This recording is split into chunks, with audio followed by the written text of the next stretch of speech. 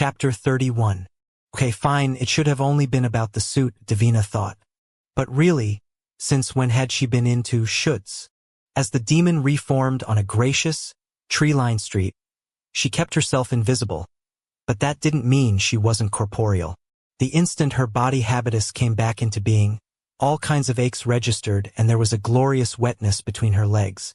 Smiling to herself, she enjoyed a brief flashback buffet of images of her getting pummeled from behind in the men's department of her now absolute favorite store of all time. Maybe there was hope for them yet, she thought as she glanced left and right. Assured that there were no cars coming, not that it would really have mattered, she crossed the lane and paused in front of a tall pair of iron gates that were just reclosing. On the far side of them, extending into some very nice formal landscaping, a driveway wound about and disappeared over a rise. A pair of taillights was following its way along, glowing red until the car was consumed by darkness as it surmounted the little ridge. Davina walked forward and passed through the iron barricade, the coldness of the metal causing her body to shiver as the shafts penetrated her and came out her backside. Striding forward, she wanted her stilettos to make a sound as an auditory way of pissing on fences, but Lash wasn't going to appreciate her following him, so she kept herself completely camoed. As far as he knew, they'd gone their separate ways. After she'd gotten him into a very nice suit and executed the tailoring with an I dream of Jeannie's snap of the fingers, he'd taken off from the sacks. But she'd slipped a lock of her own hair into his breast pocket. So if he had the jacket on, he was as good as microchipped. Cresting the rise herself, she stopped and felt her inner Zillow swoon. The grand house was a lovely sprawl, with two wings extending out from a central core, the whole of it painted a pale yellow, its shutters and doors black, its roof deep gray slate. Discreet upward-focused lighting enhanced the visual impact, as did the approach of the driveway through mature plantings and full-time gardener-maintained flower beds. "What a money shot," she murmured as she checked out the drapery-framed windows. There appeared to be about 7,000 lamps in the place, and all of them were on, beacons of sunlight fighting back the darkness inside and out. And yup, wow, the interiors were professionally decorated. None of the hodgepodge, happy hands at home stuff she supposed she'd have been surprised to see in such spread. This estate was not just venerable, it was lived in by humans who had money and knew how to spend it, or had inherited all those antiques.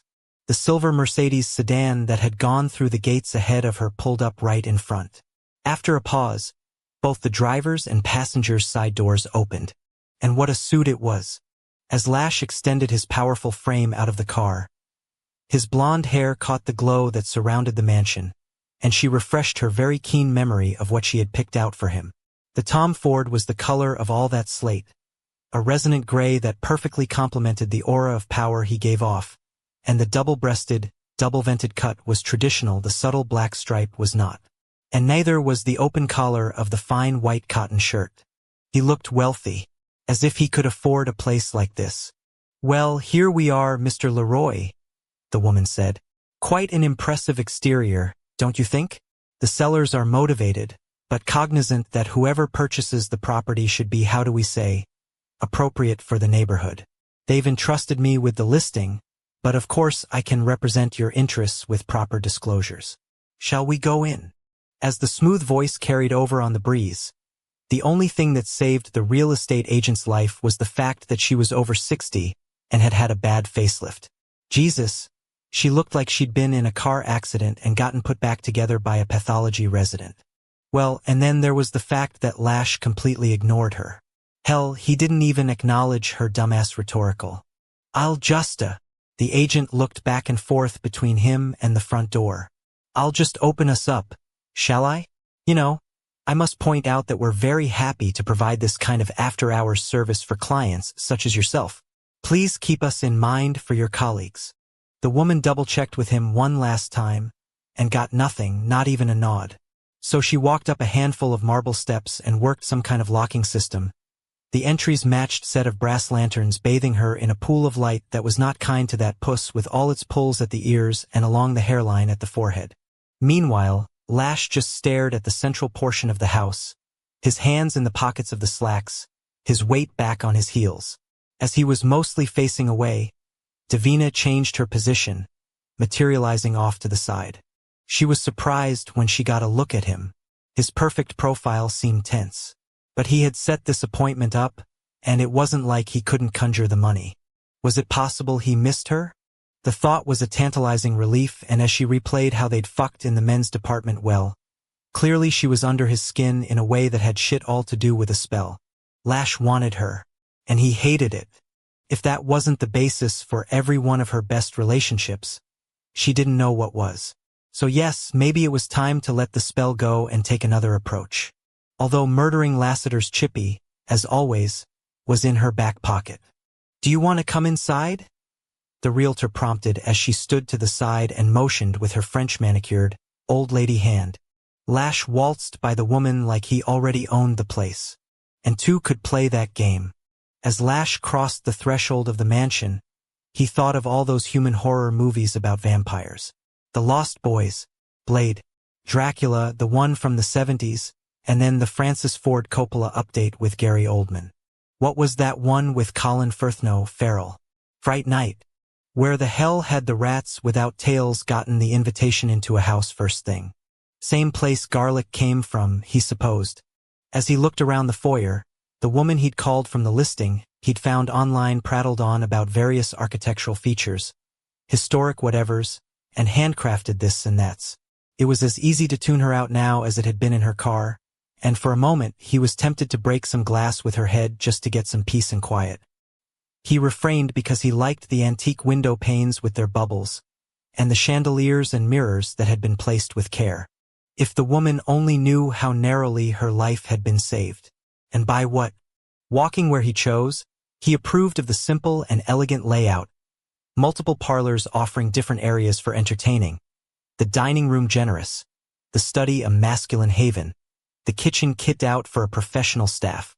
Everything was in fine condition, the old molding freshly painted, the Zuber wallpaper applied with expertise, the floors varnished and covered with fine carpets from the Middle East.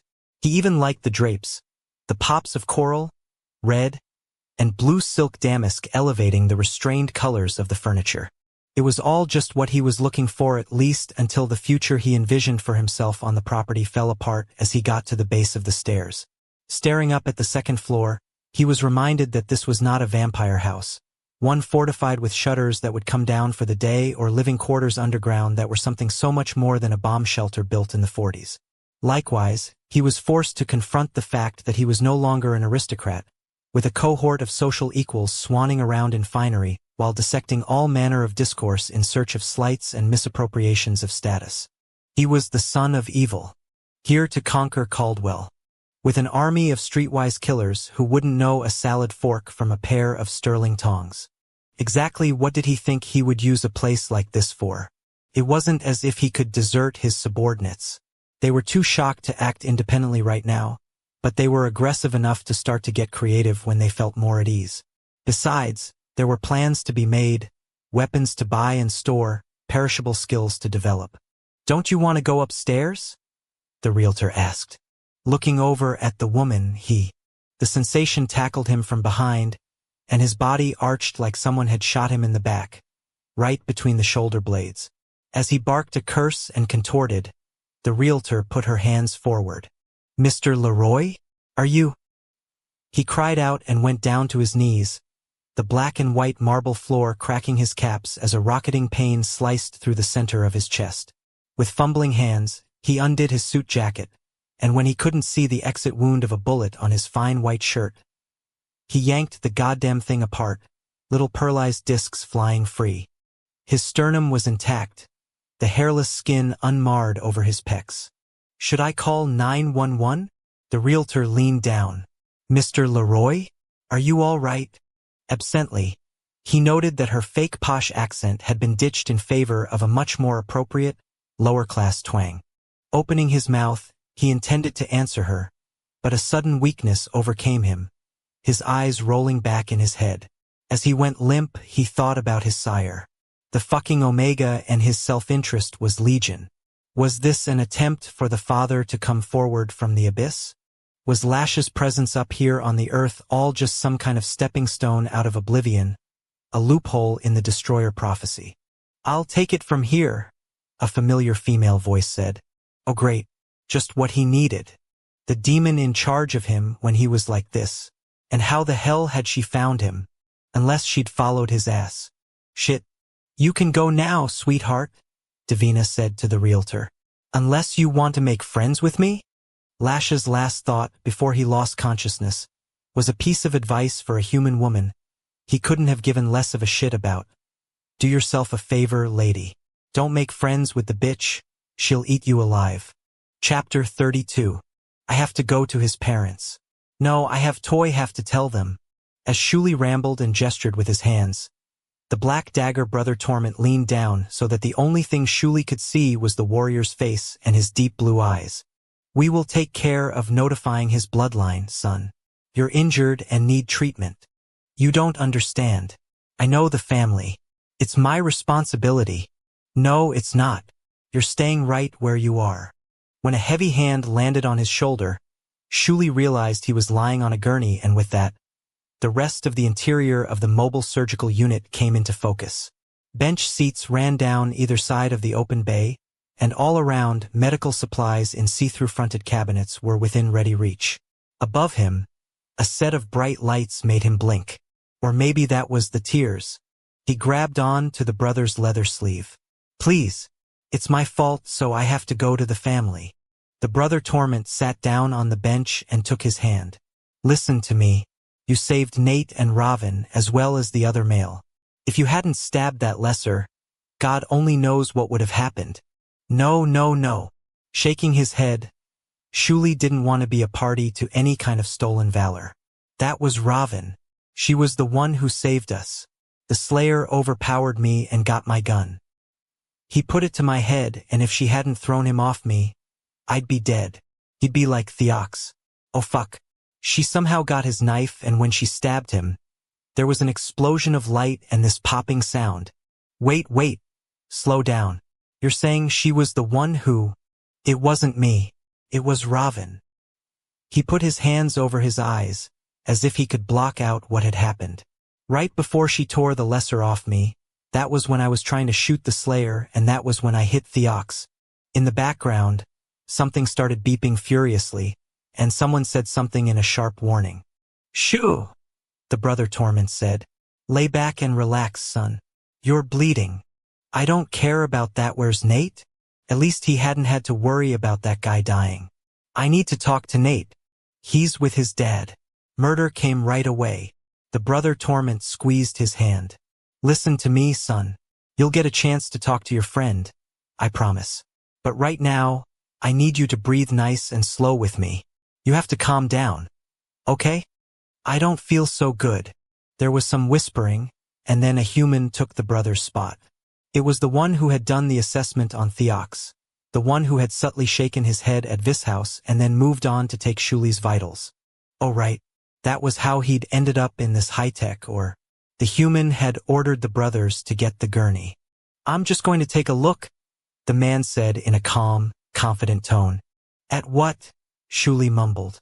And that was when he saw the blood. Jesus, his whole arm was stained red. My shirt is ruined, he noted absently. Like that mattered. Like his clothes ever should have mattered as much as they had. I'm going to have to cut the sleeve off, okay? The human asked. Shulie nodded. Because what the hell did he care? Oh, shit.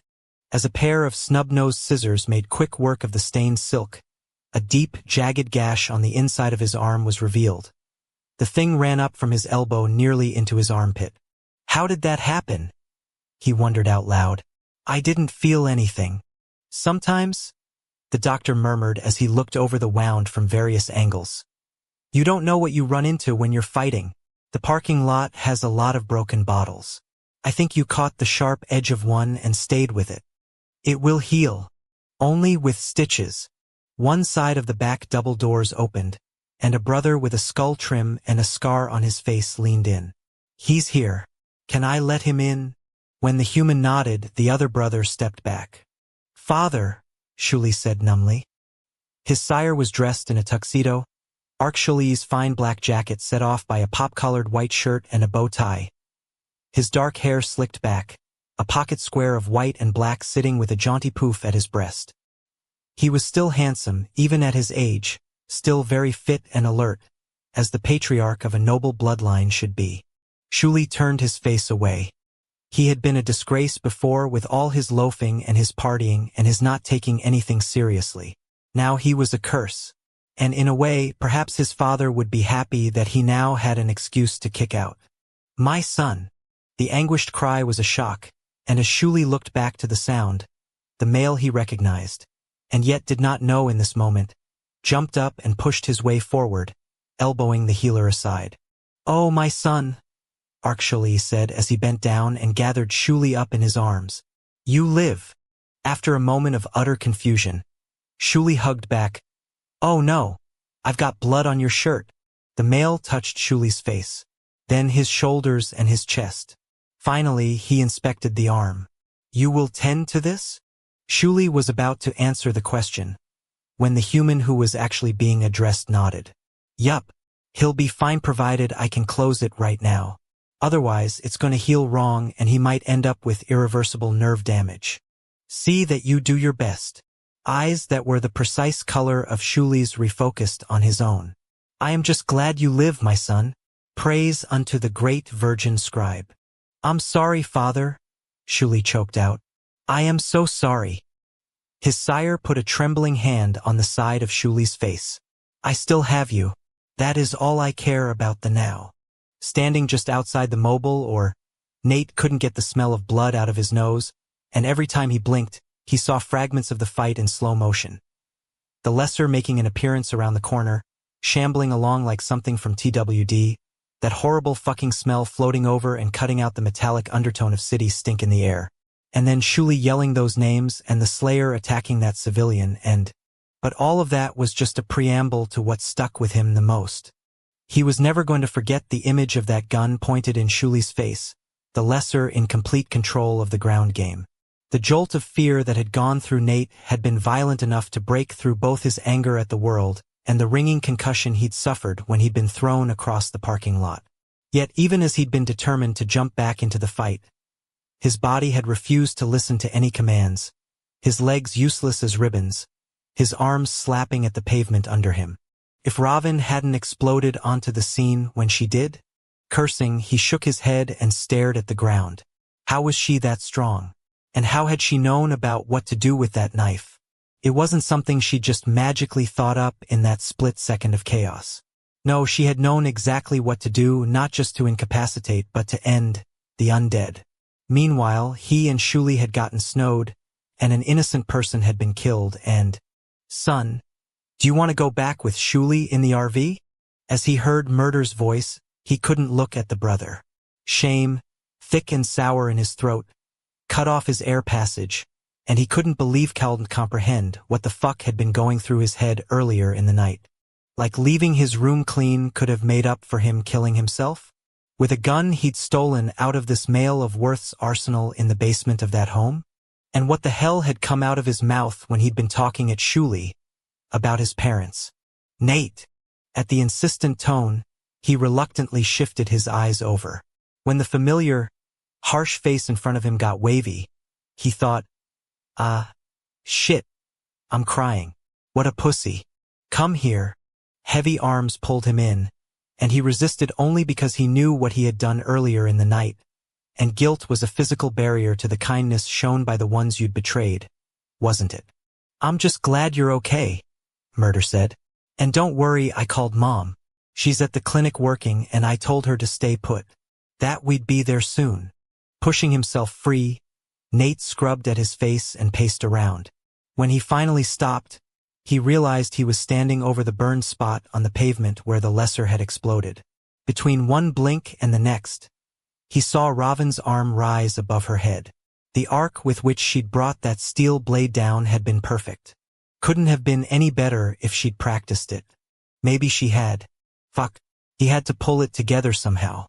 If she could keep her mind in the game under those circumstances, he was a total loser if he fell apart now, surrounded by brothers who were packing more weapons than an army battalion.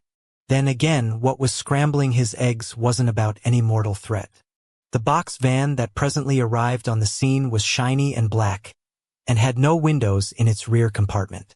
After bumping up the lip of the parking lot, it did a couple of turns to reorient itself for an exit, and then it backed in close to the rear of the club. As the driver's side door opened, a little old male in a butler's outfit emerged. Fritz, the Brotherhood's most trusted servant, had come on a grim job that he clearly took solemn responsibility for. Around at the back, he opened the double doors, and subdued lighting came on in the interior. The gurney he pulled out had stainless steel fittings and a black padded plane, and its wheels dropped down and grabbed the ground to form a rolling support. "Over here," the Brother Vishouse said. Nate backed away, even though he wasn't obstructing the path, and he watched as the body, which had been draped in a couple of white sheets, was head and footed and lifted off the asphalt. After the male was settled on the gurney, Vishouse went around and tucked the sheeting in. Red stains seeped through at the neck immediately, and the body wiggled as they rolled things over to the back of the van. Nate wanted to turn away. He made himself stay right the fuck where he was. He hadn't exactly known the victim. Shulie had been casual drinking buddies with the guy, both of them cut from that aristocratic cloth of privilege and wealth, and so Nate had run into Theox in a peripheral capacity. Had the family been told yet? A bottomless pit opened in his gut as he imagined what that was going to be like, and he looked at Murder. The brother was staring back at him, and it was clear, in spite of everything that was going on, with all the dynamics of dealing with the fallout of the attack, Murder had one, and only one true priority: the stupid fucked up fool he considered his son. More tears now. Loads. All Nate wanted was a do-over of the night. But that wasn't how time worked, was it? What the hell had he been thinking? About everything? Vishouse closed up the back of the van, then went around to the driver's side, getting in behind the wheel. After the butler hopped into the passenger seat, the vehicle, with its heartbreaking cargo, started forward on its departure. Nate braced himself and looked over to the left. Lassiter, the fallen angel, was standing with two other males Nate didn't recognize, the trio watching the body get driven off. Funny, he expected to feel hatred that was rooted in jealousy as he stared at the sacred entity with the blonde and black hair. He didn't. Maybe he was just too numb at the moment. Nate jacked up the waistband of his jeans, ducked his head, and went over to the angel. He couldn't meet the male's eye, but his voice was strong and sure. "I overheard through the door what you said to Ravin when she was in the hall. You got it all wrong. The Slayer was going to shoot Shulie in the face when she pulled the undead off him. She was the one who saved us by stabbing it, not the other way around." In the stunned silence that followed, Nate's stare lifted, and in some distortion of reality, he didn't see Lassiter up close. He saw the angel across a field of wildflowers that had somehow sprouted in full bloom despite the fact it was April in upstate New York. And the male was standing with Ravin, the pair oblivious to the world around them. Oblivious to the heart that had been broken on the sidelines. Earlier in the evening, there would have been a subtle satisfaction in letting the angel get it all wrong, the wedge of misunderstanding driving the happy couple apart. But Nate only had to glance at the blood-red taillights of that now hearse, and he was reminded that there were enough bad things out there waiting for everybody. Creating a false one was just nasty. "You owe Ravin an apology." At that, Nate turned away. He didn't have enough energy in him to care whether he was believed or not. If Lassiter couldn't recast his cooked-up version of events, that was his problem.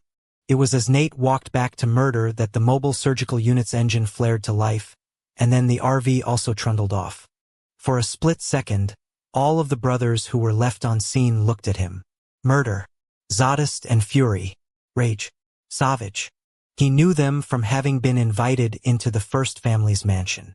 He had sat with them at last meal, shared food with them, listened to them tell stories and laugh, witnessed them looking deeply into the eyes of their mates. He had also seen them with their young, if they had them, and watched them play with the young of their brethren.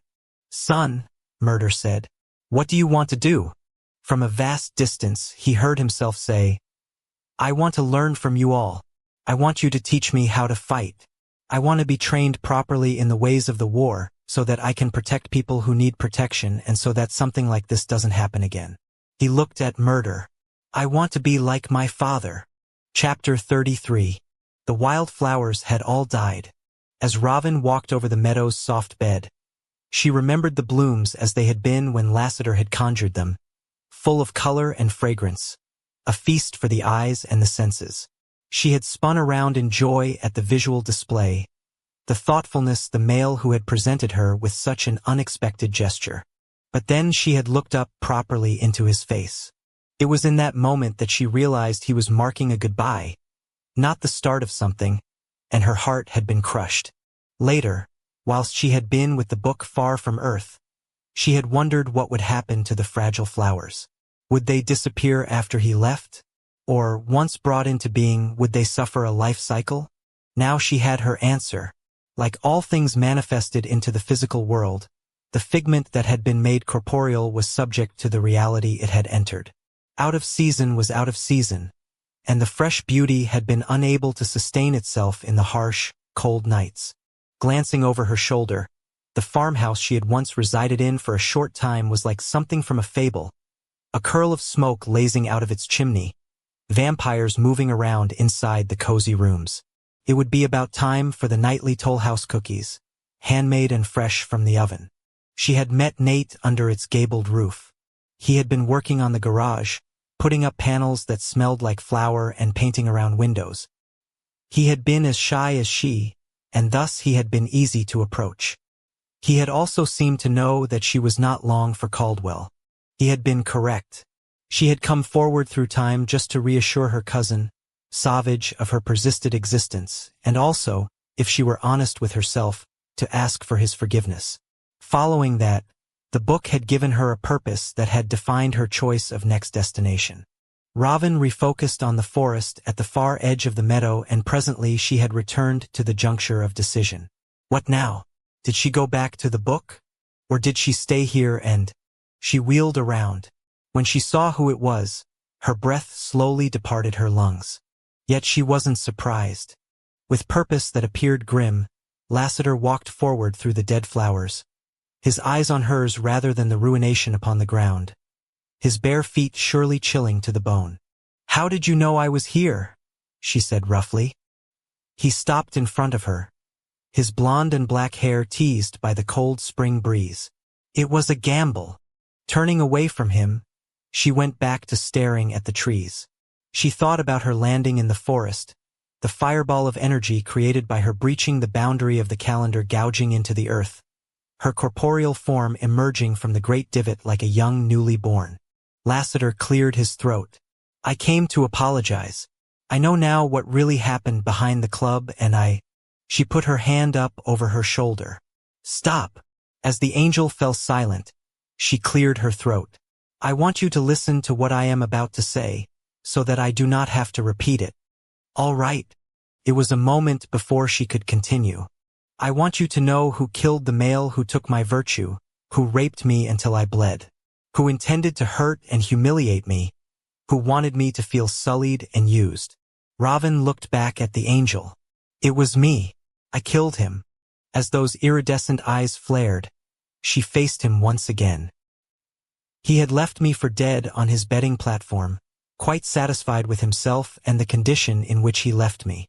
Whilst he celebrated his victory over his prey with a meal delivered unto him, I gathered my strength even with his chains still upon me.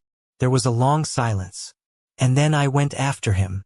When I was done with the flaying, there was barely any life within him, and I impaled his remains on the standard pole above the entryway of his castle. The gruesome memories were so vivid. She could smell the copper of the blood in her nose anew, feel the cooling of the sweat from her exertions on her flesh. In rendering him thus, I was not sending a message to those within the castle walls who had heard me scream and done nothing. It was not for the villagers, either. It was because he was so proud of all his power, so sure about how he wielded it and what was his due. His standard colors had always flown over his grand castle. I thought his skinned corpse was a better representation of him. Lassiter closed his eyes briefly. "Look at me," she demanded. His lids slowly lifted. "I need you to know something about me, something you should never forget." She leaned in so there was absolutely no mistaking her words. "I liked killing him. I breathed in the scent of his fear and suffering. the rank stench of his body odor as he vomited and lost control of his bladder and bowels. I relished both the sound of him begging me for mercy and the denial to him of that which he refused me. Further, his testicles were in his mouth when I put him on his flagpole. I was cruel and I do not regret it. I sleep well during the day, and there is naught on my conscience. Ravin. What is more, I believe that I owe him a debt of gratitude. Before him there was no balance to me. I was of virtue, but I had no power because I was without aggression. And then he captured me because of my gifts and sought to subdue me. He had heard about me rescuing crops and livestock, aiding with births, healing with my hands and presence, locating the missing. He feared losing his authority, that others would bow unto me. So he endeavored to destroy me by forcing my physical body to submit unto him in the basest manner. In the aftermath, as I was bound by chains and in pain, I realized I had a choice. Either I retained the virtue of my character, and submitted to my body's ruiner, I sacrificed all of what I was, and avenged myself and my cousin. Have no regrets. I am balanced now, the healer and the killer, the virtued and the cursed, and I will not hesitate to draw upon either side of me, as it suits or is required. In the silence that followed, she was aware of a deep-seated release, an uncoiling of the tension in her body. It was hard to imagine how she would have told Lassiter the details under any other circumstances, and she was glad it was done. When I tell you, she intoned sternly, that you do not need to worry about my safety, I mean it. I will not hesitate to defend myself, and I have the power and strength not just to do that, but to make those who would seek to aggress upon me or those I protect rue the night they were born. I am not the gift of light. I am a scourge held in check by a conscience that is very easily dissuaded from its supremacy. There was a plane traveling overhead. In the resonant quiet that followed Ravin's stark revelations, Lassiter looked up to the night sky with an essential detachment and tracked the slow, lazy passage of a commercial aircraft from west to east. But the lack of evident speed was just about perspective, wasn't it? From where he was standing on the ground, the 747 or whatever it was seemed to be strolling. If the thing were going by him, at eye level, it would have been a blur that knocked him off his feet. And your apology about this evening is not required, she concluded, because I know what I did and what happened behind the club, and that is wholly sufficient for me. I do not need your version of events to align with reality. That is your issue, not mine. He re-leveled his head, and as he met her silver stare, he remembered when they had stood out here together that night of the flowers, all of which had died in the cold. She had been so diminutive, so fragile, or so it seemed, and it was that impression of her, as delicate and precious, that had fueled his anger at her autonomy tonight. He had imagined her in the dangerous alleys of Caldwell, surrounded by lessers and shadows and humans who were out to hurt her. Fear over what could happen was what had made him snap, especially in light of what he knew had already been done to her. I am balance, she reiterated, as if his silence made her feel that he was marshalling arguments, not innocence, and balance does not need protection to survive. It regulates itself no matter what, and no matter who, seeks to upset the equilibrium. Lassiter closed his eyes, and yet he saw her on the backs of his lids, standing there in front of him, her platinum hair teased by the wind, her face composed, her voice unwavering. In her jeans and sweater, she seemed nothing like what she truly was. No civilian, this female, but something else entirely. Come on, though. Like he didn't already know she was powerful after what she'd done to Nate. To George? I realize this changes your opinion of me, she said. It changed my opinion of myself. A stiff breeze came in from the opposite direction and swirled around her, and he thought of his showy display with the wild flowers. He had wanted to impress her, but also to pay tribute to her. And he realized that part of her mystique, part of what he had been attracted to, had been an illusion, his mind filling in her characteristics and downright creating others until she was a construction he'd projected, a melding of her physical beauty, the allure of her grace, and also what he imagined she would seek to feel secure in this world. He'd enjoyed what he'd created. If she was weaker than he was, then he was required. Want was a choice. Need was more forgiving out of necessity. You ended us out here first, she said roughly. Thus I end us now. At that, she pivoted back to the woods, crossed her arms over her chest and nodded, as if all his quiet was speaking for itself and she was getting ready to walk off. Ravin. When she made a noise acknowledging him, he said, Do you want to know what's going through my mind at this moment? As she glanced over her shoulder again, that wind caught some of her hair again and carried it out from the crown of her head, the platinum waves glimmering in the moonlight. I love you, he gritted. The real you is even more beautiful than the illusion I manufactured. I'm not scared of you and I don't judge you. If I'm not talking, it's because I'm worried I'm less necessary, and I don't fucking know what to do about that. Her mouth opened, then closed. He continued, I'm sorry that I created some kind of image of you. I wasn't even aware of doing it, and you're right. You are free to come and go. I was just worried about your safety and it came out all wrong. He glanced around. Look, I'm just gonna leave now because I've said way too much tonight already. I'm going back to the clinic to check on Shulie and Nate, and I'd like to see you there. I'm sure they would as well. I'm assuming you know how to get to the training center from here. If you don't, all you have to do is go into Luch's house and call me, and I'll come back and guide you, if you want. I hope well. I'd like you to see me when and if you're ready. And if you decide you don't want to, I get it, I really do. He wanted to touch her face. He kept his hands to himself. I bonded with who I thought you were, he whispered. But yeah, I'm in love with who you actually are. With that, he up and dematerialized, leaving her in the field of dead flowers, where the beauty of the moonlight was no match for the female who was bathed in heaven's illumination. Chapter 34. When Lash came back to consciousness, his eyes flipped open, and for a split second he had no idea where he was. The room was wholly unfamiliar, but not unpleasant, from the luxurious silk drapes and ceiling fresco of a woodland scene to the Ming vase on a display pedestal and the Flemish still life of flowers over the French marble mantelpiece. No fire crackling in the hearth, but the ambient temperature was nice and toasty enough. Potpourri was simmering in a dish somewhere. You're back. He looked to the voice. The demon was seated in a silk chair and wearing a glittering black evening gown that had a slit all the way up one side. With her long legs crossed at the knee, there was plenty showing, but in a tasteful way, and to top it all off, she was holding a Huron teacup with her pinky extended so far out, it was like it had been broken and healed wrong. Her chignon was a little dated, maybe, but her face was so beautiful, the sweeping style really worked for her.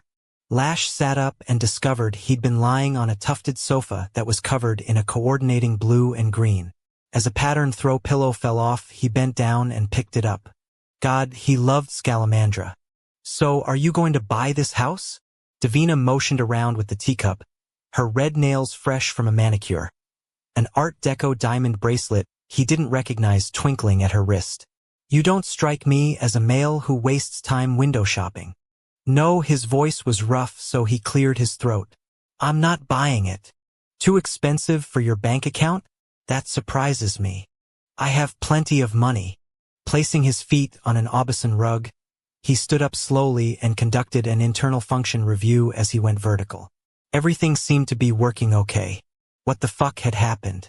Davina smiled, her red lips lifting.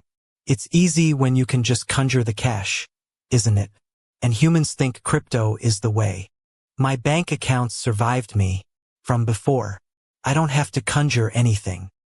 He was aware that he was answering more candidly than he normally would, but the subject of finances didn't particularly interest him, and he wanted to understand his collapse without drawing more attention to it. If she was inclined to compete over who could pull more dollars out of thin air, fine. What the fuck did he care? That's a different outfit, he commented as his eyes traveled down her thighs, her calves. The Louboutins she'd changed into had thin straps that highlighted her delicate ankles. And good ol' Christian was right. Toe cleavage was sexy. Garbed as she was, she fit right into the house, all lady of the manor. But like the past he'd been thinking he could return to, there was no depth to her in that role. You know, the demon said, I keep thinking about that mess outside my lair. That inky, stinky mess. You're creating an army, aren't you? You're recruiting humans to fill out the lessening society. Jesus, if she expected an A+ for that math, she was really reaching. Any idiot could deduce that goal. Putting the teacup off to the side in its saucer, she got to her feet as well. With those heels, she was almost as tall as he was. As she approached him, he caught the scent of her under the poison she wore. She was aroused, but he wasn't going to fuck her.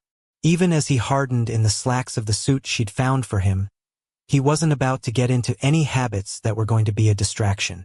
And if she'd somehow been able to find him here, he didn't need to encourage her stalking. Bringing her breasts against his pecs, she eased her body into his. Then she locked mouths with him, the kiss ending in a bite of his lower lip that, if it had been any sharper, would have drawn blood. "I have an idea for you," she drawled. Before he could "Don't bother that," she continued. "I'll meet you in the basement of that nasty-ass walk-up with the bathtub at 9 o'clock tomorrow night. If you want more humans to turn, I'll get you some. Feminine intuition tells me you're missing an opportunity. Have a good night, honey.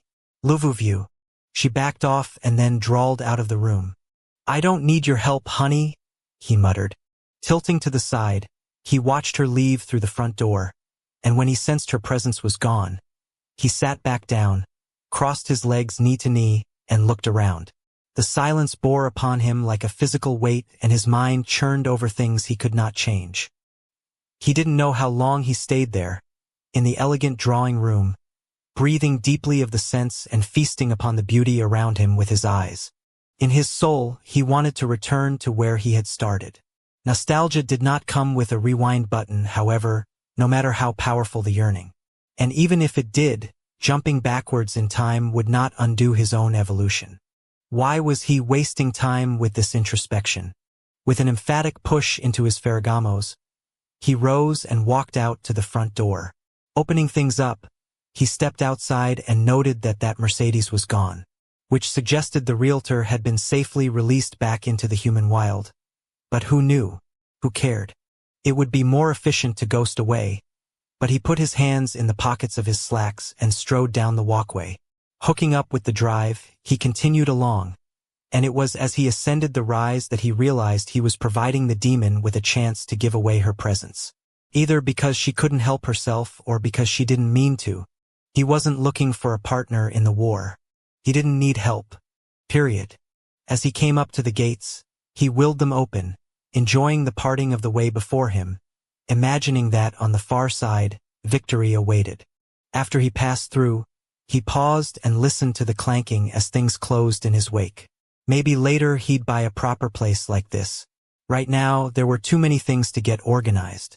A vehicle approached on the street, moving slowly, and at first he didn't pay any attention to it. Except then, as it passed, he noticed that it wasn't a Rolls-Royce or a Bentley, not even a Benz or a Beamer. It was a blacked-out box van, the kind of thing that a security force or servants might be driving. When it paused at the barricaded entry that was across the street and down a little to the right, he imagined whoever was at its wheel was lost. But then they pulled in next to a video checkpoint, which made no sense. Why would servants or employees use the front entrance? That would never be allowed. The driver's side window lowered, and revealed in the security lights a hard face Lash recognized. As if he could ever forget that goatee or the tattoos in the old language that marked the temple. This house, son of the bloodletter. Lassiter didn't immediately return to the clinic. First, he went back to the parking lot behind the club. He wasn't sure whether Eddie and Adrian would have waited for him as he'd asked. But there they were, sitting on top of the building to the rear, their feet dangling off the drop of the roof. Side by side like that, they reminded him of a couple of schoolchildren in some old-fashioned TV ad for lunchboxes. A matched pair, not misbehaving. For the moment, as he came into his corporeal form, they glanced at each other and then jumped down to walk over to him. He met them halfway or intended to. 2 steps in and he stepped on something sharp. Cursing, he lifted his bare foot and looked at the bottom of it. A piece of glass had carved a jagged hole in his soul, and he picked it out with a grimace. As silver blood welled, he tossed the shard over his shoulder. "You okay?" Ed asked. "You need a band-aid?" "I'm good." Staring at the wound, he watched as it sealed itself up. Then he looked at the pair. So that happened. And he wasn't talking about his boo-boo. Eddie's expression was reserved, his burgundy eyes hooded, his mouth tight. Hell of a night. Nothing out of the norm. Lassiter put his foot back down on the cold pavement. Sometimes I feel like Caldwell, New York, is the Starship Enterprise. Everyone grabbing onto consoles to stay upright. Shields failing. Scotty screaming that he's giving the engines all he's got as Kirk barks orders and red shirts die. He glanced to the exit of the club. The bloodstains were still on the pavement where the male had died. So no, he said gruffly. I'm not going to leave this, and it's not just about Robin. The words that came back at him from Eddie were soft and defeated. I feel for you. I really do. But clearly, the angel was going to hold his course with his mission, even if Ad was next door, shaking his head like he disagreed with that decision. Okay, fine. Lassiter shrugged. But I'm not going with you. Tell the Creator you found me. Tell him where I am, even though he obviously already knows it. He's going to have to come get me himself, and I'm going to fight him tooth and nail. In the pause that followed, he was ready for an argument. Instead, Eddie just nodded once. Will do. Then the angel put his hand out. After a moment, Lassiter clasped the palm that was offered. Thank you. Eddie shrugged as they released their grips. It's not exactly a gift, but at least you see where I'm coming from. You know my history. I've been a fuckabout for eons. Finally, though, I'm where I can do some good, even if it breaks the rules on occasion. Off in the distance, a siren bubbled through the night. A human shouted a greeting. Car was started. And meanwhile, in the club, the thumping music continued, and he thought of the men and women inside and vampires, all of whom were still drinking and yucking it up and dancing. Like nothing had happened. Then again, in their lives, nothing had. Talk about different planes of existence. I didn't think it was going to end this way, Eddie said. I gotta confess. Lassiter smiled at the other angel. Oh, come on. When have I ever done anything I was supposed to? No, I didn't think you'd find a family. With anybody. And that's what this is, for you. For them. The vampires have embraced you and you the same. It makes this hard because what are they going to do after you're gone?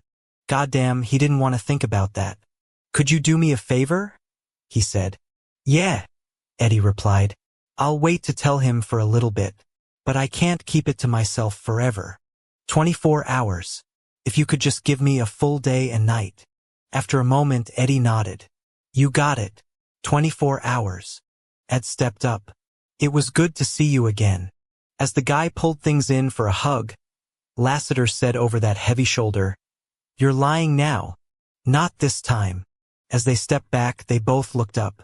Overhead, and in spite of the ambient illumination of the city, a shooting star flared in an arc, bright enough to beat the glow of electricity. He knew damn well that Robin had arrived on the night that a meteor had supposedly landed in the forest behind Luch's house. With a sickening dread, he thought it looked like she had left in similar fashion. Maybe his going back to the Creator wasn't such a bad thing after all. It wasn't like he had death in the traditional sense to look forward to. Chapter 35. Tracking the box van into the property. Lash was very careful to stay downwind and out of sight as he reformed behind a hedge that had been pruned into the shape of a rabbit up on its hind legs. With his aggression firing on all cylinders, disappearing himself wasn't possible, so he was glad that his new suit was dark gray, and to make sure that he wasn't seen, he unbuttoned his white shirt and pushed it into the jacket's confines so it didn't create a visual clue. Then he disappeared himself up to the next topiaria lion. And after that, the third in line, which was a well, he wasn't sure what it was. Maybe the gardener had had a stroke halfway through the trimming.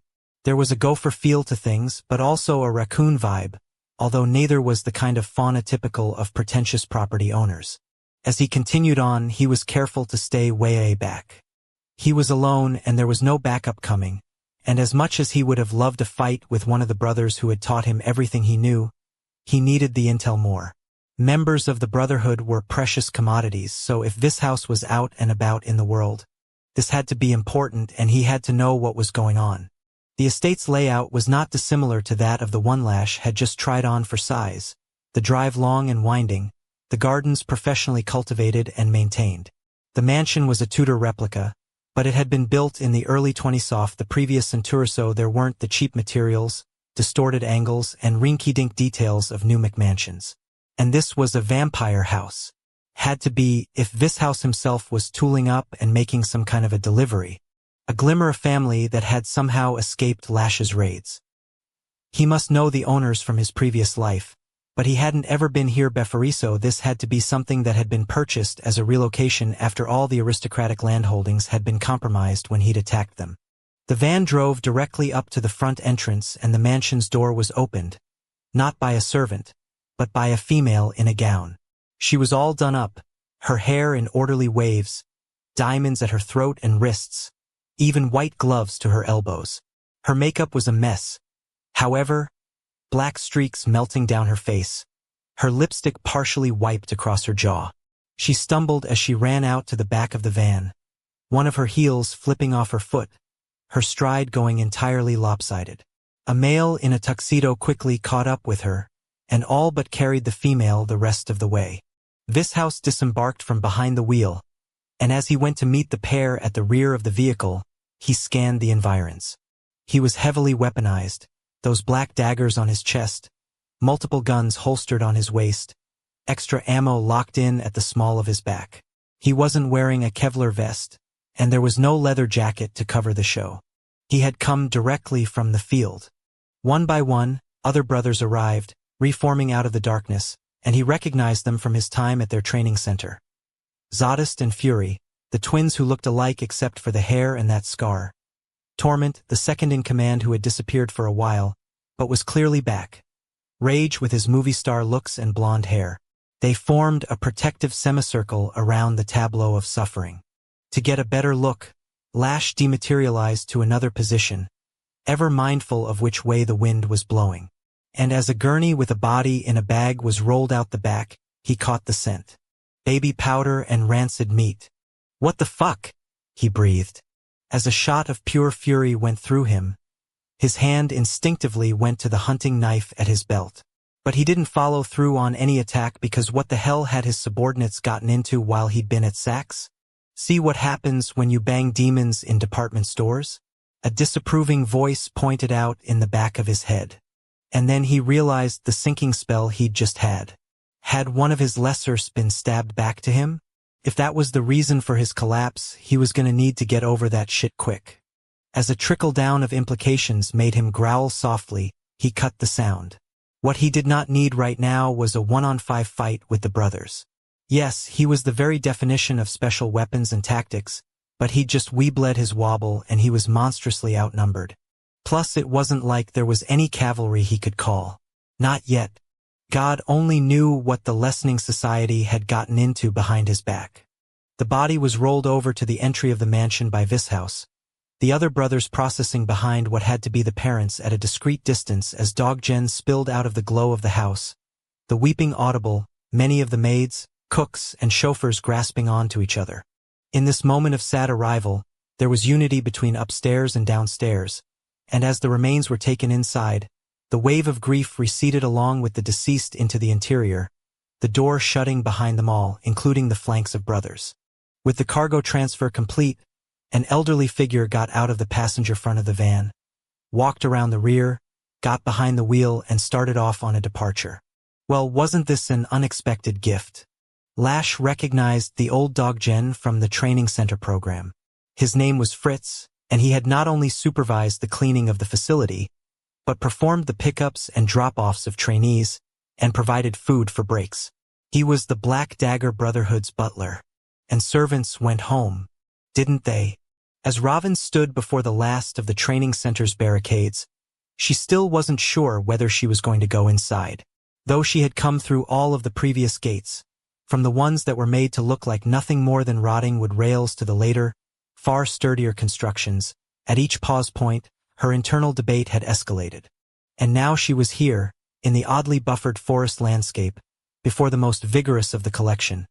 The concrete and steel-meshed fortification so intimidating, so vast, so solid, surely an army could not breach its dimensions. She supposed she could have tried to enter through the venting system by dematerializing. That seemed risky, however, given that there had to be steel mesh set within it. And yes, she could have returned as she had departed, working through the planes of existence. The truth was, she felt like she needed the time to think. 'Twas fortunate that she had surmised the physical location from her previous excursion. As an owl hooted overhead, and a cold breeze curled around her legs, she hunkered into her sweater and glanced up the towering expanse of the gate. As she felt minutes go by, she thought, alas, it appeared she was going to have a sufficiency of rumination opportunity unless someone permitted her entrance. There were plenty of cameras mounted where she could see the man, undoubtedly where she could not. The clunk and quiet whirring suggested that she had been approved for entry, and as the reinforced panels slowly slid back, she did not need to wait for them to complete their retraction.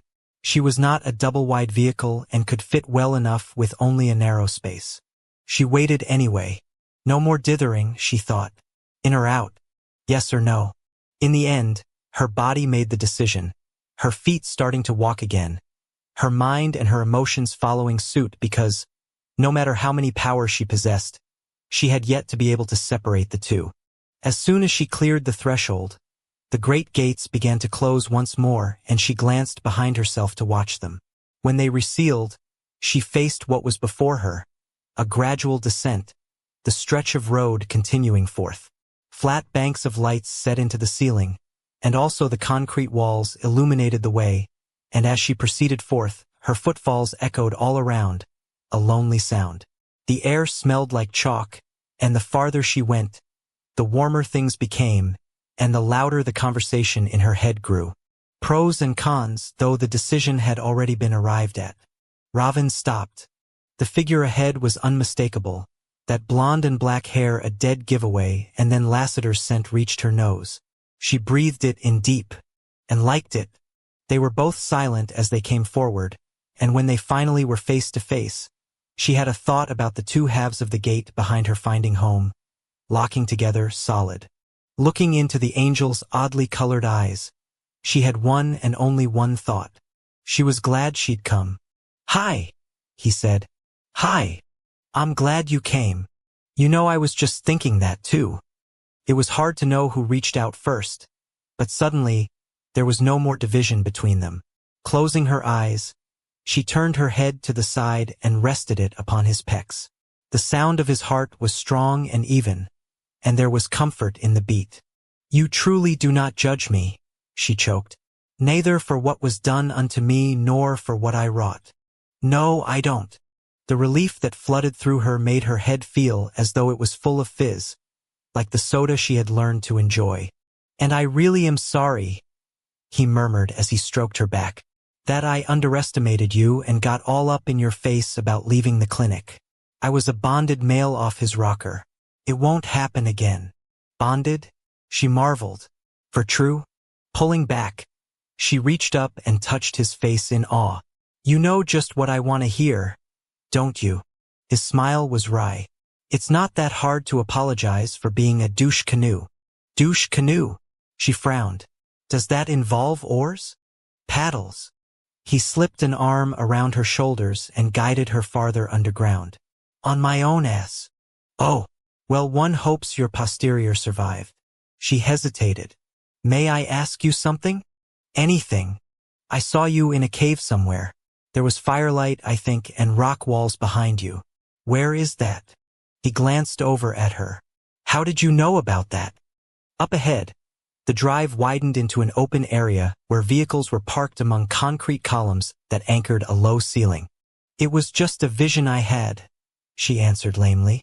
There were reasons why even he could not know about the book. She trusted Lassiter's intentions always, but minds could be read and sometimes secrets were shared in the hopes of improving situations. It was safer for everyone. Besides, the book was done being used and it had earned its privacy and safety. As they reached a reinforced door that surely led into the training center proper, Ravin stopped and took the angel's hands. "I want you to know why I left here tonight. Shulie tracked me down on the phone and begged me to come out and help with Nate. The male is struggling, and part of that is my fault. I have offered him no help with the transition after everything that happened to him. I have a responsibility unto him, for I am the reason he is the way he is. Lassiter nodded. I get it, and I didn't think about that until later. What's going on with him? She started talking, and the words just kept coming, yet it was weird. She wasn't sure exactly what she was saying. She could tell by the way Lassiter's expression kept getting grimmer and grimmer, however, that she was accurately conveying the situation. Do we need to talk to Murder? He asked. If Nate's playing around with guns, his parents need to know. I never got a chance to speak with Nate. Things happened really fast with the lesser. And the male hadn't exactly been glad to see her. Where is he now? With Murder. He's gone home. First thing tomorrow I shall reach out to him. If he won't talk to me, let's go to his sire. Deal. Dropping one of her hands, he turned away and reached for the handle. Lassiter, do you think you might take me to your cave? And show me the firelight? Chapter 36. Just down the road. The blacked-out box van went less than a quarter-mile away from the Tudor mansion before it pulled into a far shorter drive. The federal house on this property was of the same caliber, however old, grand, and kept in meticulous order and condition. In the rear, a detached garage was set way back, and the butler proceeded right to it. As the panels of the left bay retracted up their tracks and the van disappeared into the darkness, Lash perched on the top of the next-door neighbor's cupola. There was no way he was touching down on what potentially could be Brotherhood property, and the viewpoint was perfect, allowing him to see over the hedges that separated the two parcels while staying totally out of the way. After the garage was shut back up, he waited, and waited, and waited. No butler. Was there an underground tunnel access to the house? Studying the manse's structure, he noted the 3 floors, the kitchen in the back, the gracious, fenced-in yard that was planted with some really good, well-tended-to fruit trees. Unsurprisingly, there were monitoring cameras set under the eaves of the roof, the units discreetly hidden in the architectural details, and he was willing to bet there were more inside. On that note, all of the windows were unshuttered, only drapes pulled in some of the rooms, but that didn't mean there weren't interior fittings for the daylight barriers that were absolutely necessary for vampire homes, and especially common in a place like this, where there had been so much money invested into things. From what he could see, no one was moving around inside, and he eyed the roof of the garage for a different vantage point. The butler came out of a side door located under the stairs to the outbuilding's second story. Giving his black uniform a tug at both sleeves, he walked briskly to the rear door of the main house, in a manner that belied his aged appearance. Using a key that had to be copper, let himself in and shut things up. Nobody else appeared to be on the property. Surging with a hunter's instinct, but not as juiced as he'd been when he'd seen his enemy's protectors in the flesh, Lash was able to obscure himself and drop down to the neighbor's grass so he could walk over the property line. Passing through one of the gaps in the black wrought iron fence, he got an unobstructed view of some of the windows of the first floor. The butler was washing something in a sink, his body tilted forward as he appeared to be scrubbing at a pan or perhaps a large platter. No, it was a pan, and he set it in the rack when he was finished but did not leave it there. The ancient male went for a dish towel, dried the thing, and put it away under a gas cooktop. He spoke to no one. No one came in to interact with him. Nobody appeared to be in any of the other rooms. So did the butler live here? Like it was his private residence? Impossible. A traditional dog gen wouldn't stand for that.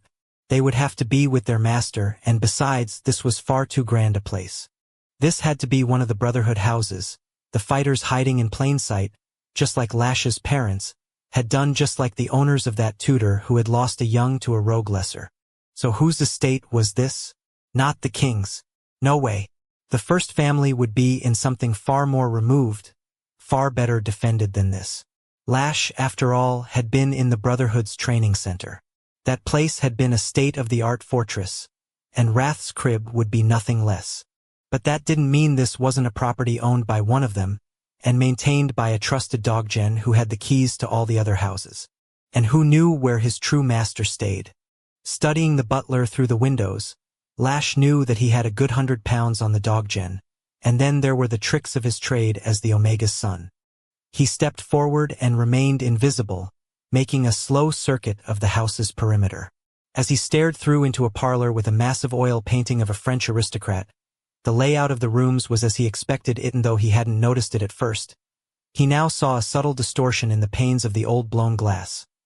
Every one of them was covered with a fine steel mesh, and he was willing to bet there were sheets of it inside all the walls, across every ceiling, embedded in the foundation itself. A surge of triumph and purpose was a heady buzz as he rounded the corner to the front. But then he peered into what should have been the females' drawing room. All mansions from this era had one, so that the males could retire after last meal to cigars and talk of serious matters, while the fairer sex nattered on elsewhere about gossip and jewelry. The room on the left as one entered the house was in the correct location for après-meal chatter of the feminine variety. The walls painted a lovely lemon, the pastoral oil paintings intended to soothe and provide a suitably subtle background to the true beauty of the chatelaine and her guests. But instead of dainty silk love seats and maybe a marble-topped console table or two, there were matching chairs all around the periphery against the walls. And that wasn't the only oddity. A desk, not an antique one, but a modern sort, with a computer and a phone on its blotter, was set just inside the archway.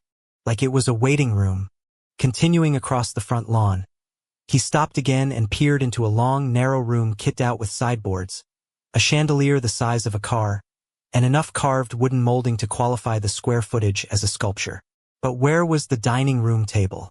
Things were obviously set up for the serving and consumption of food, especially given the flap door in the back right-hand corner. The weird thing was, the whole space was vacant except for 2 armchairs in front of the hearth and a desk set with leather-bound books. He thought of the waiting area. Was it possible that this house was used by the great blind king to meet with his subjects? Why else would it be set up like this? It wasn't like there was a dentist chair up by that fireplace. Could this mansion be the key to what he really wanted? Death of Wrath, Son of Wrath, destruction of the Brotherhood, and dominion over all vampires. The last part of his credo shocked him, because that hadn't been part of his original playbook. Yet now, as he stared into this fine home, he realized that, unlike his true father, he didn't want to destroy the species for destruction's sake, in the fulfillment of some private battle over creation. He pictured himself in that mansion he had seen with the realtor who had talked too much and had a bad facelift. No, he rather thought, considering everything, he should like to rule the vampire world. The bolt of purpose that went through him was so vibrant, so powerful, he got hard, the impulse downright sexual in its intensity. And he rode the wave of power and focus back to where he had started his promenade, by the rear entry. The butler was leaning into the refrigerator, putting something in, maybe taking it out. The solution to the unknowns about the precise utility of this incredible discovery was simple. He could just borrow the butler for a little while. And after he got his information, well, things could just as easily be erased, couldn't they? A little Trojan horse in the mix, just in a penguin suit. How positively Homerific. The Greco-Roman, not the graining. Cupping his hand to his mouth, he called out, "Fritz." The dog Jen instantly straightened and looked to the back door. When Lash repeated the name, the servant, ever loyal, ever prepared to be helpful, went to the rear entry and opened it. Right through here, standing back from a collection of boulders the size of small houses and sheds, Lassiter indicated the passageway that was in their midst. He also lit the fire down in the cave with his will so that Raven had a light source to follow. "Thank you," she murmured. She ducked down even though she had plenty of headroom, and he double-checked the vicinity before following along. There was nothing moving in and among the pines, no scents on the air, no sounds except for the wind as it whistled through countless boughs. Indeed, the mountain was quiet in the moonlight, and he decided he was going to take her out to the summit clearing at some point so she could see the valley. But not right now. Falling in behind her wake, he had to turn sideways to fit his shoulders, and there wasn't all that far to go before the cave presented itself as an open area created by a stroke of nature luck. The confines established by a random fall of enormous rocks that just happened to leave a nice, cozy living space beneath them. Well, there had been some town and country comfort added, of course. "Oh, this is so warm," Raven exclaimed as she went to the smokeless fire and put her palms out. "And luxurious. The latter is a Fritz thing." Rubbing her hands together, She investigated the bedding platform that had been made up with Egyptian cotton sheets, a cloud-worthy comforter, and pillows that were soft as a summer breeze. There was also a table and 2 chairs and fine china and glassware, a candelabra, a battery-run mini-fridge, a storage box packed with non-perishables and bread. How Fritz had the time and energy to do everything he did was a mystery. There's an escape hatch behind there. He pointed to a tapestry that had been hung up with hooks pounded into the rock. It's another passageway that penetrates deep into the mountain. So there are options during the day if something uninvited was to show up. Pivoting, she met his eyes over the fire. Can you go out into the daylight? I have to regularly, as a matter of fact. He went over to the bed, intending to plump the pillow he'd used so that the imprint of his fat head didn't ruin the look of it.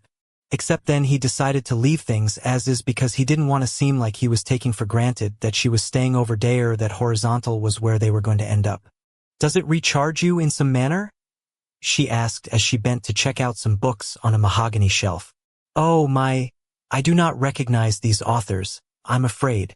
Sue Grafton? There is an alphabet of them. Lisa Gardner. Steve Barry. Yes, on the Sun.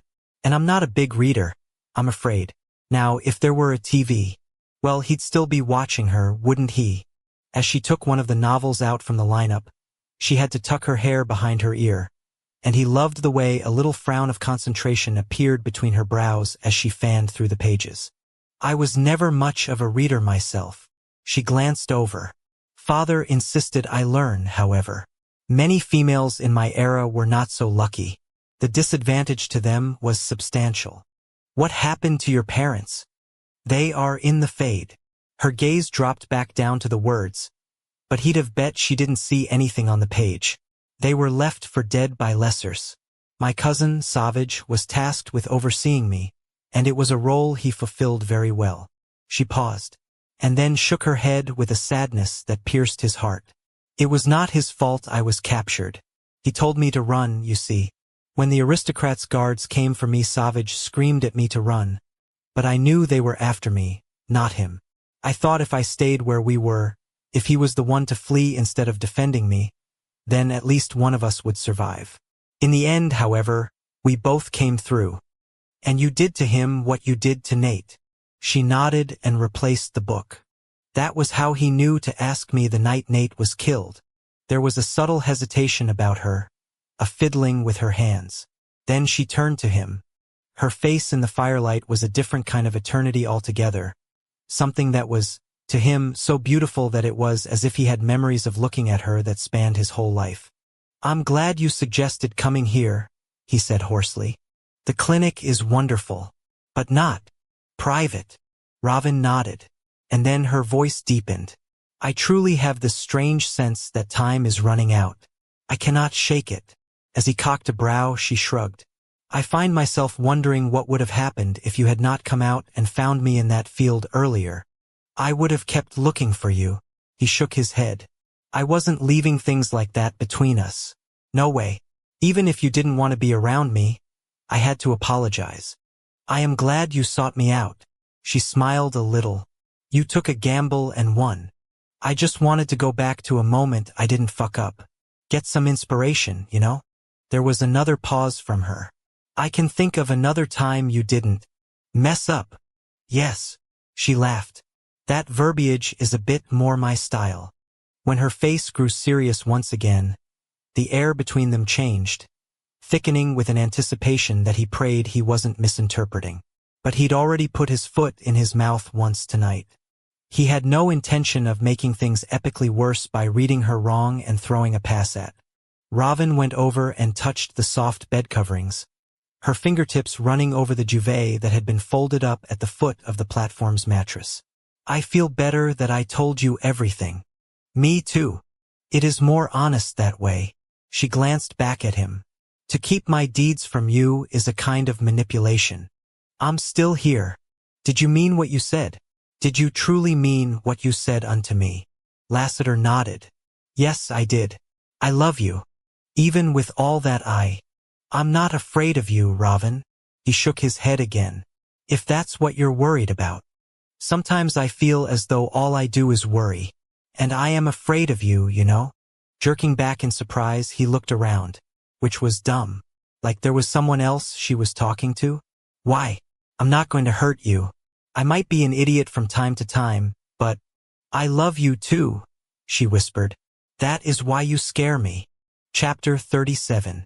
As Vishouse, son of the bloodletter, stepped out of the mourning family's mansion, he had a thought that he was going to need to go back and retrieve the gurney at some point. Not that it really mattered.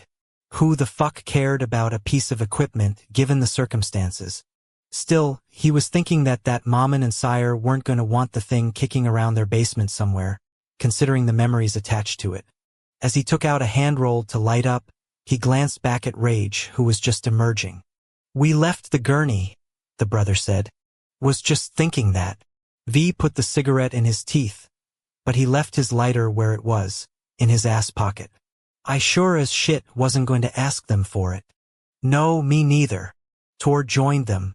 You guys talking about the gurney? Yup. Aha. Behind them, the door was shut softly by a doggen whose eyes were so swollen.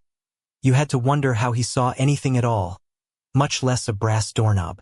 The other fighters who had come to pay their respects had already left to go back to the Brotherhood mansion, and not just because the long night was grinding to an end and last meal was getting organized. Wrath was looking for a report, and once condolences had been shared, they'd gone along to update the king. That poor kid, Rage said as he ran a hand through his blonde hair.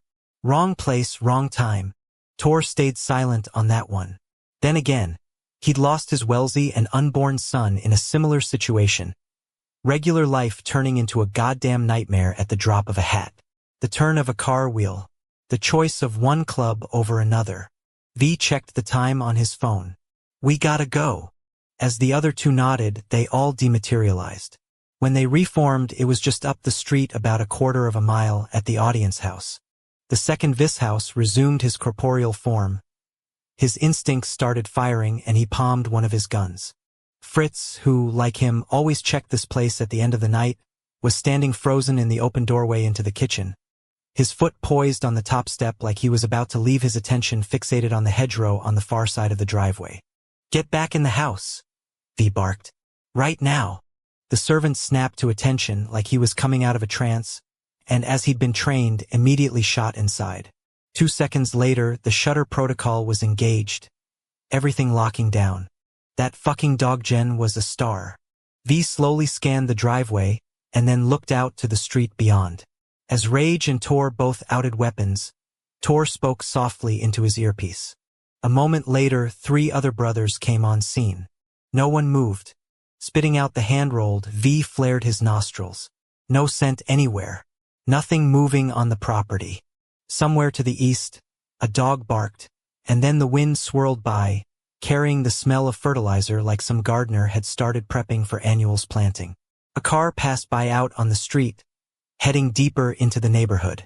Then another car approached, and stopped at the end of the driveway. Its turn signal started flashing, after which the tiny, road-legal-for-no-good-reason matchbox entered onto the narrow stretch of pavement that led right up to Vishouse. The gray and black Mini Cooper came to a halt, and the sound of its passenger's side window getting put down seemed loud as a scream. Eddie, the fallen angel, stuck out his head. You still okay with us parking here while we're gone? V glanced around. Yeah. You sure about that? The angel's brows went up. Because if it's really a yes, I think you need to lower your weapon and take a step back out of the way? With a nod, V got his reverse on, but he kept his gun right where it was. When the proverbial coast was clear in front of the Mini, Eddie put his window up, and the pocket-sized vehicle was piloted so it went grill in to the left bay of the garage. Then the engine was killed. The 2 angels both got out and V knew exactly when they keyed into the disturbance. They went statue and swiveled their heads around to stare across at him. It felt like an eternity, all of them static in their boots, so many weapons up, nobody moving their bodies, everyone's eyes roaming over the house and yard. At least Fritz was well off the property by now. Per protocol, the butler would have gone down to the subterranean bedchambers, hit the escape tunnel, and proceeded underground. He should be 3 estates over to the east at the moment, getting into a bulletproof Range Rover and driving away. All at once, the warning sensation was gone. Sure as a light was extinguished when power was lost, so was the cutoff that distinct. Here. Gone. Binary. And they all felt it at once. Tension easing in shoulders. Adrian the Angel muttering a curse of relief. Except no one seemed to be able to recognize what the presence had been. V went over to the back door. Putting his forefinger on a discreet keypad, he disengaged the lock, opened the way in, and peered into the kitchen. It was weird to check out the all-normal, the counters free of clutter and wiped off, the cabinets shut tight, none of the burners on the stove sporting flames. He felt like the audience house was now a mess. Everything ransacked like a robbery had taken place. Entering, he swept his gun left to right, even as he realized that was stupid. For bullets to work, even the ones he had in his magazine, ones that carried not just lead but water from the fountain in what had been his mama's private quarters, you had to have a physical target to shoot at. There was none that he could see. At the pantry, he back-flatted himself and reached out to push open the door. Willing the lights on inside, he popped his head around the jam. Nothing but commercially canned goods, homemade jars of preserved peaches, boxes of pasta, and bags of flour, sugar, and coffee. As he continued on through the meal staging area and into the dining room, all of the other brothers went out the far side of the kitchen, proceeding down the hall that led to the front entrance, foyer, and staircase. He tracked their progress through the creaking of old floors, just as he knew they were doing the same for his footfalls. The dining room was empty, everything where it should be. He strode across the great Persian rug to the partially open double doors. Peering through them, he saw Rage working the waiting area like it was a crime scene, those baby blues assessing everything. When he and Hollywood reconvened at the front door, John Matthew and Quinn came out of the back parlor and held up a closed fist for clear. V did the same. Tor was the one who went upstairs. But he wasn't alone. Savage dematerialized up ahead of him, reforming on the top landing. As Rage looked over, the question in that brilliant aqua stare wasn't something V could answer. He had no fucking clue what that had been out there, or whether, when it had seemed to disappear, it had gone into this house or not. Chapter 38. Ravin surprised herself as she spoke the three most powerful words in any language. And yet saying, "I love you," to Lassiter had seemed inevitable, in a way. In fact, all of this suddenly felt inevitable, from her having been honest with him to them being alone together in this cave, the world so far away. His acceptance of her had offered her an unexpected healing, and she was going to embrace the relief from pain she had not been aware of harboring. There were other things she wanted to embrace, too. As if he read her mind, he came around to her, his big body shifting with power, his eyes hooded and hungry. She knew what was going to happen next, and not because she was looking into the future in some prescient way. Lifting her chin, meeting his beautiful, unusual eyes, she knew what else was inevitable. Their kiss was chaste yet firm, a sealing of the commitment they'd entered into when she had given back to him the words he had first expressed to her. Her syllables the turn of the lock that she knew, deep down inside of her, would bind them for their immortal lives. Lassiter eased away a little. Then he stroked her hair, his eyes roaming around her face. "Please," she said, before he asked the question. "We don't have to do this." "Yes," she whispered. "We do." There was no going back now, and even if she had a chance to reverse this fall, she did not want to, and certainly her consent was the center of gravity for them. The thing that presently pulled them down onto the soft bed, his body moving on top of hers, his hair falling around her in a shimmering wave with shadowed undertones. Now, as he kissed her, there was true passion. His lips caressed hers with heat and intent, his tongue licking into her mouth, as she arched into his chest and spread her legs. She cried out as he came to rest right where she needed him to be, his hard length once again pressing into her warm, wet core. Rolling her hips, she stroked herself against the arousal that told her exactly how much he, too, wanted this, and then her hands were finding a way under the loose blue top he'd put on what felt like a lifetime ago. And although he could easily have disappeared what covered him, like her, he seemed to want to enjoy the gradual unveiling at her own doing, his torso pulling back as he lifted his arms to help her get it off the old-fashioned way. His upper body was extraordinary in the firelight, his muscles flexing and releasing as he tossed the cotton away, a cloud the color of a bright daytime sky from her pre-trans youth. Turning back to her, his face became fierce as he balanced himself on his forearms. "What is it?" she said as she stroked her way up his ribs. When he shook his head, she was having none of that. "You will tell me. Now." Closing his eyes, he seemed to grit his teeth. "I want to kill that male who hurt you, even though you already did. And that is the last thing either of us needs to be talking or even thinking about at this moment. Lassiter, Lassiter, look at me." As those lids opened, she touched his face. "Just because I can take care of myself doesn't mean that I do not appreciate you wanting to be there for me. It is a lovely gesture. I don't want to think about the past. So kiss me some more and let's put it far away from our present, where it belongs." There was a moment of hesitation on his part, and then he seemed to gather himself. His lips were very light on hers when they returned, but they didn't stay that way. Soon enough, he was kissing her with heady desperation, and as she dug her grip into his hard shoulders, she did not think they could get closer. Yet she needed that.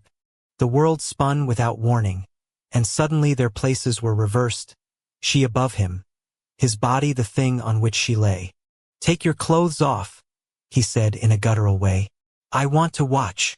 Sitting upright on his hips gave her a shot of pure pleasure, his hardness digging into her sex to the point where both of them moaned. And then she was grabbing the hem of her sweater. Oh, how efficient. The shirt she was wearing underneath rode up with the knitted cables, going along for the ride. There was a slow-up when she got to her head, her hair getting tangled, her arms twisted, the cowl neck becoming caught on her chin. As she wriggled to get free, his hands gripped her hip bones and he started to move rhythmically against her, that rigid shaft of his pushing into her so that she lost track of what she was doing and why. "Ravin!" Whilst she tugged at the hold of her clothing, broad hands circled her waist and went farther, until the twin weights of her bare breasts were cupped. That was the clarifier she needed. Finishing what she had started, she yanked the layers off and let them drop to the carpet that covered the cave's dirt floor.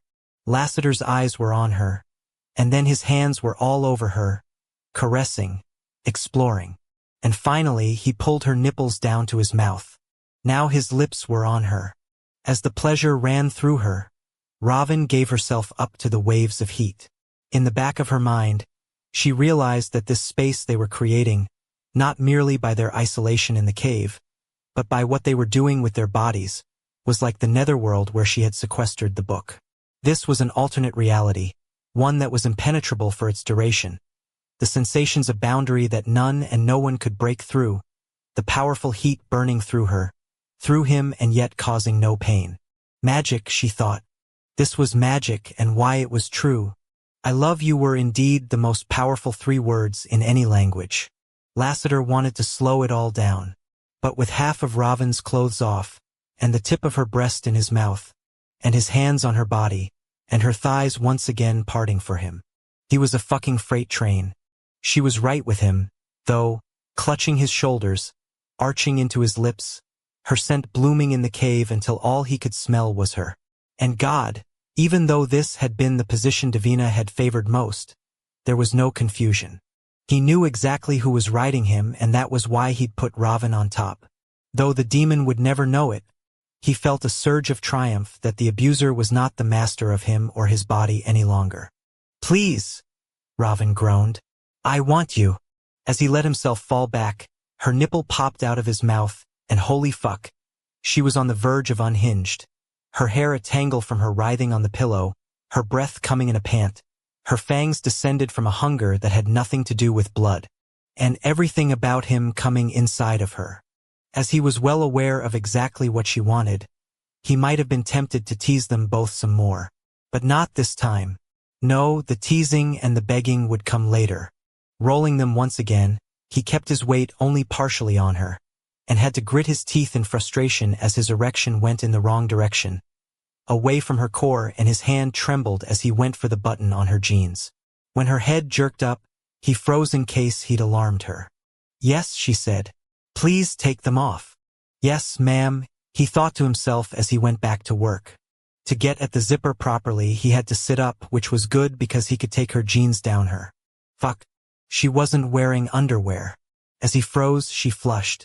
I am sorry, but I do not have proper undergarments upon myself. I had no clean. Are you kidding me? This is the sexiest goddamn thing I've ever seen. Her abrupt laugh made her breasts bounce, and talk about spoiled for choice. There was so much he wanted to explore on her body, so many things he wanted to do, but at least they had time. Or do we, he thought with a shot of dread. Eddie and Adrian had better keep that promise. As he started to tug at her jeans, the going was tough, those creamy thighs of hers getting better and better. Looking the farther down he drew the denim, and in the end, he decided that however efficient disappearing clothes was, this was better. The torture just made the sex more intense. And then she was naked, the soft comforter puffing up around her body, the firelight over her skin and her platinum hair, her innocent sensuality making him feel more male than anything else ever had. What about you? She whispered as she looked at the bulge in the front of his scrubs. Are you sure? He said harshly. I can stop now, but there's a point of no return. Of course he would never do anything to her that she didn't want, but an orgasm was already right at the tip of his cock, and that was something he would not be able to control for much longer. Very, very sure, she said as she nodded. Then she licked her lips like she wanted to. Nope, he couldn't think like that. Not while he got up onto his knees in front of her. He was liable to come all over himself, and he wanted to save it for filling her up. On that note, he looked down his bare chest to the tie that was earning every bit of its keep, trying to prevent a structural breach that would get him arrested for public obscenity if he were anywhere else. More with the hand shaking now as he futzed around with the bow and the knot under it, and then the tie was loose and the waistband was going lower. Well, there you have it. His erection broke out of confinement with a bobbing thrust that absolutely, positively, did not look like it was raising its hand to get called on in a master's class on erotica. I want to touch you again, she murmured. Let me touch you. Before he could respond proper lie an account of all the OMG. She's going to touch me. Going around in his brain, Raven's hand circled his shaft. Lassiter jerked his hips back and nearly cracked all of his molars. I'm going to come. I know. I want you to. He had to stay perfectly still on his knees after that, for a good minute, and yes, he looked like he was directing traffic, his arms out in front of himself like there was about to be a car crash. Meanwhile, his chest was pumping up and down, and didn't that not help anything at all? It created a sway at his hips. Come into me, Raven said. My love, come inside me. Lassiter looked up at the arching ceiling of the cave, as if he could see the heavens. He'd never been one to worship the Creator or even give him much credence. But it was with utter reverence that he thanked the entity. For this female. When Lassiter once again mounted his female, he kept his hips off to the side and found her mouth. Even though he was quite literally panting for it, he forced himself to. Without warning, she repositioned her pelvis, shifting over so that his sex was on hers, and the slick feel of her made something in his brain snap. It was all instinct after that, reaching between their bodies, grabbing himself, putting his head on her. As she cried out his name, he nudged forward ever so slightly. Raven took it the rest of the way, a roll of her hips and a push of her lower spine making the penetration real. Looking into her face, he wanted to make sure there was no pain for her, and her tight expression was hard to read. Raven! Her hands traveled down his body to his ass, and when she gripped him there and pulled forward, he followed her cue, sliding himself all the way home. Her tight, slick, hot hold was a constriction he felt all the way through him, and he couldn't help it. He retreated in an achingly slow glide and slid back in all the way inside of her. The scent of tears panicked him, horror turning the tables on his passion, taking his hot need for her to an icy cold regret. I am sorry, she mumbled as she started to shake. Oh God, Raven, I'm withdrawing. No. At her sharp command, he stilled. Not knowing what to do for the best, he watched helplessly as she brushed under her eyes. I'm not crying because it hurts, she said hoarsely. I'm crying because this is how it should have been for my first time. With you. Chapter 39. Ideally, they would be doing this one-on-one. Back in the Brotherhood's mansion, up in the pale blue study that had been decorated for dandies, as opposed to a bunch of males of war, Wrath was sitting on his sire's throne and praying like hell that the collection of hot-headed fighters, who were testing the structural integrity of all that antique French furniture, would for once, just once, in their ever-loving lives of aggression and territoriality shut the fuck up. "No, Fritz," he said in a voice that was, for him, pretty fucking calm. "You're not in trouble. I just want to know what happened. That's all." The silence that followed was not good news, and neither was the scent floating over. The dog Jen was careening into an ocean of self-admonishment and guilt, and if he drowned in it, there was no amount of self-esteem-boosting CPR that was going to bring him back. "Fritz." He sat forward on the throne. "Listen to me. Like I said, you didn't do anything wrong, but it's a real problem if you don't talk to me. Don't think about all of them. Just talk to me."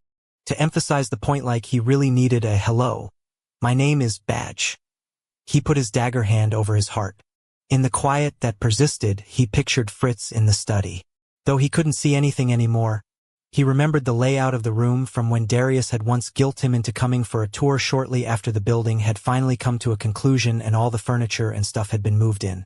The mansion had been constructed to house the Brotherhood and their mates, a goal that no one, except for Darius, had ever thought would be realized. So Wrath, for a whole host of reasons, hadn't paid a lot of attention to the decor, all of which was top-notch old crap, and lots of damask this and satin that, and oh hey yeah, let's hang some more crystals from everything because by all means, the 300,000 pounds you currently got ain't enough.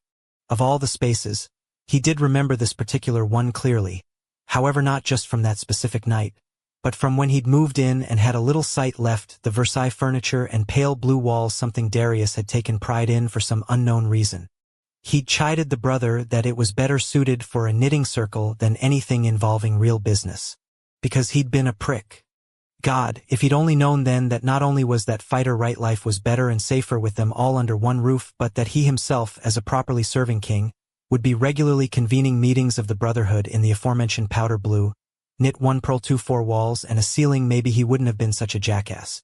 In any event, he could picture exactly where all the furniture was orientated, where the brothers and fighters were sitting or standing or pacing, even knew the position of the two angels who, given what they'd likewise sensed at the audience house, had seemed like a value add and worthy of trust. Fuck, even Boo approved of the pair, and that cat who wasn't really a cat was pickier than Butch choosing a new suit of clothes. And with all of that in his mind, Wrath also knew where his dog-gen head of household was standing on the other side of the great carved desk. He could scent the elderly male's nearly paralytic worry, the disappointment, the crushing concern that he had not protected the sanctity of his master's property. This was the thing about dog-gen. They had to be handled carefully. And when kid gloves didn't work, you had to fall back on the one constant that always would. "Fritz, it is your duty to speak to me. I therefore command you to do so right now." NQ one hell of a monologue deluge. "Sire, forgive me. I should not have departed the back of the audience house as I." "Don't be ridiculous," V cut in. "You have every right to walk out of that house any time you want." Wrath shot a death glare across the space, and for once Vishouse took the fucking hint. "Go on," Wrath prompted. "Don't worry about them. Just tell me what happened." There was a clearing of the throat and some shuffling of clothing, and Wrath imagined the butler tugging the cuffs of his starched sleeves down. "Verily, I had entered the property to return the van from its very sad duty. After parking in the garage, I tidied some things on the workbench and then I proceeded to go onto the house. After letting myself in with the key, I was upon the kitchen, ensuring that all was in preparation for the shift of pastry chefs to come the following afternoon." The old male took a deep breath. "Having ensured there were sufficient provisions, I intended to walk through the house to make certain it was properly closed up for the daylight, but then I heard my name being called out on the drive. I assumed that I thought perhaps I was needed by one of you all. I proceeded onto the door, opened it, and I just felt rather frozen. Directly at that moment, all and sundry arrived and— Wait, did you see anything?" "No, my lord, I did not." There was a shifting of clothes, as if he were bowing. And there was a sufficiency of light. Naught was there in the drive or anywhere about in the backyard. As soon as Vishouse gave me the order, I jumped back into the house, initiated the shutter protocol, and removed myself from the vicinity, utilizing the underground passageway. "Good, you did the right thing," Wrath praised. Verily, I did endeavor to execute the evacuation procedure as it had been explained unto me. When there was a pause, Wrath imagined that Fritz was bowing in V's direction. After I rushed forth through the escape tunnel, I arrived at the remote garage 3 estates over, and I did drive away in the Range Rover. I would have returned here right away, but we had a shortage of heavy cream and that was important to rectify for last meal. Behind his wraparounds, Wrath closed his eyes. The butler's life was worth so much more than whatever the hell he'd picked up at Hannaford, but he wasn't going to point that out. For one, if you ever showed any affection toward the guy, he was liable to need a crash cart to recover. For another, the current shame spiral was plenty for one night. If he criticized the side trip, suggested it would have been better for Fritz to just come right back here. Total molecular breakdown. You did well. Wrath held up his palm. And I don't want you to think of it again. But of course, my lord, the butler said weakly. That's another order, Fritz. You put it all out of your mind. You did nothing wrong, and this is over. Am I clear enough? Yes, my lord. There was another pause, and as Wrath pictured the elderly butler bending at the waist, he flared his nostrils and breathed in deep, and then he just felt the energy rolling off the dog gen. Fritz hadn't lied. Thank fuck. Not that the butler would have done so intentionally, but V had been adamant something had been on that property, and therefore things had to be objectively assessed. You may be excused, Wrath murmured. Thank you, my lord. May I bring anyone a libation? Or perhaps an hors d'oeuvre? I will be holding last meal until I am informed your meeting is over. Thank you, Fritz. That is just perfect. Standing with Ad just inside the fancy study, Eddie watched the old guy in the tuxedo bend so far down, it was like he was inspecting the carpet for missing threads. Then the butler went to leave, his shuffling stride taking him to the door. His head angled to the floor as if he felt like he'd ruined everything, and not even a direct order from his master could make him stop rehashing it all. The whole situation kind of made you feel sorry for him, hell. Even the king over there, sitting on his throne like something out of a Mad Max movie, had clearly been choosing his words carefully around the guy. And not because his royal grand poobadness was worried about some kind of argument. More like he hated to see the butler cry, and if he pushed too hard, he was worried about a climax event the likes of which even Bambi and Old Yeller put together couldn't level up. As the poor old guy reached the door, Eddie tilted to the side to open it for him. An enormous blonde mountain stepped in and blocked the exit, Eddie's hand getting slapped back by a carton of mint chocolate chip ice cream. The brother's headshake and bugged eyes were as clear a set of nonverbal cues as Eddie had ever seen, and as he flashed his palms in an I don't get it, the butler opened the door for himself and slipped out of the room. The blonde vampire then motioned around the assembled with an ornate silver spoon. Jesus, you guys, you should have asked for a drink or two. Or at least let him bring a brie or something. And you could have asked for hot fudge. The one who always smoked muttered from a love seat. Fair enough, Rage said as he leaned back against the door. Poking his ice cream with his spoon, he frowned. Well, crap. Actually, now I want fudge. The big boy on the throne popped up those black wraparounds and rubbed his eyes like he had the business end of a claw hammer in his frontal lobe. Enough with the food. So where are we? We searched the grounds and the house. The calm vampire directly to the right of the king said Torment was his name. There was nothing we could see. This house, the smoker, added, and I checked the security feeds. Nothing in the drive or on the lawn. Fritz did what he said he did. He was in the kitchen, he looked out the window like someone had called his name. He exited the back door, glanced across, and we arrived. You're sure nothing was caught on video? I looked at everything twice. But we all felt it, someone said.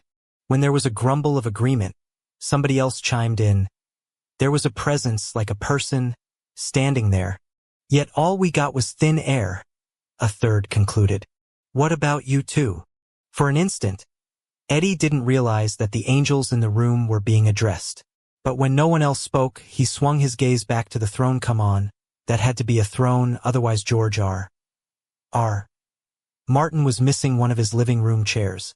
What did you males sense? Eddie glanced at Ed. When the guy nodded a G head, Eddie put his hands in his pockets, all non-threatening, and took a step or two toward the center of the room. He wasn't going to get much farther. The furniture was delicate, but there was a lot of it, and the bodies were huge, with more than a dozen squeezed in together. It was like wading through a defensive line trying to have a tea party. But at least no one was trying to tackle him. Taking his hands out of his pockets, he looked around at the vampires. They were from different bloodlines, he thought they called them. Colorings were various, but body types were pro wrestler without any of the fat, and all the intelligence was clear. And then there was the king. Wrath seemed bigger than the lot of them, and not just because of his size advantage. Eddie thought of Lassiter. No wonder the rogue had come home to roost with these hard-ass guys. And he wanted to get involved, too. He really did. It was just, I didn't sense anything. I'm sorry. Turning away, he caught the one with the goatee narrowing his diamond eyes and nearly said, well, what the hell do you want me to do? We don't belong here and we have to go. You're lying. Eddie froze, looked over his shoulder. The king had lowered his chin and holy fuck. For a moment it was like Dracula was alive and well and about to work some Fong action. Then the male touched the side of his nose. I can smell it. You didn't lie when you first came to my home. That forefinger shifted away from the harsh face to point to the door the blonde mountain was still leaning against. Out there in my courtyard. You were surrounded by my private guard. But you did not lie. What's changed? Fucking hell, Eddie thought. He pivoted back around. I told you why we came. It's not to get involved with your business. It's to finish our own. As of tonight, the two can't be disentangled. Sure they can. All we did was leave our car by your garage down in town. With your permission. You have intel that is pertinent to that property. Tell me what it is, and you're free to go. Eddie glanced back at the blonde. No offense to what he can bench press, but your boys aren't going to stop us. Oh, I'm aware you can leave right now. On that note, the blonde made a gallant bow and stepped aside with his ice cream. You'll just have to deal with your conscience. And given that you're immortal, you've got a long runway ahead of you to carry guilt-related baggage. Probably already have some weighing you down. More the merrier, though, right? You don't know me, Eddie snapped, as there was a collective growl around the room, like a pride of lions had woken up hungry all at once. The king made a dismissive swipe with his hand. Relax, ladies. The angel is just getting defensive because he doesn't like a stranger walking around the inside of his skull. And now he's going to take his little buddy and go out our front door. Maybe even return to that house of mine in town and squeeze into his car. Drive off and pretend that not sharing material information with people who treated him with respect doesn't bother him because he's a fucking tough cookie. Eddie muttered to himself, and then glanced at Ed. When the angel just shrugged, all what can you do? Eddie wondered why everything on Earth had to be such a GD struggle. 3 years of searching, they finally find Lassiter and now this SH. Stuff, he corrected. You know what it was, he said roughly to the males who had searched the house. Why are you going to make me put a label on it? None of them moved, which told him that they still had slim hope, very slim hope, that the conclusion they hadn't yet put into words would somehow remain invalidated, provided no one talked about it. Funny, he felt the same way. You fucking vampires, he muttered as he let his head fall back in defeat. Why you gotta be like this? Can I shoot him? Someone asked. Just on principle. No, the king snapped. You can't fucking shoot him. Fritz has enough going on tonight without having to shop vac silver blood off the fucking carpet. Well, excuse me if my arterial breach ruins your butler's night, Eddie thought. I bleed red, for one thing. He re-leveled his head, having found no cogent advice in the ornate ceiling. And fine, I believe you call him the Omega. Ad and I know him by another name, but that doesn't matter for your purposes. There was no argument from anyone, and the king didn't move a muscle, that face composed as a mask. That's not what you're really worried about, though, is it? Eddie nodded at the door. The butler's fine. There's nothing in him that shouldn't be in there, in a spiritual sense. But I'll tell you this. If you hadn't showed up when you did, he glanced at the goateed vampire, and then the other two who had been there first. I can't imagine what would have happened. I let the cat check him out, Vishouse added. As soon as Fritz pulled up in the Ranger Rover, Boo went right over to him. I figured he had to be okay. He is. Eddie inclined his head. And if the evil had tampered with him in any way, I would know. I've seen it before, and no matter how cleverly disguised, I always know. So does that feline, apparently. The king's obvious relief broke through all that composure, and the guy leaned to the side and stroked his golden retriever's flank. See, Wrath said as he straightened. That wasn't so bad.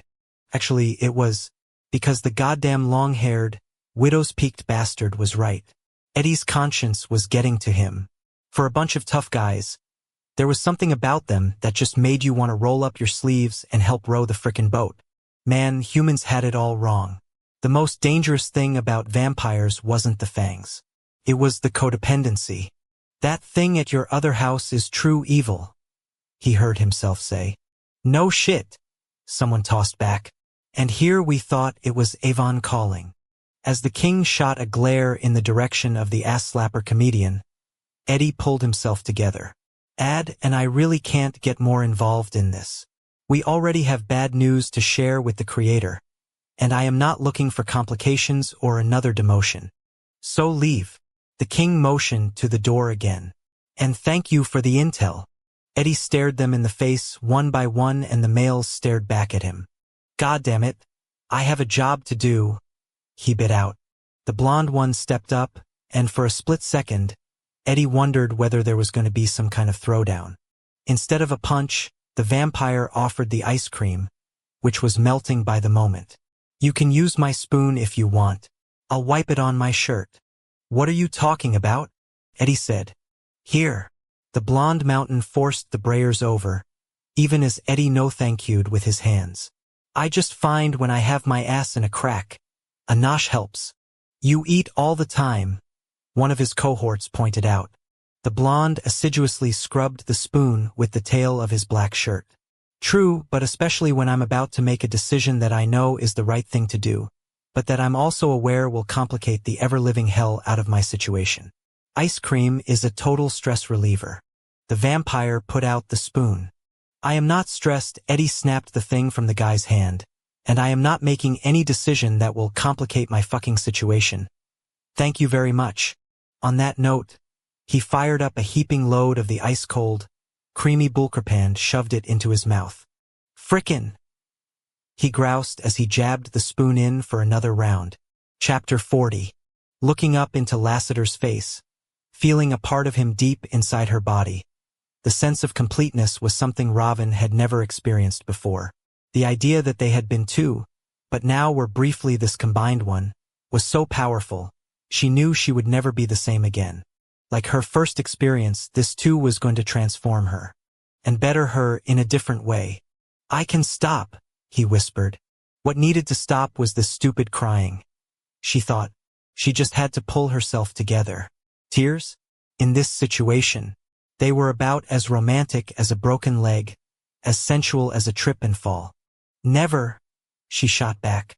Even though he was on top of her, she began to move, her hips pushing her buttocks into the soft mattress, then bringing them back up, down, and up, again and again. It wasn't much, but the friction was incredible, and suddenly, he was taking over and filling her so deep, and moving away and filling her again.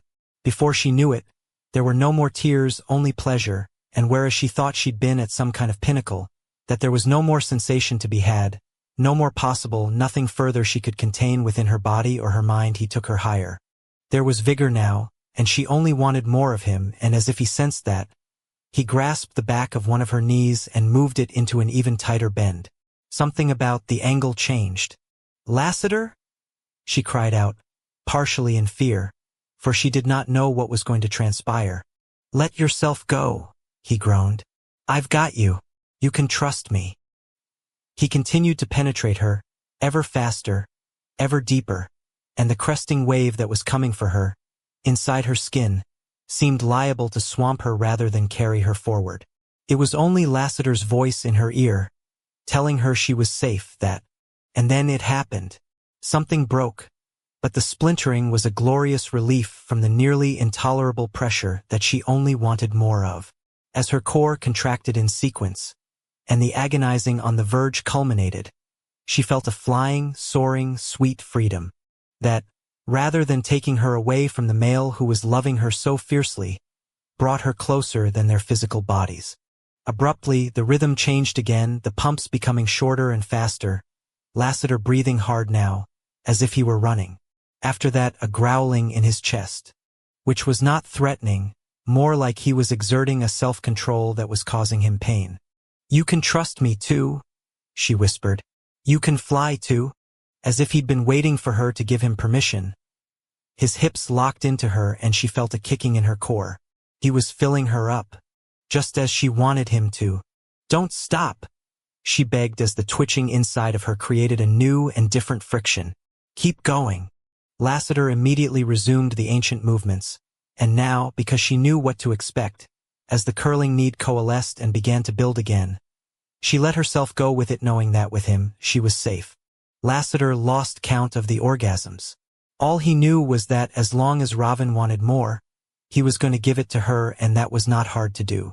Her sweet cries, the way she held on to him, her pleas and her releases, all of the sex was a grounding motivator for him.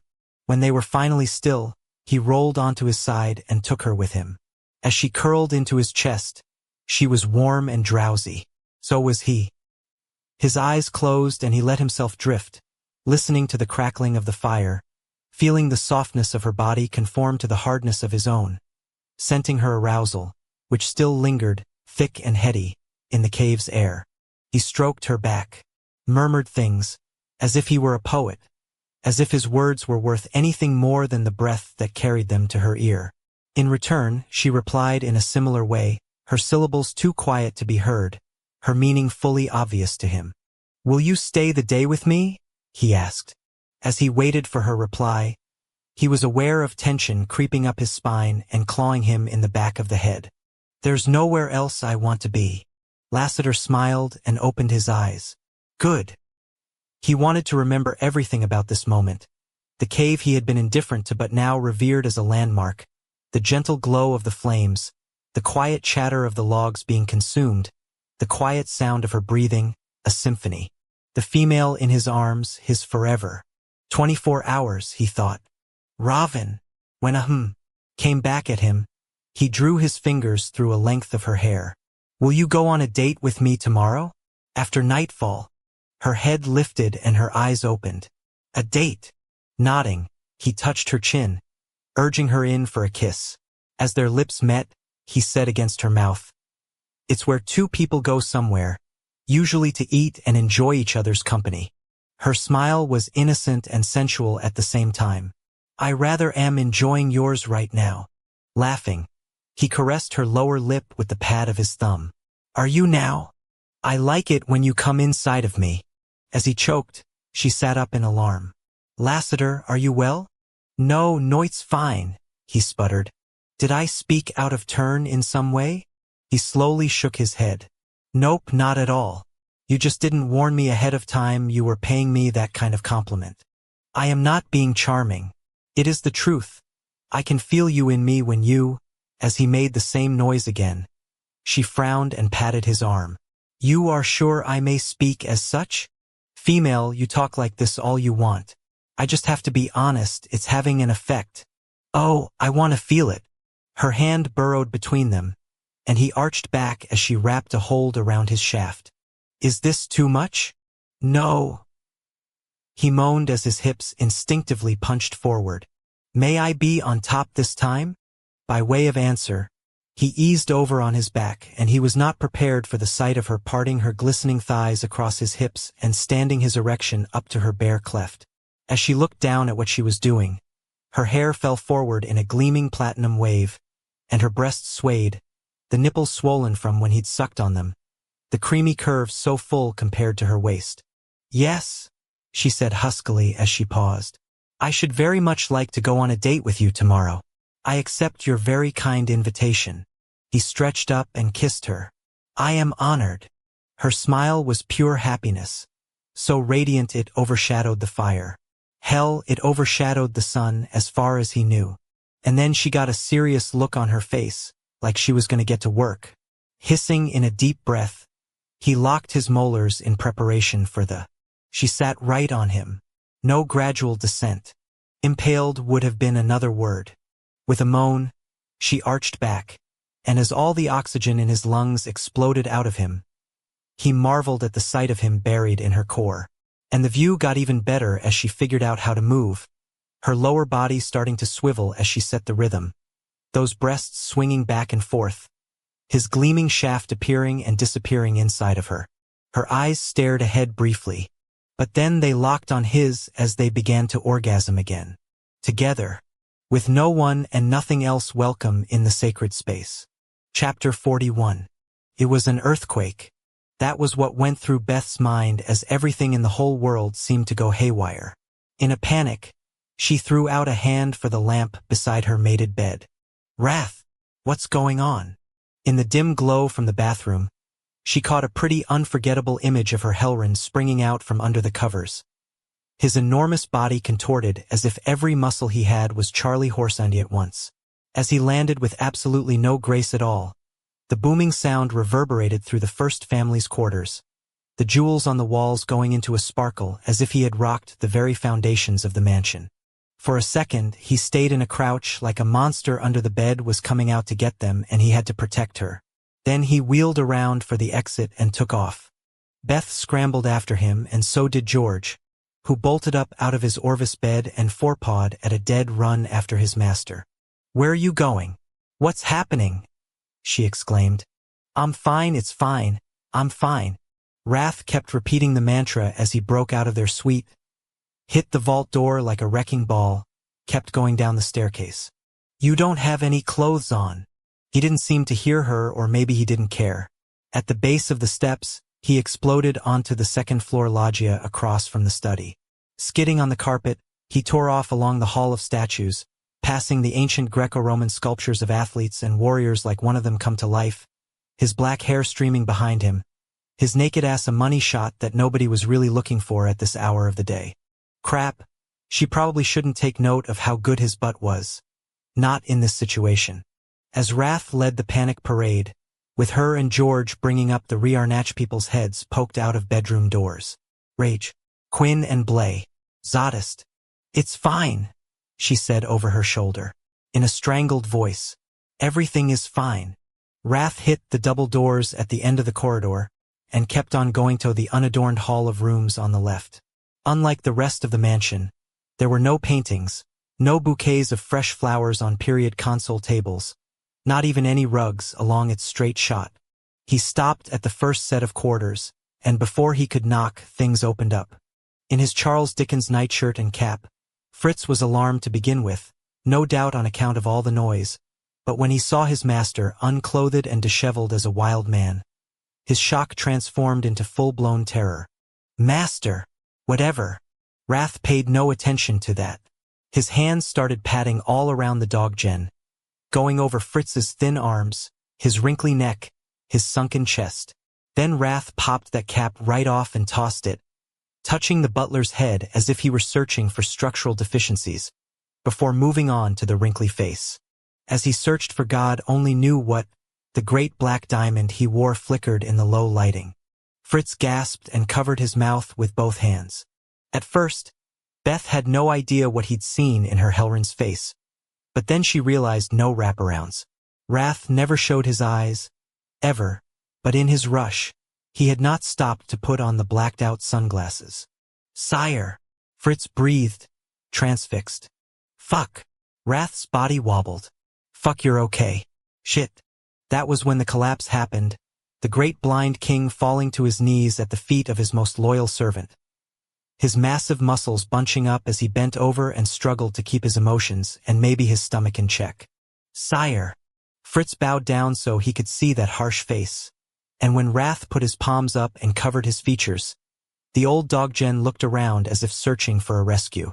He had plenty of spectators, all of the staff now out of their rooms and approaching cautiously, their distress obvious, and meanwhile, behind Beth, the brothers were gathering, most of them in boxers, a couple in flannel PJ bottoms.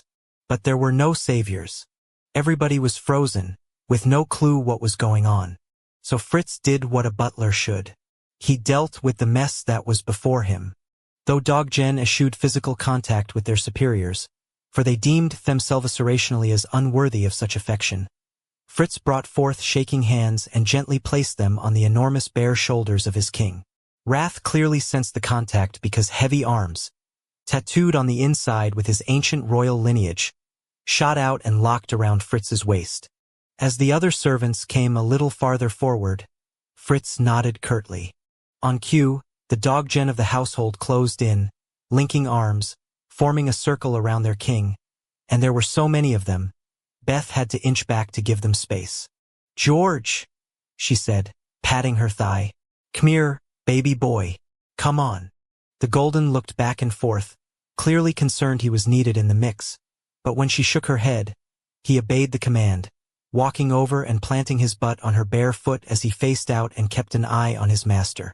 All of the doggen wore the same white shifts, but the males had those caps and the females wore bonnets on their heads. Standing shoulder to shoulder, they formed an aura of adoration, insulation and protection around Wrath. Beth glanced back at the brothers. A couple of them were wiping their eyes with quick swipes of their thumbs, all nigh and crying. "It's just dust." Even though Fritz, with all his high standards, would never allow such a thing, even in the servant wing of his house. Chapter 42. As night fell on Caldwell, Shulie sat on the foot of his bed in his room at his parents' mansion and watched the shutters retract. With no lights on around him, the details of his chamber were muted to the point of disappearing, and his eyes sought the shapes and shadows of the gardens outside. Funny, how the familiar could look so different, so foreign. There had been no sleep for him during the day. An endless reel of everything that had happened behind Dandelion Lesser attack trying to intervene fightin' for control of Tegan Pop. Theoxingereting death had been a relentless battering, mental in origin, physical in effect. He felt sore all over. Then again, maybe some of that was from wrestling with that slayer. As yet another image of Theox going down at the back of the club speared through his brain, he covered his eyes, which was stupid. What he was seeing was not in front of him. The sound of a text hitting his phone was the last thing he was interested in.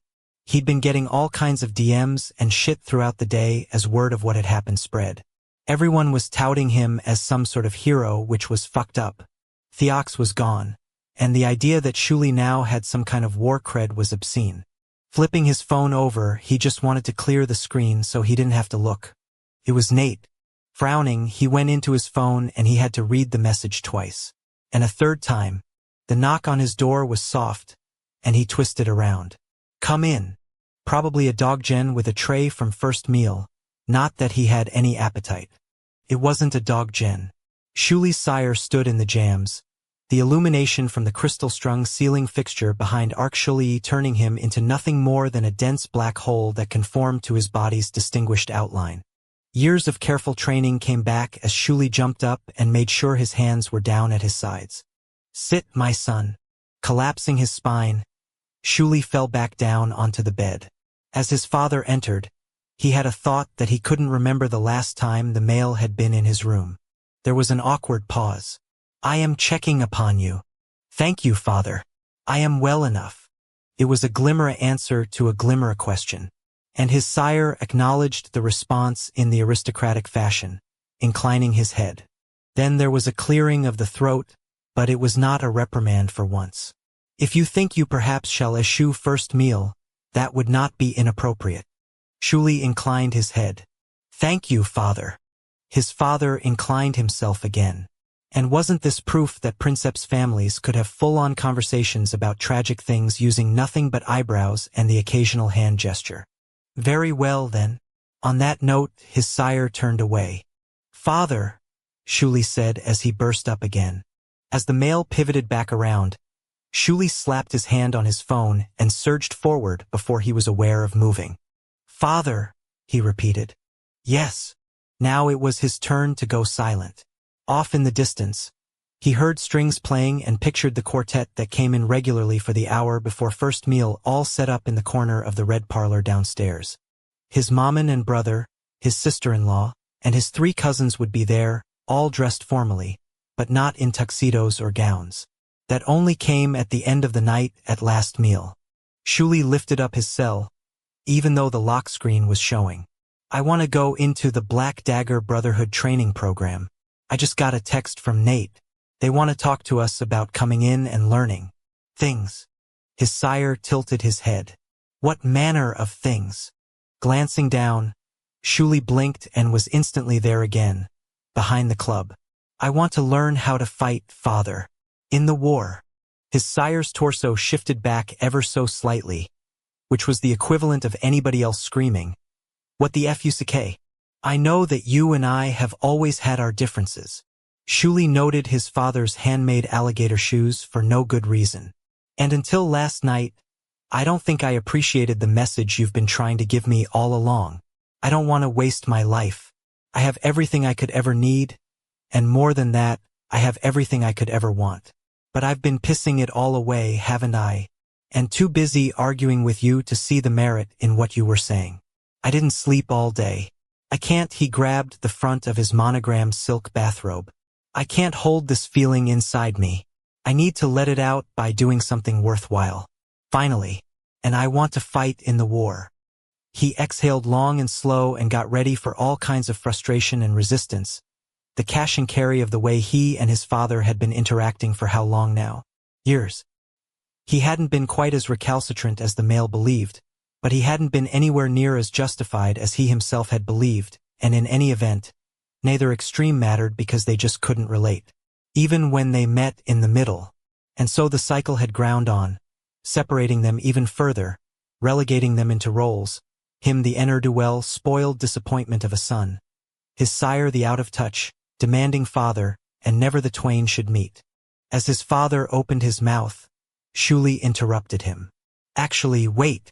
He drew in a deep breath. I'm not asking you for permission to do this. I'm telling you this is what I'm going to do. I'm going to learn how to defend people who can't defend themselves against the enemy. And I'm going to be good at it, even if it kills me. Long silence now, or at least it felt that way. Then his sire put out his palm. For a moment, Shulie just stared at the thing, having no clue what it meant or why that arm was just hanging out there. "Oh," he said with surprise. Extending his own palm, he clasped what was offered. "I am proud of you, son." His sire bent at the waist in a bow and spoke in the old language. "You bring honor upon this bloodline and pride within my breast. May you go forth and know that your family awaits your safe return. Always." Shulie's throat got tight, and he bowed in return. "I shall endeavor to deserve your faith, sire mine. I shall do my level best. Just be of care, my son," his father said urgently. "Be safe." The embrace happened spontaneously, and as Shulie closed his eyes, he did not see the blood and death anymore. He saw the image of his father's palm extended across the divide between them, an accord offered and an accord struck when he put forth his own. "I'll do my best, sire," he murmured over his father's shoulder. "My very best." Chapter 43. A shower, Robin thought as she returned to the training center upon nightfall. How lovely. As she walked across a tiled floor, she was rather interested to find 3 separate berths, the trio kitted out with identical overhead faucets and crank handles, and in front of each was a small ante-area that, given the benches and the curtains that had been shuffled to the side, was obviously for changing one's clothes. Glancing to the opposite wall, she noted the 3 sinks with shelves over them, perhaps for one's toothbrush. Overhead, the ceiling fixture had a cage around it, as if the builder had been concerned someone would be throwing a ball about and did not wish to risk the bulb getting broken. The walls were likewise in a hardy tile that would withstand much wear. Everything was a dark gray and white. "Here, I have some fresh clothes for you." At the sound of Lassiter's voice, she pivoted and departed from the showering alcove. Out in the larger room of the facility, he had propped open the entry with his foot and thrust something through the crack, only his muscled arm showing. Ah, yes, she thought as she recalled the symbol upon the door. They only allowed females herein. "Oh, thank you," she said as she went to take the bundle from him. He poked his head in and smiled. "I figured you'd want something a little more substantial than scrubs." "Whomever do I owe for this?" she murmured as she riffled through the fresh jeans, shirt and fleece. "Beth is awesome." "Oh, how kind of her. Is there any chance that perhaps I could express my gratitude in person?" Absolutely. She headed back up to the big house. But when I'm there, I'll have her come down again. As his eyes sought hers, they dipped to her mouth, and with a flush, she knew exactly what he was thinking of. I'm sorry I've got to go. I just feel like I need to check in with the Brotherhood. Oh, but of course. She put her hand in his. You must. And take your time. I should enjoy a shower in this, what is it called again? Locker room. And you should feel free to explore the training center. They've got a pool down here. Classrooms have a snack. Even though I intend to take you to dinner, remember? Yes, our date, she thought happily. I shall explore. There was a pause. Then he lowered his head such that he stared at her from under his lids. I wish I were showering with you. As a flush warmed her through and through, she purred. There is always later in the night. Indeed.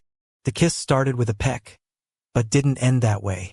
The next thing she knew, she was in his arms, and he was pushing her back with his body, and the clothes were slipping out of her grasp. When she and her lover finally came up for air, both of them were breathing hard. Lassiter brushed a length of her hair behind her ear. Make yourself at home. I'll be back in a little bit. Do take your time. He kissed her quick again, kissed her a third time, then bent down and gathered up the things that had fallen out of her hands. Be back soon, he murmured. As he walked off, she leaned out and watched him go. His stride was long and purposeful, and his hair flowed behind him.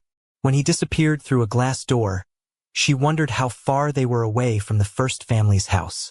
Not far, she was guessing, if the loaner of the clothing could just go back up, or however he had phrased it. Indeed, there was probably an underground tunnel somewhere that provided linkage, and for that she was grateful. She had hated what had happened last night at the club, and if one of the brothers' females was kind enough to lend clothes to a stranger, Ravin had to imagine there were many good people in this community. Kind good people. She would hate such violence ere to come upon them, especially in their home. Ducking back inside the locker room, she glanced around at all the metal vertical cabinets. Then she returned to the shower's enclave, chose the first stall and closed the curtain. Changing out of what she had on was a bit of a relief, and oh, the hot water. Soap, shampoo, and various other supplies were in a metal basin upon the wall, but she just stood under the rush for a while, enjoying the sensations of the gentle fall of rain and the warmth and the humidity. Her body was sore in places that made her smile, and when she finally took to the cleansing, she felt a kind of wonder as her hands passed the bar over her breasts, her stomach between her legs. With everything washed, including her hair, she gave herself a little longer, but then began to feel guilty at how much hot water she was using. Back in the old country, such a luxury was rare and precious. When she got out, she took a white towel off a little ledge in the dressing part of the stall, and she dried herself off. As she reached for the shirt to put on, a packet slipped out of its folds. It was a plastic bag that read Hanes, and inside were 3 pairs of fresh underwear. How thoughtful! She chose the red ones, and imagined, as she put them on, Lassiter removing them. And didn't that make her flush? The shirt was soft and white. The fleece was a lightweight cotton layer with a zipper in front, and the jeans were a little long, but otherwise perfect. She collected her own clothes, or rather those that had been given to her at Luch's house, and left them on the bench in the cabinet area. As she went to the exit, she had a thought she would pick them up on her way home and stopped. Glancing back, she regarded the little pile and realized that she had no home. Luch's house had been a stopgap. The alternate plane where the book was sequestered was not a residence. And the rustic cottage in that field, back in the old country, was no doubt long gone by now. And yes, Savage had told her that she could live with him and his new Shellin, but she did not feel right about that. He had done his duty caretaking her, and now he should be able to live without the burden of. She considered the cave. And Lassiter. Yes, she thought. When she considered the subject of going home, that place she had only been to once before was what was in her heart. Although that had more to do with where the angel was than the location itself. Striding down the subterranean tunnel that connected the training center to the main house, Lassiter was nervous as hell.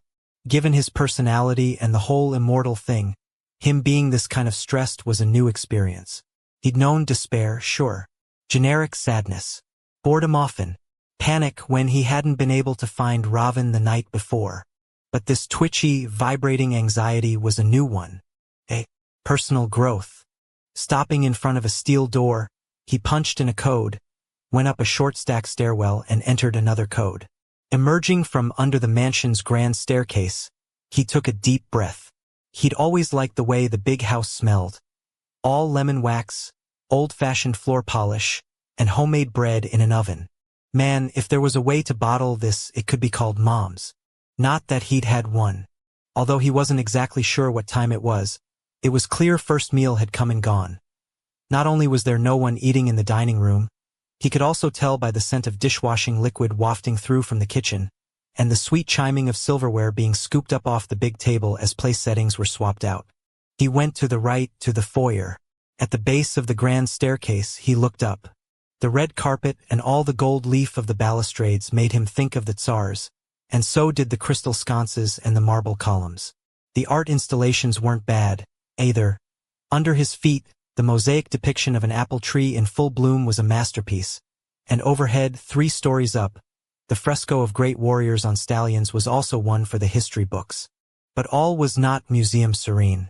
Up on the second-floor landing, the double doors of Wrath's study burst open, and the sound of male voices in a full-on argument exploded out and echoed around.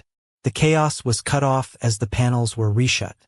Savage appeared at the top landing all dressed for war.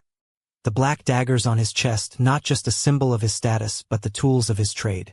With his hair freshly shorn and his eyes hyper-alert, the brother was exactly who anyone would want on their front line. "You rang," the male said as he came down, light on his feet, in spite of his heavy weight. "And I'm surprised you're not up there with us. I'll join in after you and I, talk. How's it going?" Savage jumped off the last 2 steps, landing with a muffled boom. "They're arguing about whether or not to close down the audience house, permanently or otherwise." Lassiter frowned.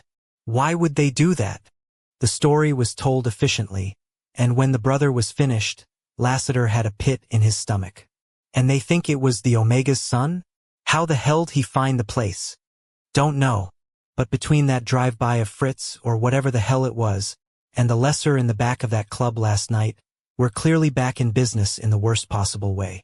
Savage narrowed his eyes. "Hey, are you all right?" Nope. He didn't want to think about evil or any of its forms, not tonight. Not any night, actually. Ah yeah.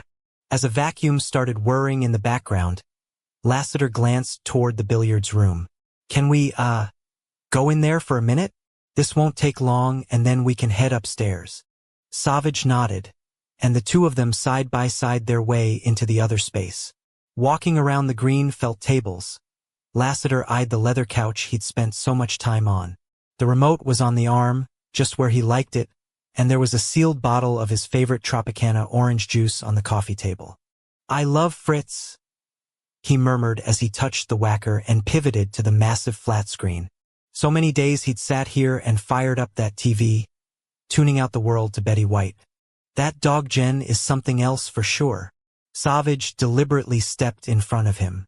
"Let's not fuck around, shall we? And frankly, I don't know why, if you want a cutie conversation, it's not with Tor. He's not only the king's right-hand male, he's a hell of a lot more stable than I am. This isn't about the war, or the Brotherhood."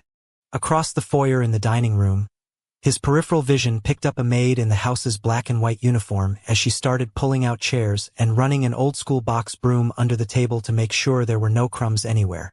In his mind, during the day in the cave, he'd pictured a much more private scene for this. Savage's brow went up. "Well, if you're looking for advice about what to watch on your boob tube over here, I'm not your guy. You'd better ask Rage. Or if you want to turn over a new leaf and try some stuff that doesn't melt your brain, Mary is the way to go. It's about Raven." All at once, everything about the male changed. No more jokey, and those eyes got real focused. "What?" Lassiter took a couple of steps toward the TV. Came back. Then he rerouted and headed for the bar. Remembered he didn't drink. Reconsidered the abstinence thing. Came back. Meanwhile, Savage stayed right where he was, his expression getting grimmer. Finally, Lassiter just threw his hands up in defeat. Then again, why had he thought this was going to be easy?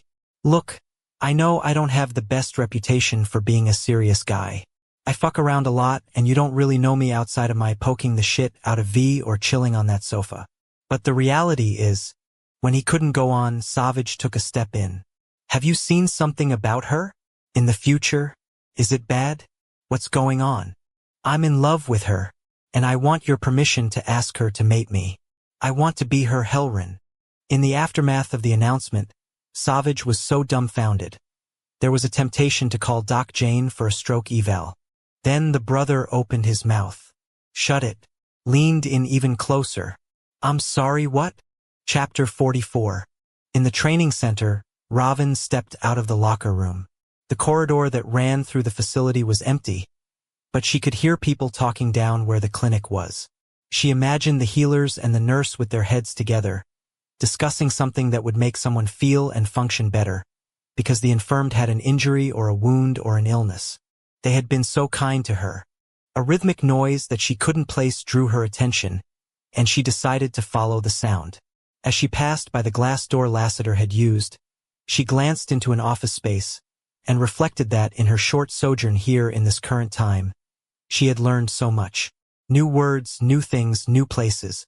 Continuing on, she came to a set of doors with little windows in them, the glass of which was striped with some kind of wire. On the far side, a broad, high-ceilinged space was revealed, one with a glossy honey-colored floor, sets of shallow stairs flanking both sides, and a pair of netted baskets suspended by arms at each end. There was a male at the far station, bouncing an orange ball, which explained the sounds. And she knew who it was, even though his back was to her. When she opened one half of the doors, the scent confirmed what she already knew to be true, and though there was no squeak of hinges, the male captured the orange ball and swung around. Dressed in a sweatshirt and loose bottoms, Nate nevertheless looked older somehow, though in fact, none of his features had changed. Mayhap it was in the eyes, she decided. "Hi," she said as she lifted a hand in greeting. He bounced the ball once, twice. "Hi. She indicated the door she'd just come through. "I was just down here and I heard this noise. I'm warming up." He bounced the ball again. "I'm not any kind of basketball player, though." Raven nodded at the netted circle suspended behind him. "That is the target?" "The rim, yes." "Rim." Crossing her arms over her chest, she glanced across to the steps that seemed, in her view, to offer spectators places to sit and regard the game. Then she lifted her eyes upward and noted that, as with the locker room, the ceiling lights were caged. "I'm sorry about last night. I don't blame you for being mad at me." There was an awkward shared laugh as they both spoke. And then Nate took the lead, his voice deeper than she remembered. "I was rude. I'm sorry for that. I've been having," he rubbed his forehead with his thumb. "I haven't been sleeping and my head's all fucked up, screwed up. I understand why. And I wish I hadn't left after that night. I had to, it was required of me to help with something. And now you're back?" He wasn't quite meeting her eyes, his stare hovering off to one side or the other. "In Caldwell?" "Yes, for a little while." "Do you love him?" Now he looked at her straight on. "Lassiter, just tell me, please, even though it's none of my business and I already know the answer." Raven opened her mouth, closed it, finally found her voice. "I do, yes." Nate nodded and started walking toward her, that ball trading places between the flooring and his palm, the sound like a healthy heartbeat, slow and regular. "I saw you two in the meadow with all the flowers." As her brows popped up, he shrugged. "It was after, well, I went to Luch's house to see you, you know." He stopped in front of her, his eyes roaming around before they relocked on hers. "Actually, I think I'm just going to be honest here so we clear the air. I brought you flowers that night. Nothing like the ones all over that field, just supermarket flowers because they're what I can afford." "Oh, Nate," as she released an exhale. She blamed herself for not noticing and being more sensitive to any feelings he might have garnered for her. She had been so heedless in that regard. "I am so sorry." Putting up his palm, he said, "No, don't apologize. In a way, if you love him, honestly love him, kinda makes it easier. At least you're not with me for a big reason, an important one. Not because you think I'm a 5 out of 10, wouldn't recommend. 5 out of 10? Never mind. Just a saying. As he palmed the ball and glanced down, she rushed into the silence. I think you are a wonderful male, Nate, and you are going to. Please don't patronize me. I know you don't mean to be demeaning, but that's what it feels like on my end. Besides, you don't owe me anything. It's not like a person can change their emotions. They are what they are. He was right about that. But she hated that he was hurting, and to tell him that she hadn't been aware of his side of things seemed insulting, as if she hadn't seen him properly. Which she had not. But I am sorry, she told him, that you have any kind of pain, and that is a truth which shall endure. Nate bounced the ball using both his hands. Left, floor, right, floor, left. Then he caught it again. Does he love you? Really love you? When she inclined her head, he took a deep breath. That's good. That's the way it should be. You shall find someone, Nate. I promise you, as he tried to interrupt. She shook her head. Let me finish. I did not believe that I would ever discover someone to love me for what I am. So convinced was I that I did not even look. And yet destiny provided me with my soul mate. The same shall be true of you. So you guys are going to get mated and live happily ever after? He looked at her. And I'm not saying this to be a douche. There it was, that word again. Indeed, there is no reason to paddle yourself. Nate frowned. Excuse me? Douchedingy? Is that the word? He laughed a little. Canoe. I think you mean douche canoe. Ah, yes, that is the saying. She smiled at him, forcing the expression because she desperately wanted things to be okay between the two of them. And no, there are no plans for us to be mated. Our situation is not like that. Because he's the new scribe virgin, huh? She nodded.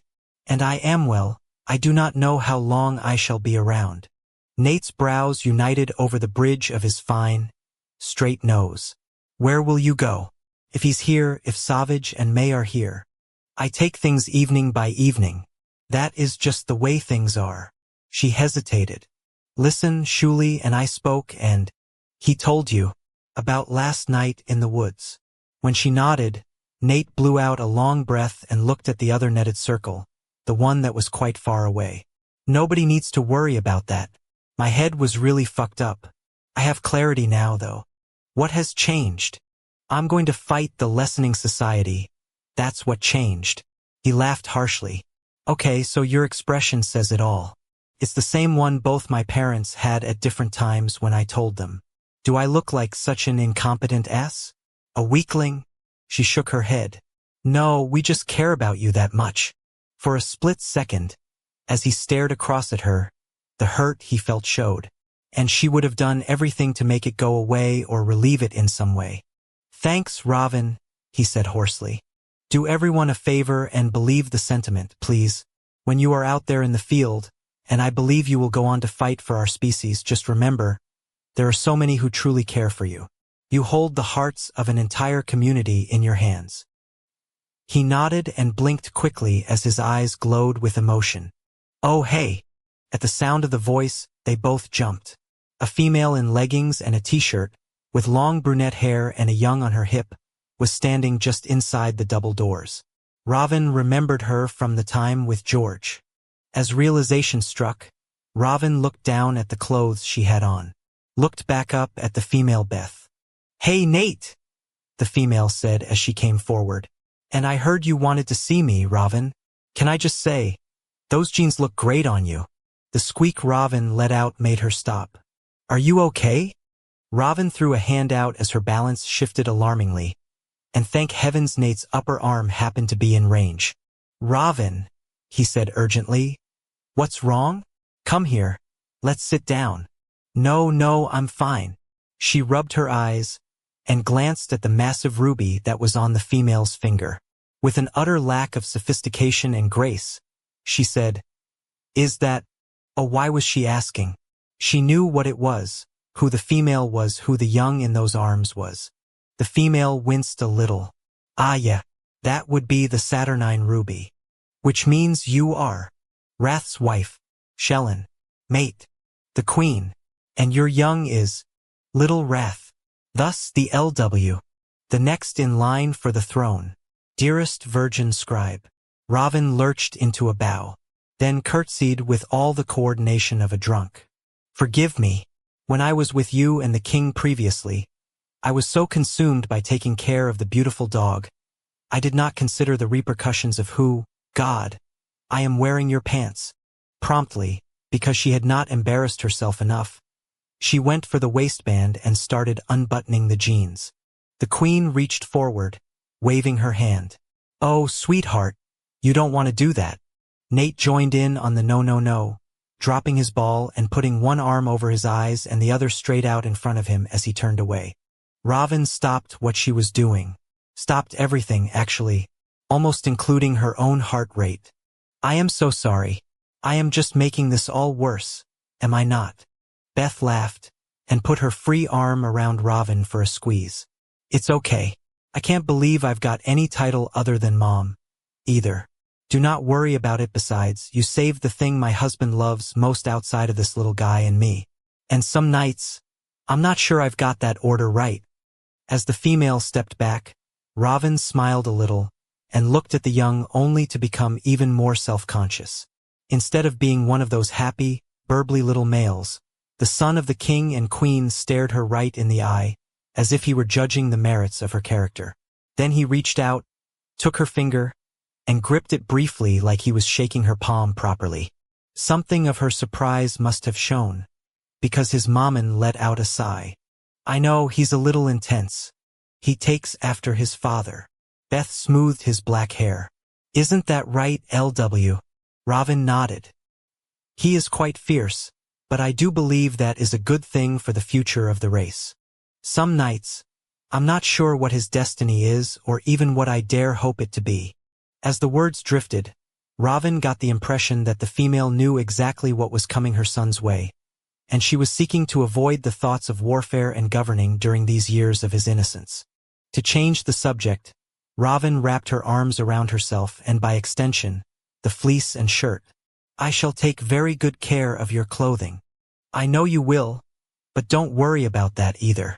Beth glanced over her shoulder. And now I have to take this man down to Doc Jane for his checkup. It's good to see you both, and Ravin, if you ever need more clothes for any reason, you know where to find me. Say bye, LW. After she waved her son's hand, the pair were off, the door closing behind them. Ravin glanced over at Nate. I cannot believe I just did that. His brows went up, and then he laughed in an easy, genuine way. You know, if I was feeling sorry for myself, you've just done me a tremendous service. Indeed, whatever challenges you may face, at least you did not try to get naked in front of the queen. Amen to that. As she regarded the male balefully, he was smiling, and she smiled back, thinking that the humiliation was worth it if it cheered Nate up. Totally worth it. I can see you're surprised by this. As Lassiter threw that no-shit Sherlock out there, he waited for something, anything to come back at him. Instead, Ravin's cousin, Savage, just stood there with his eyebrows up at his hairline and his head tilted to the side like he was a German shepherd who'd heard a dog whistle. Meanwhile, across the foyer in the dining room, a dog gen rolled in a cart full of porcelain to complete the table-setting process for last meal. Thank God the staff were busy with their own jobs. Otherwise, the imminent humiliation that was about to come in for a landing on his head was going to have one hell of a peanut gallery. Savage started, and didn't finish. I'm going to be honest with you, Lassiter said as he raised both his palms. Straight up, I'm probably not a good bet, time-wise. There's another plan for me, and I don't know how long I'll be here in Caldwell. But here's the thing. Even immortals can die in a way, and if the last 24 hours have taught me anything, it's that time isn't relative, it's rare and precious. I want to be that female's Helrin, and maybe she'll have me like that, maybe she won't. I want to ask her, though, and I want to do it in the right and proper way. You're the eldest male in her family and back in the old country. In her time, it's customary for the permission to be requested. If you don't want to give it to me, that's fine. It's her decision anyway. I just thought it would be important to her that I pay her bloodline the respect you and she deserve.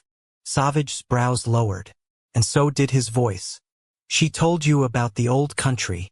When Lassiter nodded gravely, the brother said in a voice that cracked, "Just so we're clear, I tried to protect her." Lassiter reached out and squeezed the fighter's thick shoulder. "I know you did. I'm surprised she talked to you about all that. I want to kill that male, even though he's already dead." That line forms at the rear. Savage scrubbed his face with his dagger hand. Then he dropped his arm and looked off to the side. "Excuse me." The brother headed over to behind the bar, grabbed a tall glass, and threw his palm out in a distracted way. Bringing over a bottle, any bottle, it seemed like he poured himself not so much 2 fingers as an entire fist. Then he tossed it back. The whole thing. As he righted his head, he grimaced. "I hate gin," he muttered as he poured himself another serving. After that also went down the hopper, he nodded and came back around. "Okay, sorry. I didn't expect this." "I get it. Do you love my cousin?" Savage asked. "I mean bonded love. Like the real, core feeling, not any of that surface attraction bullshit." "Yes, I do. I knew from the moment I saw her standing next to you in the garage of Luch's house. That first night I saw her, I knew she was the one for me." "All right, and what does she feel for you?" "She told me she loved me last night." Savage nodded. Then he took a deep breath. "Okay, you have my permission to ask her. Whatever she wants to do is okay with me, but it's her call." "I agree. It's up to her." "Okay. All right. Deal. Roger that." Having run through the list of yuppers, they both nodded back and forth like their foreheads were tennis rackets. And then they stood there. Lassiter glanced around. "What do we do now? I've never done this before." "I don't know." "Me either." There was another long pause. And then they both shrugged and started walking out. Halfway down the lineup of billiards tables, Savage glanced over. "You mess with her, I'm gonna kill you. Doesn't matter that you're immortal. I'll find a way, even if it's just making you wish you were dead." Lassiter started to smile and put out a fist for bumping.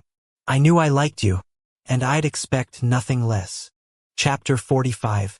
As Lash considered whether or not he was going to meet the demon at 9 o'clock, he was clear on one thing. He did not want any help from her. Firstly, he wasn't interested in anything's opinion as to what he needed for the lessening society, especially something that shopped, fucked, and went psycho for a living. Secondly, if what actions he did take just happened to overlap whatever it was she babbled on about, she'd feel like he owed her, and who the hell needed that complication? In the end, however, he did decide to go back to that Victorian walk-up. He had another reason he had to head over there, and if she showed up, fine. He didn't have to hear her out. Besides, what was he saying that he couldn't handle her? That was fucking weak. Reforming on the front steps of the decrepit apartment building, he glanced around at the abandoned street, then proceeded through the door. The cellar stairs were right there, and as he descended, he could smell the days-old blood before he even bottomed out in the lower corridor. Coming up to the bathtub, he wasn't surprised to find that everything had congealed into a semi-solid. Soon it would start turning brown. The door to the storage room was open a crack, and as he flared his nostrils and caught the sense of dirt, mineral deposits, dank mold, and something vaguely meth-labish, he was not happy. No sickly sweet stink. Inside, he immediately looked to the black ink puddle in the far corner. Fuck, that permanently dead, miserably stupid security guard had up and left.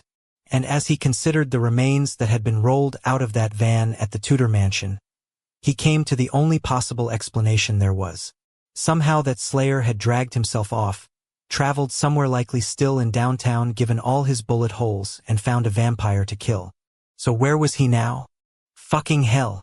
Overhead, the entrance he'd just used opened and footsteps proceeded into the walk-up. Lots of footsteps. Stepping out of the storage room, he waited by the tub with one of the 3 guns he had on him in his palm. His second batch of inductees, the drug-dealing punks, had had a nice stash of weapons at their disposal, and now that he was their new boss, they'd shared. Share was probably the wrong word. He'd left them behind at that apartment building to get him a list of names for the next wave. Then it was going to be training time. He just needed enough warm bodies. Sorry, cold bodies. And then he could. His thoughts drifted as what came down the stairs started to fill the hallway. What the fuck? Instead of all kinds of human men, gathered by the demon after she'd fucked them, he was confronted by a bevy of street beauties. And not as in prostitutes. Female gang members were more like it. The human women wore leather jackets of a similar style, and every one of them had a tattoo on the front of her neck, the design of a skull bifurcated by her windpipe. Their hair was all types, blonde, black, curly, straight. Many had earring holes that took up their entire lobes, but there were no hoops or studs in them. No rings, bracelets, or necklaces, either. The scent was a combination of hash, crack, and drugstore perfume, which was not to say they weren't hot.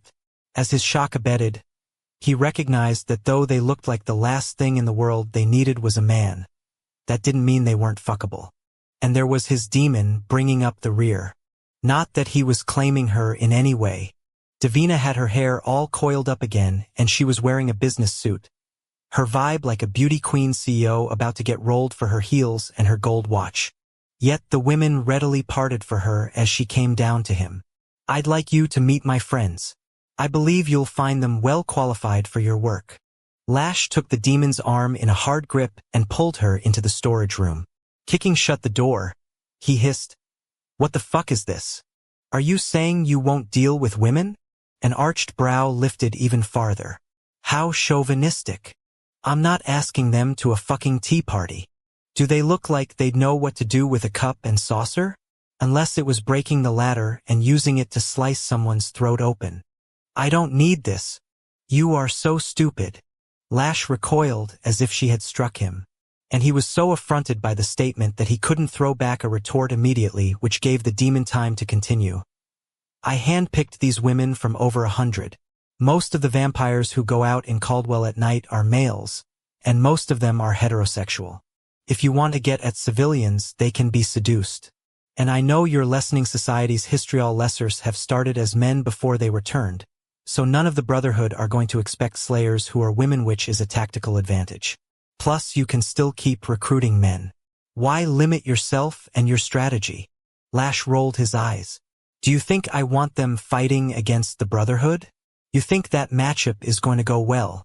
The impact of a knee to his groin was so swift, so targeted. He saw stars as he jacked forward, covered his nuts, and debated whether he was going to throw up. Davina grabbed the back of his hair and ripped his head up. Oh, whoops. Did I do that? I guess I don't know my own strength. T. Lash shoved her off and paced around with a stiff leg as the pain faded. When he was sure his voice wasn't going to squeak, he faced the demon and said, in a voice that was absolutely not any higher than his normal one, "Be careful. You like what I can do with that shit." The demon smiled and licked her lips. I do. Then keep both your fucking feet on the ground. If it had been anyone else, he would have blown them apart. But knowing her, she'd enjoy that, and he was not in a mood to make her fucking happy. And what was worse than getting nailed in the privates? The bitch had a good fucking point. Maybe not about fighting the brothers with women who had been turned, but certainly about civilian vampires and sex. There were still a lot of traditional families who sequestered their females, that double standard making it many times more likely that males would be out alone and in the mood. The more civilians he could kill off, the greater the civil unrest and the less stable Wrath's throne was. He went back over to the door, opened things up, and eyed the women. They weren't chatting, taking selfies, or scrolling through Instagram on their phones.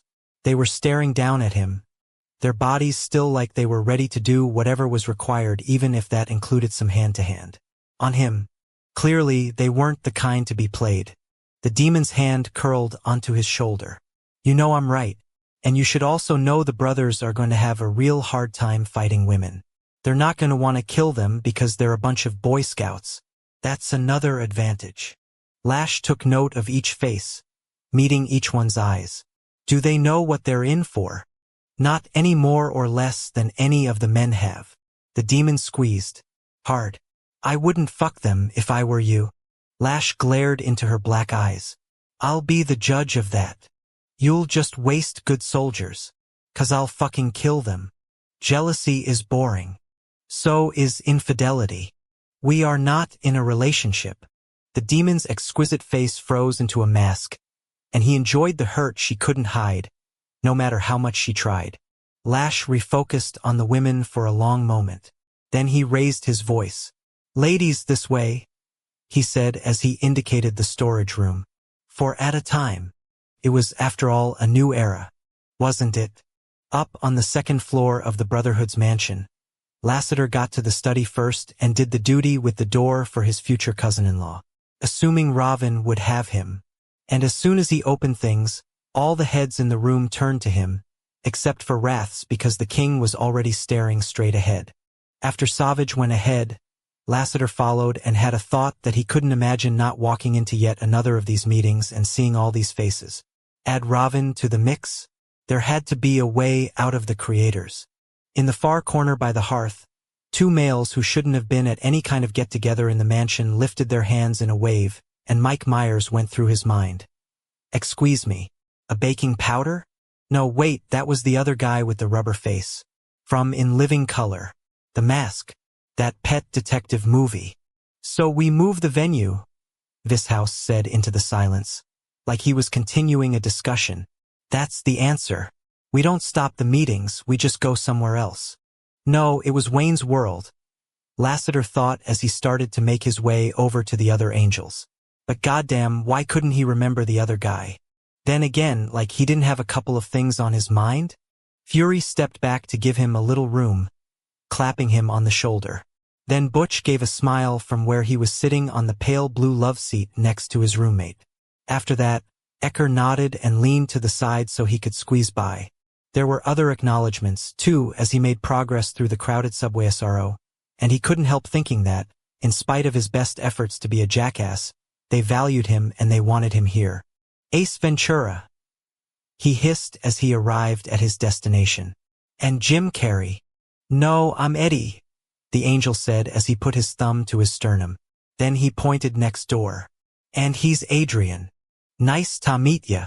Ed stuck out his hand. It's been ages. As they got SHH'd, Lassiter put both palms up, mouthed WTF, and then motioned back and forth between them. Long story, Eddie muttered. And I'm not talking about it. A sudden lift in Lassiter's mood made him feel like he'd gone to see Dr. Now and made good progress. And then Eddie was repositioning him so that the three of them were standing shoulder to shoulder and he could see out into the room. As new sites for the king to meet with civilians were discussed, Lassiter kept glancing over at his immortal buddies.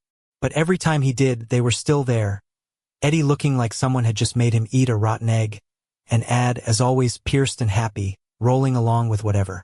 You're supposed to be going to the creator, Lassiter thought at Eddie. My 24 hours is almost up. Eddie's lower jaw started grinding. Not talking about it. So you're staying? To help? When nothing came back at him, he looked at Ad. Hello? For once, Ad looked him in the eye and got really fucking serious. The Omega was on their property last night. So there are two malevolent entities in this town now, and our prime directive has always been to engage evil. Lassiter again went palms up. But that was true last night and you were determined to finish your mission then. How do we know there aren't more coming, Ad thought. What if one of the barriers between planes has opened and there's going to be a run of demons? Besides, do you want to argue with this? Really? Nope, sure don't, Lassiter thought back. Plus, hey, at least they would all be in trouble together and under the theory that there was only so much of the creator's wrath to go around. Divide and conquer had always been an effective strategy, and at least now the pissed off from on high was going to be split three ways. So that's what we do, the king announced from behind the great carved desk. We move locations and I want all rotations out in the field. Let's go looking for Lessers again. There was a growl throughout the room, low and threatening. Also annoyed, as if none of them could believe they were up to their daggers in the war again. I'll get the word out about a change in venue, V said. And no one goes back to that house. If it was Lashen, it has to be because he's the only part of the Omega left will stake out the site, and while we watch him, I don't want any collateral damage or distractions. That's right. Wrath held up his forefinger to emphasize the point. I do not want any of the dog gen going there. Not a problem. I'll take care of it. The king nodded, then swept the room as if he were sighted, his face turning from side to side. Any other updates? When there were just mumbles that were I got nothing in nature. The king banged the desk with his dagger hand. Roger that. I'm calling this meeting adjourned. Get back out in the streets then, and find. He's going to ask my cousin to mate him. As Savage's word grenade landed in the center of the study, everyone looked at him, then followed where he was pointing and stared at Lassiter. Every eyeball in the room. Well, Lassiter glanced around and then mouthed his second WTF of the night in Savage's direction. She hasn't said yes yet. A surprisingly hearty cheer rose up and resounded, and then the brothers and fighters swarmed in for high fives and attaboys. Hello, it was an update, Savage mouthed back across the chaos. Let us know what she says, Wrath called out over the din with a smile. Fritz is always ready to plan a party. Chapter 46. As dates go, this was not quite what I had in mind. As Lassiter spoke, Ravin squeezed his hand. Well, I can't think of anything I'd like more. The pair of them were up in the sanctuary of temples and tulips again, strolling side by side over the bright green, cropped grass. She didn't know where in the extensive landscape they were headed, but she didn't care. They were together and things were peaceful, and after the previous couple of nights, that was perfection in her view. Can I tell you what I was thinking? Date-wise, Lassiter prompted. She glanced up at him. Please. I wanted to razzle-dazzle you. With a laugh, she indicated around the bucolic environs. We are in paradise. I can assure you my razzle is very dazzled indeed, whatever that means. He tilted down and kissed her. Well, first I rented out the Palisades movie theater for us. Oh, as in the moving picture show palace. An image of gold-leafed grandeur and red velvet curtains came to mind. I read an article about it whilst at Luch's house. It was very lovely, the interior. Quite fancy. Yup, that's the one. A little grandeur never hurts, even if we're in jeans, Also, if it's good enough for Elvis, it's good enough for me. Elvis. Long story, and I'd arranged a screening of one of my favorite movies of all time. 16 Candles. Whatever is it about? The guy gets the girl in the end and there's a red Porsche involved. It's a defining movie of the 80s. Molly Ringwald, Jake Ryan, Anthony Michael Hall, Rice Checks, Farmer Ted. Totally outer limits. Amazing. Even though he spoke in a different language, she smiled broadly. I should very much like to watch it with you. I will make that happen. He squeezed her hand back. And afterward, I was going to take you to this 24-hour diner all kinds of people rave about. Apparently the place serves an apple pie that if consumed after midnight guarantees a religious experience. Oh, I've never had one of those, but I look forward to it. Lassiter laughed in that way she liked to hear, deep and in his belly. Then he leaned in. Are you talking about the pie or the religious experience? Because I've got another way I can give you the latter. As a flush went through her body, she remembered what they had done in that cave during all of the daylight hours and decided, whilst looking around at all the privacy they had, that this was indeed the very best place for their date. I anticipate that even more, she murmured. Preach.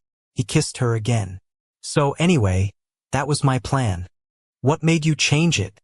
When he didn't reply, she felt anxiety take a bite of her stomach. Lassiter, what aren't you telling me? She stopped and pulled him to a halt. Is it because of what happened behind that club? Or something else? As his eyes did not meet hers, she thought, dearest virgin scribe, something else. I should like to know, she said as she released his hand and crossed her arms over her chest.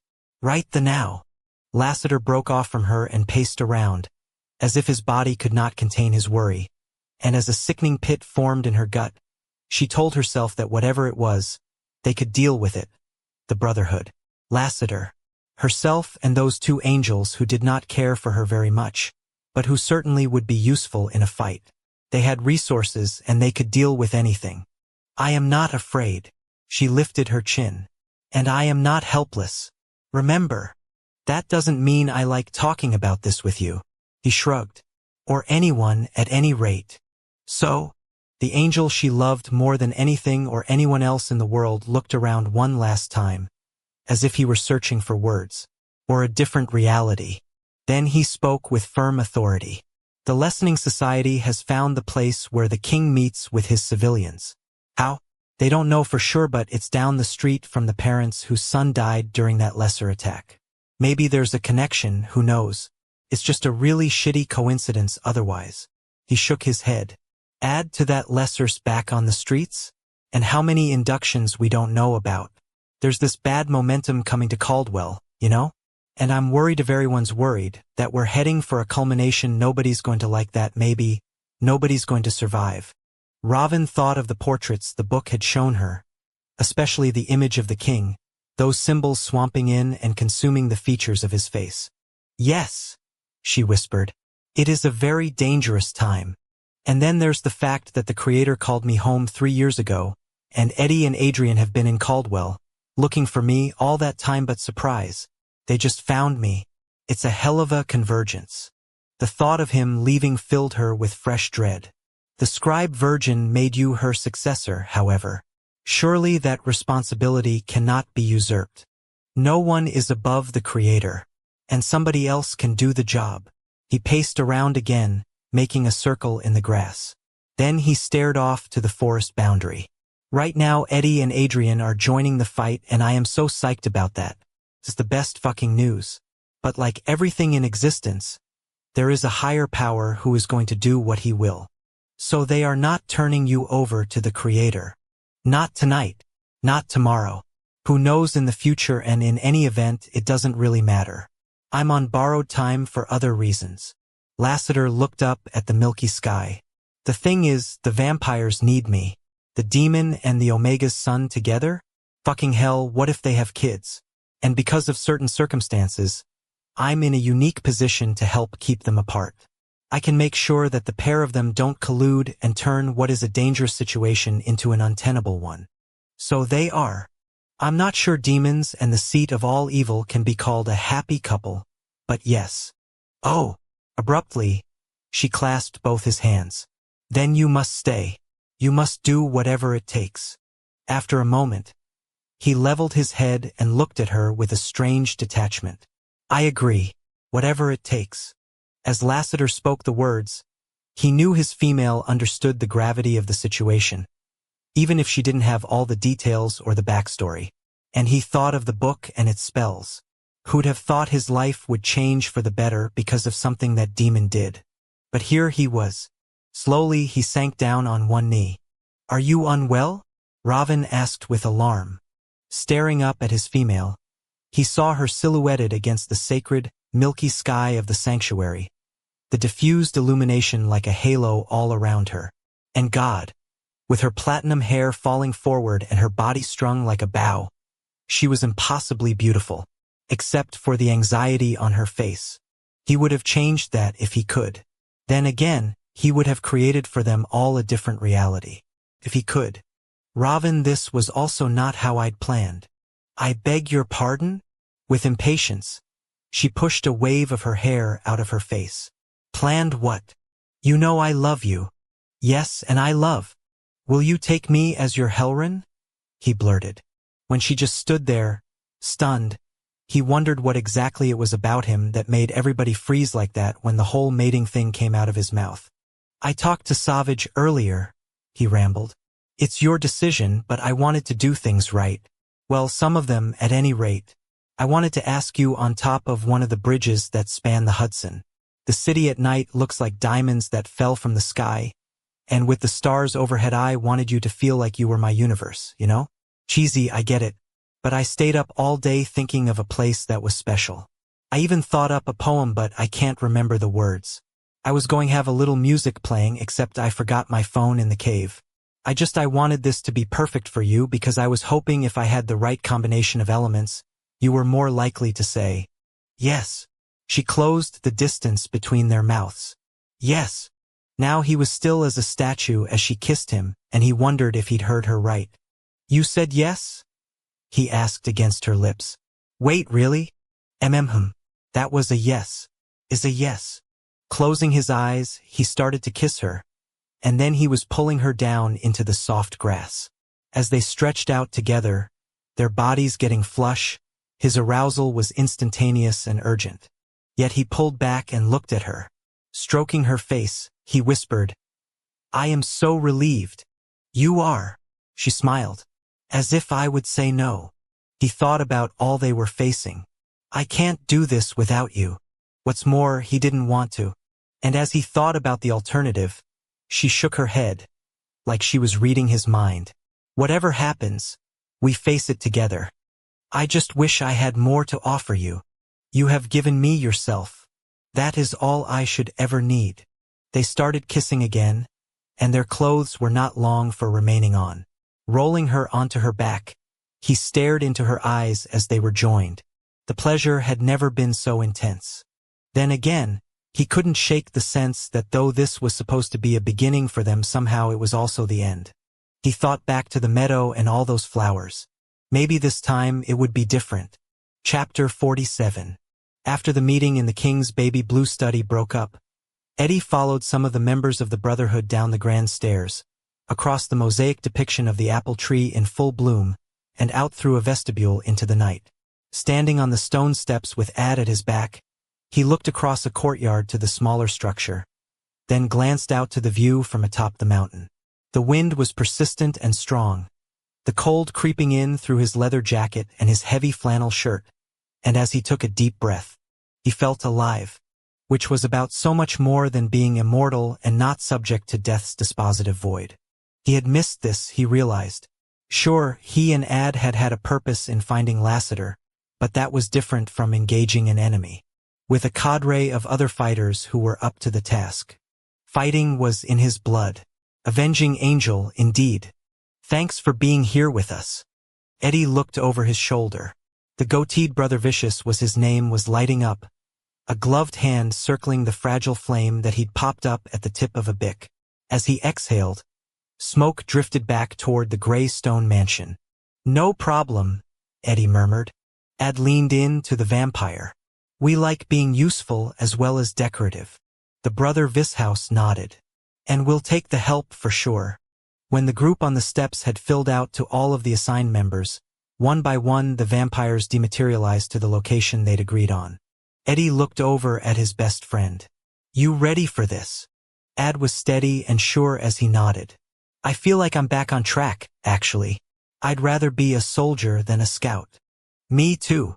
AWOL it is, then. They clapped palms and shook on it. The deal that they had been tap dancing around sealed on both sides. Then they followed the vampires, ghosting off into the night, traveling back to the neighborhood of fancy houses, and humans who were clueless and demons who were trespassing. As they returned to their corporeal forms, it was not beside the white federal mansion with the detached garage. It was in front of a Tudor-style house that was set very far back on grounds that were worthy of a garden party. Or 12. Eddie scanned the landscape and Ad did the same. It was only after both of them nodded that the brothers went up to the front door. The brother Torment, who Eddie gathered was the king's right-hand male, was the one who put the lion's head knocker to use, and the reverberating sound was the kind of thing that could be heard even outside of the grand manse. It was a while before the summons was answered, and the butler who dragged open the heavy oak door looked worn out. When he saw who was in the drive and on the stoop, his brows went high and he stumbled his footing.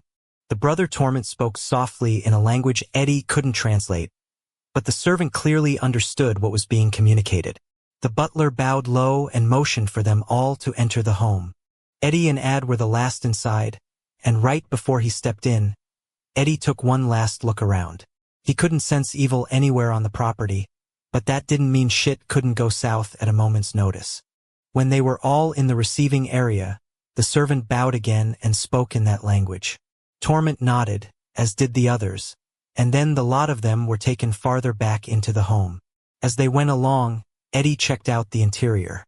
Every mirror was covered with black draping and so were all the hearth sand when he caught sight of a maid. He realized what he'd failed to notice right off the bat. The butler didn't have any white in any component of his uniform, and neither did the female servant who scurried out of sight as soon as she saw what had come into the household. Eddie wasn't exactly an expert in staff dress, unless it came to what people wore behind the counter at McDonald's or Burger King.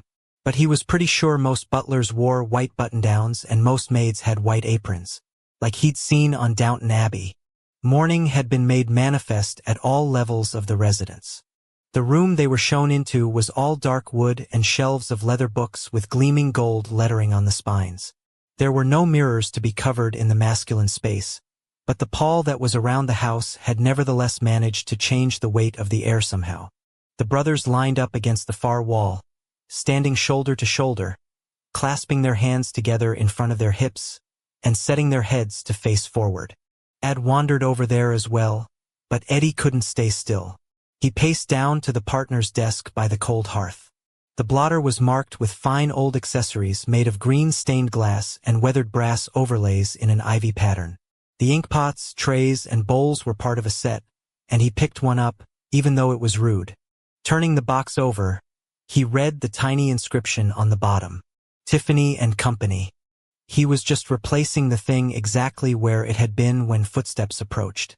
Stepping away from the desk, he did not join the others, for a reason he couldn't quite figure out. Maybe it was the need to pace around that had dogged him since the second he'd set foot on the property. The male who entered the library was accompanied by the butler and was obviously the head of everything, and as soon as he was through the doorway, the latter stepped back and closed the library up. The master of the household's fine clothes were likewise all black, no color in the tie, the pocket square, even the socks. With his dark hair slicked back, he looked suave. With the dark circles under his eyes, he looked tragic. "Forgive me," the male said to his guests as he came forward, "but we offer no libation or fortification unto you as we are in mourning." Torment stepped out of the lineup and nodded. "We completely understand." Good, they're doing this in English, Eddie thought. The male went around behind the desk. The carved chair had already been pulled out, as if in anticipation of him sitting down, but he did not lower himself, though he got into position like he was going to. On the verge, similar to the way the guy seemed to be almost ready to break down into tears. "Your loss is an unimaginable tragedy," Torment said. "The king would like to extend his personal sorrow unto you and your Shellen." The male inclined his head. "I thank you for your expression of condolence, and for His Majesty's." Torment approached the desk and took out a small envelope. Placing it on the blotter, he slid it forward. There was writing on the front, in a heavy black script, and the male's hands trembled as he picked up the missive and turned it over. On the back, securing the flap, there was a round red wax seal with a crest on it. On account of the shaking, it was an effort for the envelope to be opened. The gasp was so loud, Eddie jumped even as the male himself seemed incapable of movement. And then, after what seemed like an eternity, the sire of the vampire who had been killed closed his eyes, put the envelope to his heart, and sagged into his chair. "The king has a son," Torment said roughly. "He wanted to convey to you." The brother had to clear his throat, and it was weird. All of a sudden the others came forward to back up their leader, but not as a show of solidarity for the benefit of the head of house. Rather, it was for Torment, who took several deep breaths like he was suffocating. As the head of the household opened his eyes again, and Vishouse placed his hand on Torment's shoulder, the brother's voice was nearly inaudible. "Forgive me my lack of decorum. I, too, lost a son, so I find composure at the moment a bit difficult to summon." The male's face slowly lifted. Then he was getting out of his chair and coming around the desk. The brothers made room for him. "You have lost." "I have lost a son." "Yes." Torment cleared his throat again. "I am so very sorry. I know how you are suffering right now." With a choked noise, the male stepped in and embraced the brother, and Torment wrapped his arms around what was a stranger by acquaintance, and kin by happenstance. As Eddie watched them stand together, he reflected how you never knew what someone had been through. He'd never have guessed the brother, who appeared to be the most put together, had such a fault line in his life. When they finally parted, Eddie had to wipe his eyes. He wasn't the only one. "I shall treasure this always," the male said as he held up the envelope. "It was most unexpected. As I said, The king himself has a son, Torment murmured. The male nodded, and then gripped the heavy arm of the fighter in front of him. And may I say that I am sorry for your loss. With that, they both composed themselves, the male returning to the far side of the desk to blot his face with a handkerchief, Torment looking up at the ceiling, around at the books, down at the floor as he blinked fiercely. And as the brothers receded back to where they had been in their lineup, there was this very guy thing where everybody pulled it the fuck together. This time, the head of the household sat down in his chair with control, and he reopened the envelope. Sliding out the contents, Eddie was interested to find that it was a pressed satin bow made up of a pair of red and black lengths, secured by a diamond cluster. The reverence with which the gift was handled was clear, and as he placed it on the blotter and stared, he shook his head. Most unexpected, indeed, and my Shellen, who suffers so, will pin this unto her mourning dress. Your mourning is the king's, and he would have come himself, but the times are fraught. Yes, indeed they are. Torment glanced back at the others. And that is why, I am sorry to say, you and your remaining bloodline and all your staff must depart from these premises right now. The male looked up in alarm. And before he could ask, the brother Vishouse stepped up and took over. We have reason to believe that the Omega's son was in this neighborhood last evening. We're not entirely sure how or why he was here, but his presence was irrefutable. Torment continued, there is a very real possibility that he's already aware of your home. He may have even been on your premises. We cannot urge you with any greater gravity to relocate right now. Further, we would request that you allow us to remain on site. The Omega? Here. We think he might have followed the remains of your son, Vishouse said. As the male blanched, the brother shook his head. We can't be sure, but it's a logical inference. And what we don't want happening is him showing up again. Maybe even tonight with slayers. Please, Torment said. Take your mate, whatever other family you have, and all the staff under this roof, and dematerialize immediately to your safe location. And now, the male stammered. Don't take a car. Don't take your things. Just go. Vishouse echoed. Now. With a shuddering breath, the male seemed unable to process anything. But then he fumbled his hand toward a phone that sat beside a brass lamp with a green glass shade. Picking up the receiver, he punched 3 buttons and rose unsteadily to his feet. When he spoke, his voice was sharp. We need to leave the house and ask any questions. Tell your mistress I am coming the now. Get her ready, then find Marles, Twina, and the other maids and inform them we're departing. I'll gather Charles and the cooks, the chauffeurs, too. We're leaving. Right now. When he went to end the call, the receiver clattered around its cradle so badly. Vishouse stretched out an arm and was the one who put it back where it belonged. Then his eyes bored into the males. We want to stay here, in case they come, and we think they will eventually. If they do, there will be fighting. Do you understand? And though we're not going to worry about what gets damaged if we engage, I will promise that we'll fix whatever gets broken. The male blinked a couple of times, and then his fine features darkened into pure vengeance. I care not about this house or anything under my roof. Just kill the bastards. Kill them all. Chapter 48. The night passed very pleasurably indeed for Ravin, and 'twas not all exploits of a carnal nature, although much of it was. Lassiter and she very much enjoyed the bathing temple and several romantic strolls. Further, his private quarters were so cozy that she felt instantly at ease, and the fountain outside of them was enchanting. Are you ready to go? He asked her. Standing in the marble courtyard, in front of a beautiful blooming fruit tree, she reached up and touched one of the branches. Then she looked over her shoulder. On the far side of the colonnade, the doors to his chamber were open, and the messy bed with its white sheets and pillows made her flush. A smile haunted her lips as she measured the zebra print on the walls. Pink and black. They had laughed that he had put things as such just to get a rise out of the brother Vishouse. As Lassiter came in behind her, she leaned back against his chest and wished they could stay. The day was soon approaching down below, and she knew he was eager for an update on the night from those who had been out in the field. We'll come back as soon as the ceremony's over, he said. as if he were reading her mind. The humans call it a honeymoon. Honeymoon. I like that word. They were in agreement that the mating ceremony should happen immediately. There was no reason to wait, and every reason to move forward with the official part of it all.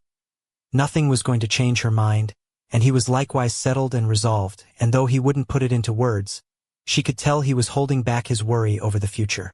The tension was in him whenever she caught him unawares, the moments of unbidden revelation spiking her own anxiety. They had spoken of none of it, however. Why would they? The threats down below existed whether they were talked of or not, and this time up here was precious and short. We need not do anything elaborate in terms of celebration, she said. The Brotherhood have been so kind and generous as it is. Are you kidding me? That butler loves a good party, and it's the kind of challenge Fritz lives for. For certain. Lassiter stepped around in front of her. Okay, that doggen literally advised the king, when he was trying to pick out a service dog, to get a golden retriever because it meant more vacuuming. No. Verily, you jest me. He put his hand over his heart. On my immortal life. Rage told me, so we'll just let them do whatever they're going to. Far be it from me to argue with the king and his household. They laughed some and then kissed a little more, and then it truly was time to go. Just before she removed her corporeal form back down onto the training center, she took a last look around. No, she corrected herself. Not a last time. Let us go the now, she said as she closed her eyes. Traveling between the sanctuary and the earth was like going between any two planes of existence, and there was a funny reassurance that Lassiter had been doing regularly what she had thought was so unusual and exceptional. Once they reformed back in the training center's break room, they grabbed some food in the form of sodas and chips, and following his lead, she snacked her way down the corridor, through the little office she'd spied earlier, and out into a long tunnel that she felt a bit vulnerable in. Does this go forever in each direction? She asked as she glanced back and was unable to see any terminus. No, there's an escape hatch down that way, and way up here there's the pit, an outbuilding where V and Butch live with their mates. The first family's house. I never pictured myself thusly. She wadded up an empty bag of pretzels. Are you sure I shall be welcome therein? Lassiter brought up her hand and kissed the back of it. You're going to be my shellin', and it's where I live. Of course you will. So you have a bedroom within the larger home? Better. He stopped in front of a steel door. I have a couch, a TV, and a remote. As he put in a code and opened things up to reveal a narrow staircase, she frowned. And that is enough for you, not that I judge. I shall be happy wherever I am, as long as I am with you. When the Golden Girls is on and I have orange juice. It's a palace, trust me. As he indicated the way through the entry, she ducked even though she didn't need to and entered a compartmentalized set of steps. He had to press by her to put in a code at the top, and her hands lingered around his waist as he passed her by. They were kissing again as he opened the second portal, and as a result of their preoccupation, they all but spilled out into wherever they were. Master! Mistress! At the exclamation, they jerked apart. The butler who stood before them was one she recognized from her times down in the training center, the elderly, proper male, as ebullient and natty as ever. He cleared his throat and wrung his hands, and she got the impression he had been awaiting their arrival. Forgive my temerity, but would you, by chance, have news? Lassiter put his arm around her, and the way he puffed up with pride was positively endearing.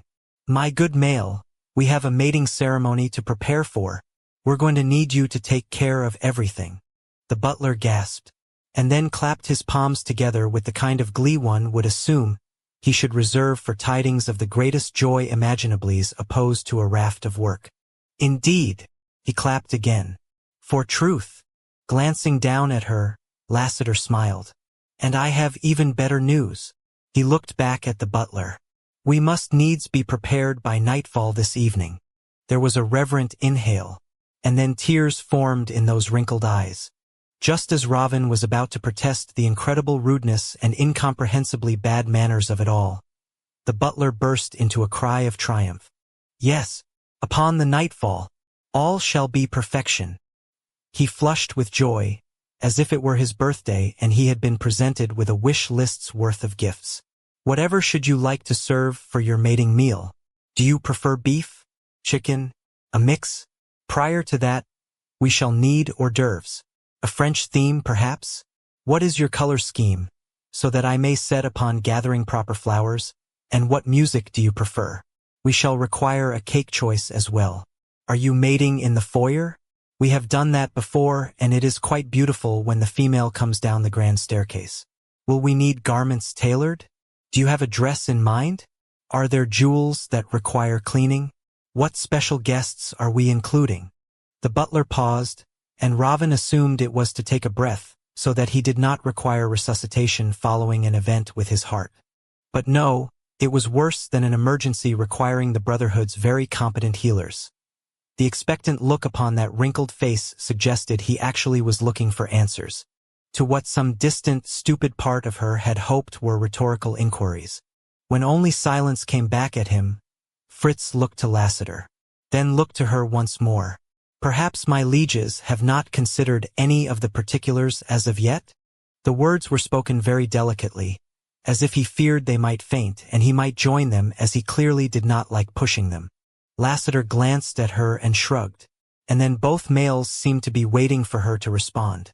Clearing her throat, she said, "You are most gracious, and forgive muser indecision, but given our utter unfamiliarity with events of this nature," she looked at Lassiter, and the relief coming over him gave her the sense he understood where she was heading. "Perhaps, in light of your considerable faculties and knowledge of this most beautiful home's staffing and facilities, you would be in the best position to remove from us the burden and stress of choice?" Ravin glanced at Lassiter once more. How did I fare? As he gave her a discreet thumbs up, the butler got teary all over again. Then he bowed so deeply, Lassiter actually reached forward, as if in concern. "My lieges, it is the honor of my station to perform such a service for you both." He put his hands to his face in delight as he straightened back up. "Please permit me my departure. I must needs remove myself this very moment. There is much to do. Much to do. Rest assured, it shall be the very most perfect ceremony ever." "Wait," Ravin interjected. "Before you go, how shall we remunerate you for the costs?" She made the inquiry because a sudden worry was going through her. She had no funds, and had never spoken to Lassiter about his financial prospects. There were always ways, of course, but the butler's shock was not the good kind. He had a horrified look on his face, as if she had just set the first family's house on fire. "I meant no offense," she rushed in. "Please know I am a stranger in your midst, and it would be unforgivably rude for me to make any assumptions. My sire and Mammon raised me better than that." "Oh," the butler said, clearly relieved by the explanation. "But of course, and rest assured, my master the king provides for all under his roof, whatever the occasion. So there is no cost to you as an extension of his beneficence and grace to those whom he rules and protects. Now I must needs attend to the festivities. Blessings unto the new couple." At that, the butler all but skipped away. In his wake, Lassiter turned to her. "You are a miracle worker with him. That could have gone badly. I do feel a bit like I have bested a gauntlet." When he put his arm around her, she followed alongside him as they stepped out from behind some kind of stair. "Dearest virgin scribe," she blurted. The splendor before her was unimaginable, and her eyes bounced around the majestic foyer and the grandiose rooms she could see through archways and open doors, and then she realized something. Turning to Lassiter, she put her hand to her temple. "I must needs stop praying to her. It is just that I feel a bit odd sending entreaties unto you." Lassiter's lids lowered, and he dropped his mouth to her ear. "I can think of plenty of begging you were quite happy to do earlier." She was laughing and batting at him, when the grand doors of the front entrance opened. All at once, escorted by a gust of cold spring air, the Brotherhood streamed in, their voices filling the space as much as their bodies did. But both the movement and the talk halted when they saw Ravin holding hands with Lassiter. There was a shuffling of the males, and Savage stepped through the sea of broad shoulders. His expression was reserved, and for a split second, she wondered if there was going to be trouble. "Savage," she told her cousin. "I love him. I want to be his Shellin properly." A sudden cheer exploded all around, and as Savage broke out into a smile and came in for a hug that swung her around, she glanced upward. There were females all along the gold-leafed balcony. Some of them she recognized from when they'd visited Luch's house. Others were not known, but as they rushed down the grand staircase, it was as if they were friends of hers. They were all so happy, just like the brothers who were busy high-fiving Lassiter. Beth, the queen, was the first of the females to step off the stairs, and as she reached for Ravin, the embrace was spontaneous and a little overwhelming. The queen. As Ravin held on tight and blinked away tears, she thought, "At least I still have your pants on, your majesty." When Beth pulled back, she took Ravin's hands. Her face was so open, so gleeful, her clothing so casual. It was possible to forget who she was, until that ruby winked. "Do you have a dress?" the female asked. "Ah, no." Ravin looked down at the jeans and fleece. "But there need not be any. Let's get you one, come on."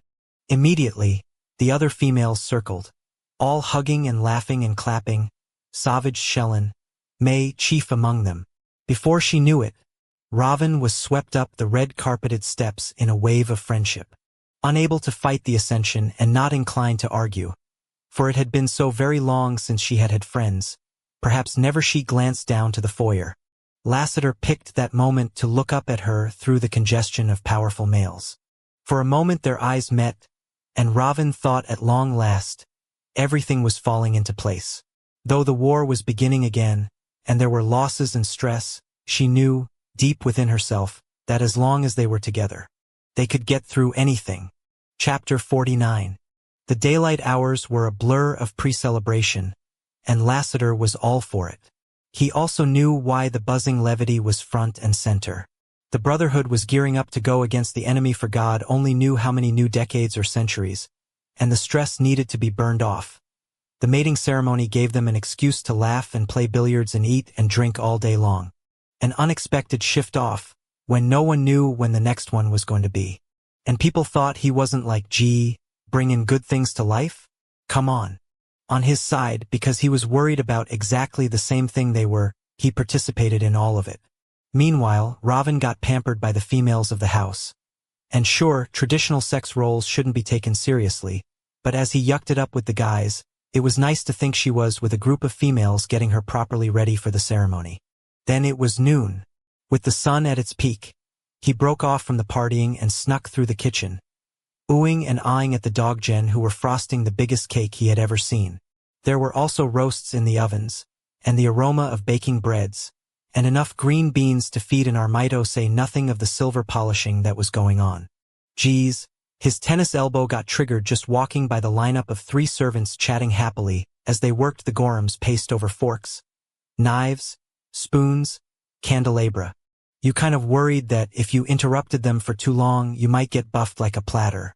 Heading through the mudroom, where the boots were lined up and the parkas and windbreakers hung on pegs, Lassiter found the door into the garage and used it. Striding past the mowers, snowplows, and trucks, he exited into the backyard. As soon as he felt the sun, he closed his eyes. The golden rays penetrated through his clothes and his skin, and replenished strength he hadn't been aware of doing without, and though he'd intended to walk down the house to where the terrace had just been set up with patio furniture, he stayed right where he was, leaning up against the great gray stone wall. He thought about how Ravin touching him was just like this. The feeling of warmth and kindling was the same. In fact, it was almost as if she were with him. He knew the moment he wasn't alone anymore. "Go away," he murmured. "Not that I mean to be rude." Eddie's voice was full of irony. "You? Never." Turning his head, Lassiter looked at the other angel, and he was about to tell the guy off when it dawned on him. "You don't need to protect me out here. I'm perfectly safe. Circling the wagons seems prudent, don't you think? Where's Adrian? Getting taken for $500 by that butch guy." Lassiter whistled under his breath. "If the angel is smart, he'll pull out now. That former human is a shark at the billiards table. And here I thought the bastard was just a Red Sox fan." Eddie leaned back against the rear of the garage too. "God, it's so nice out here." "Creator, you mean?" "Amen."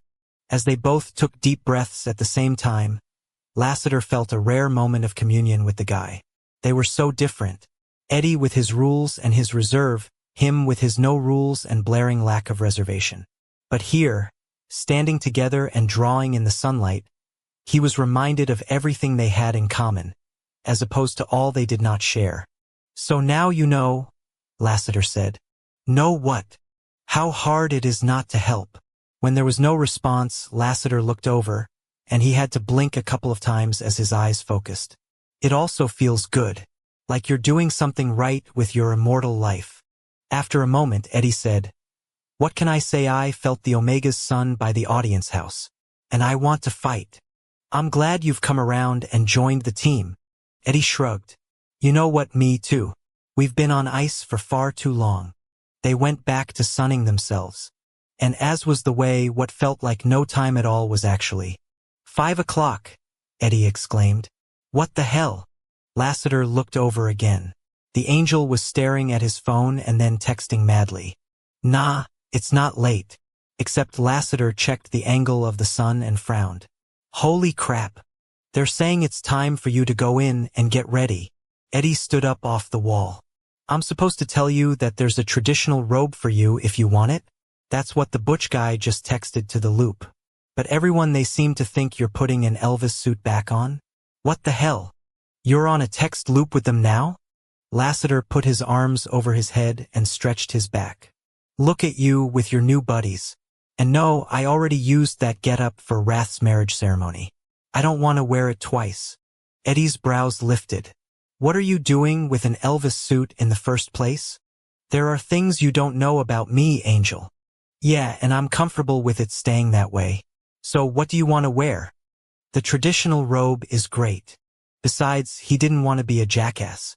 Not in front of Raven, not during their mating ceremony.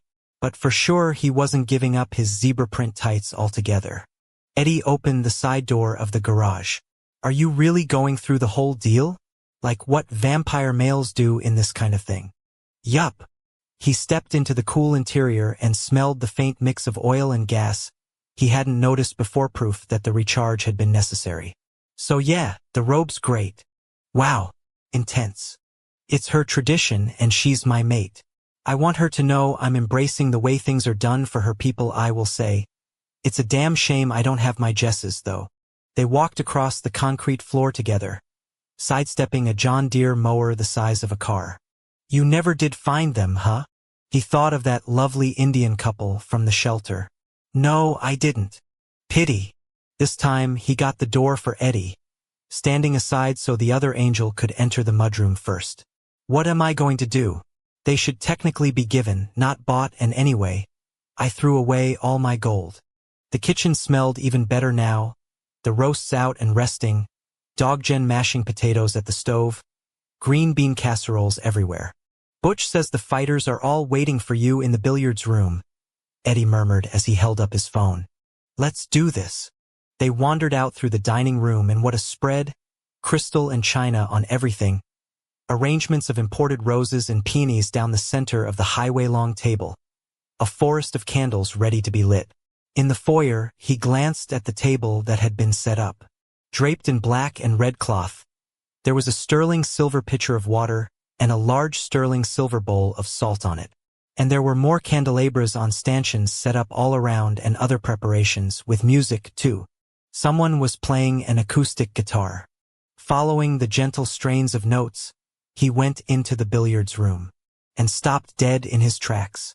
Lined up on the far side of his favorite couch, the Black Dagger Brotherhood, as well as all of the other fighters and males of the house, were dressed in long black robes.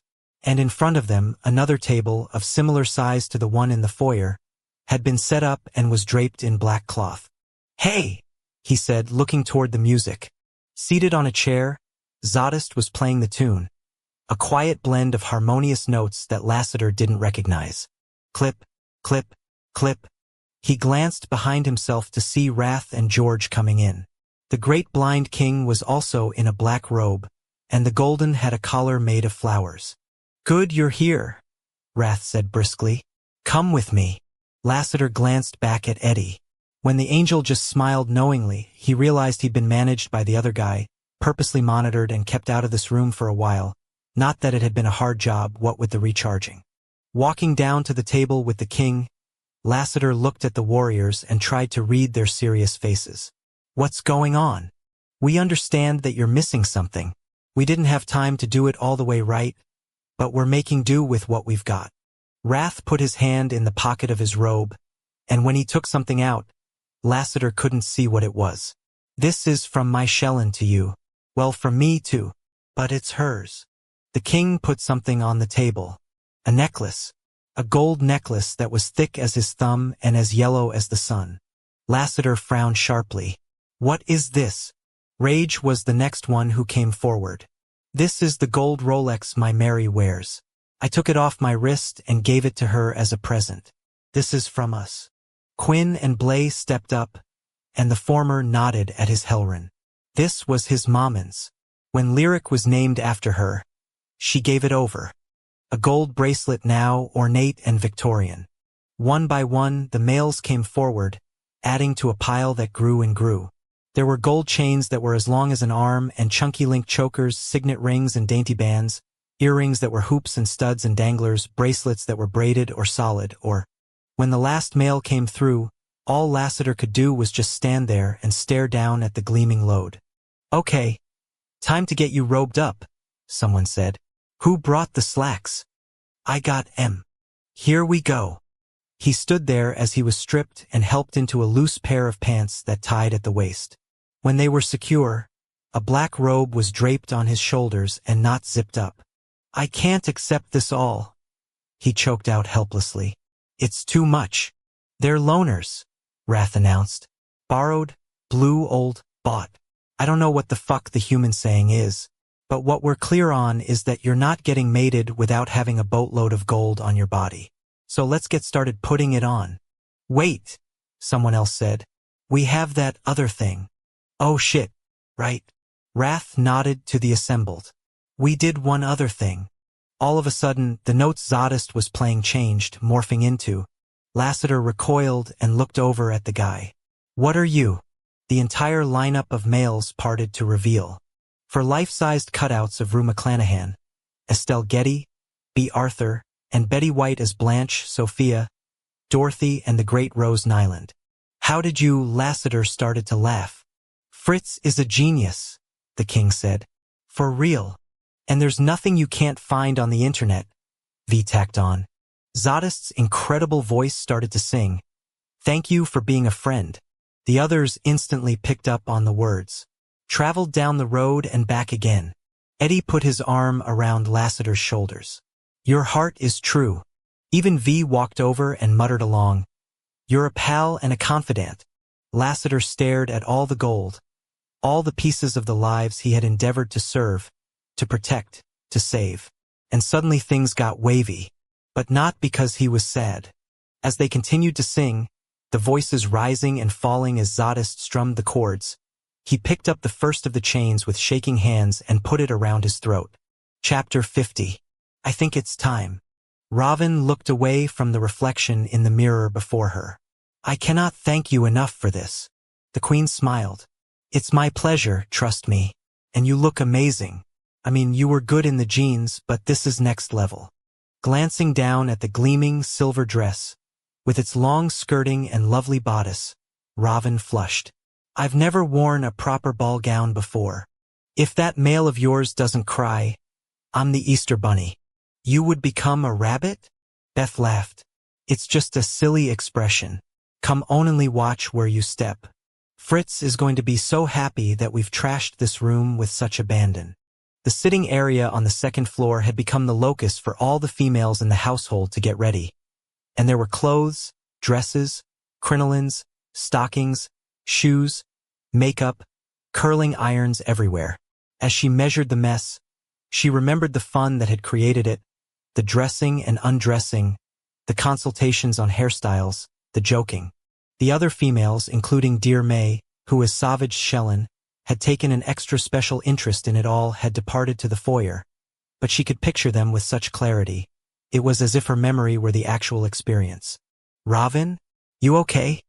She glanced back at the female, who was still the king's beloved Shellen, but now also a friend. Beth was stunning in her red and black gown, her brunette hair falling down her back, a set of large diamond earrings twinkling on her lobes. Ravin thought of the little cottage she had been raised in, the small, joy-filled life she had led before her parents died and the changes had come unto her. There had been so many years of sorrow and then all that trauma. She had never expected happiness to return. "This is all so unexpected," she whispered. "Life can be really amazing, right? I remember when I mated Wrath, I thought the same thing. Wait, hold on. You know what Lassiter's going to do, right?" During the ceremony. "About Theo." Ravin put her hand over her mouth. We didn't speak of it? I certainly did not ask. Is he? The pitcher and the bowl are on a table down there. So I think it's going to happen." Beth's expression tightened. "When I got mated, someone was there for me, supporting me, and she helped a lot. I want to be that person for you when it's time. Unless you want May." Something about the energy of the Queen told a story that did not need words to resonate. The one who had stood in for Beth was gone now. She hadn't survived the war. "What was her name?" Ravin asked roughly. "Your sister who died." "Wellesley. Welisandra." Beth sniffled a little. "And she wasn't of my blood, but you're absolutely right, she was my family. She gave me my dress, just as I'm giving you yours. You would have liked her a lot. She was a strong female." Ravin picked up the heavy, beaded skirt and went over to the Queen. Dropping down into a low curtsy and bowing her head, she said, "I would be most grateful for your kindness during the ceremony." "Thank you." Beth nodded and smiled sadly. "Let's get you mated, Ravin." With a brisk stride, the Queen went over to open the door, and when she turned back around, she was deliberately happy, in the way someone was when they were determined not to ruin somebody else's special moment. "You know," she said, "silver really is your color. You look like a diamond." Ravin glanced down at herself and then walked across the clutter, deliberately choosing where to put her feet. The gown's fabric, with its subtle pattern of beads, really was extraordinary. A shimmering fall the color of a dove's breast, and she liked its weight and the way it rustled. "You all worked miracles," she murmured as she drew a hand down her hair, which had been curled and brushed into waves. Beth reached out and squeezed her hand. "The miracle is you. Everything else is just window dressing." Ravin all but floated out of the sitting room, and on the far side, there was no electrical illumination. Candlelight was everywhere, and it was incredible. A soft, dewy glow replacing the artificial source that hadn't seemed harsh until it was replaced by something so much more gentle. "Here she is." As Beth spoke up, Savage stepped forward, and her cousin was handsome as ever, with his dark hair and deeply set eyes. Yet he was also fierce in a floor-length black robe. "You ready?" When she nodded, he tucked her arm through the crook of his elbow. "Beth, let Z know to start the music." The Queen gave her one final hug, and then she lifted the skirt of her own gown and rushed off. A moment later, a guitar started to play some classical music.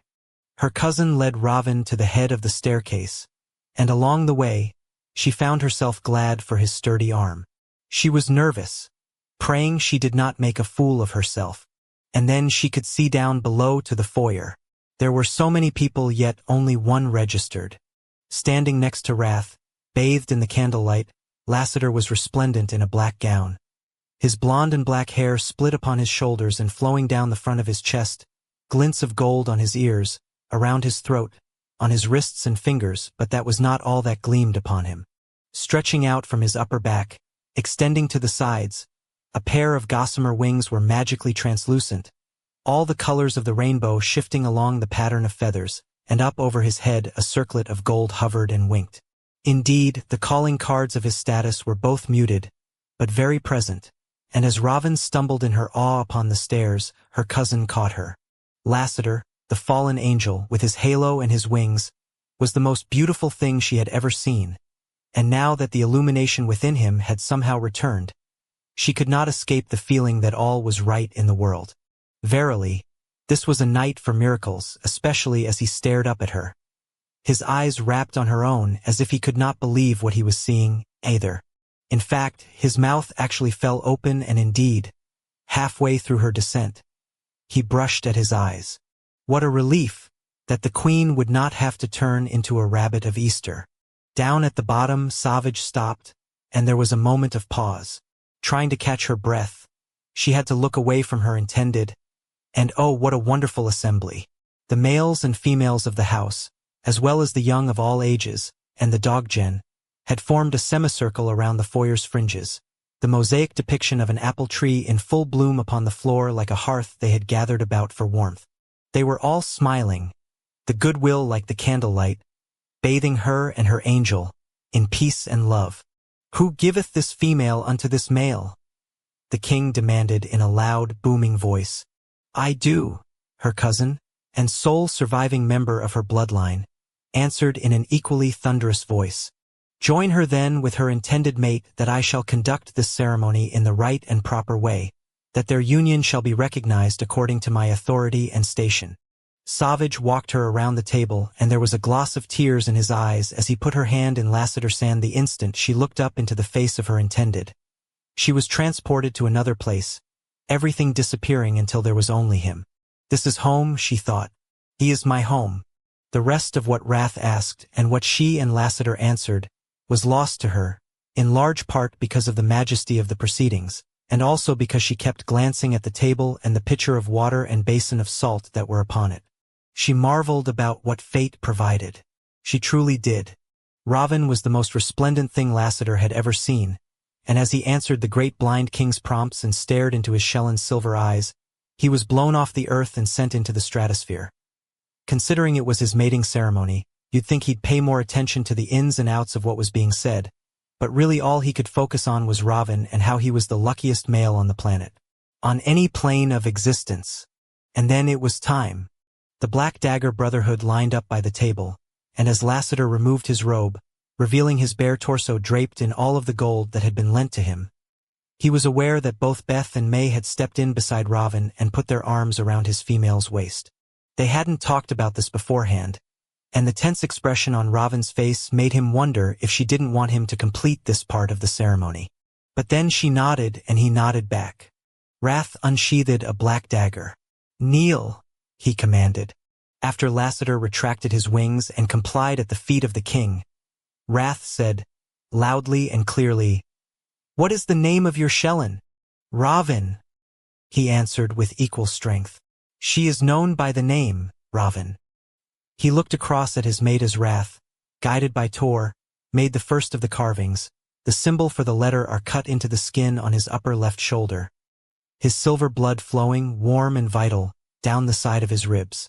To present himself as worthy, he bore the pain without flinching, without weakness. For his Shellen, he would be strong in this and all things. Savage, as Ravin's next of kin and eldest male relative, was next, accepting the dagger from the king, and then moving over to Lassiter's back. What is the name of your Shellen? The brother demanded. She is Ravin, and she is my one and only love. And so it went, each symbol carved into him by another member of the Brotherhood. The stinging agony something he continued to bear without submission. Beth and May stayed by Ravin throughout the cutting, and then, though his skin would not scar unless he willed it such, and he did, the salt water was brought to him. Bracing himself, he locked his molars as Wrath spoke. The name of your Shellen is now upon your skin as in your heart. May you bear her symbols unto the world for your life, that all may know to whom you belong. The splash was cold.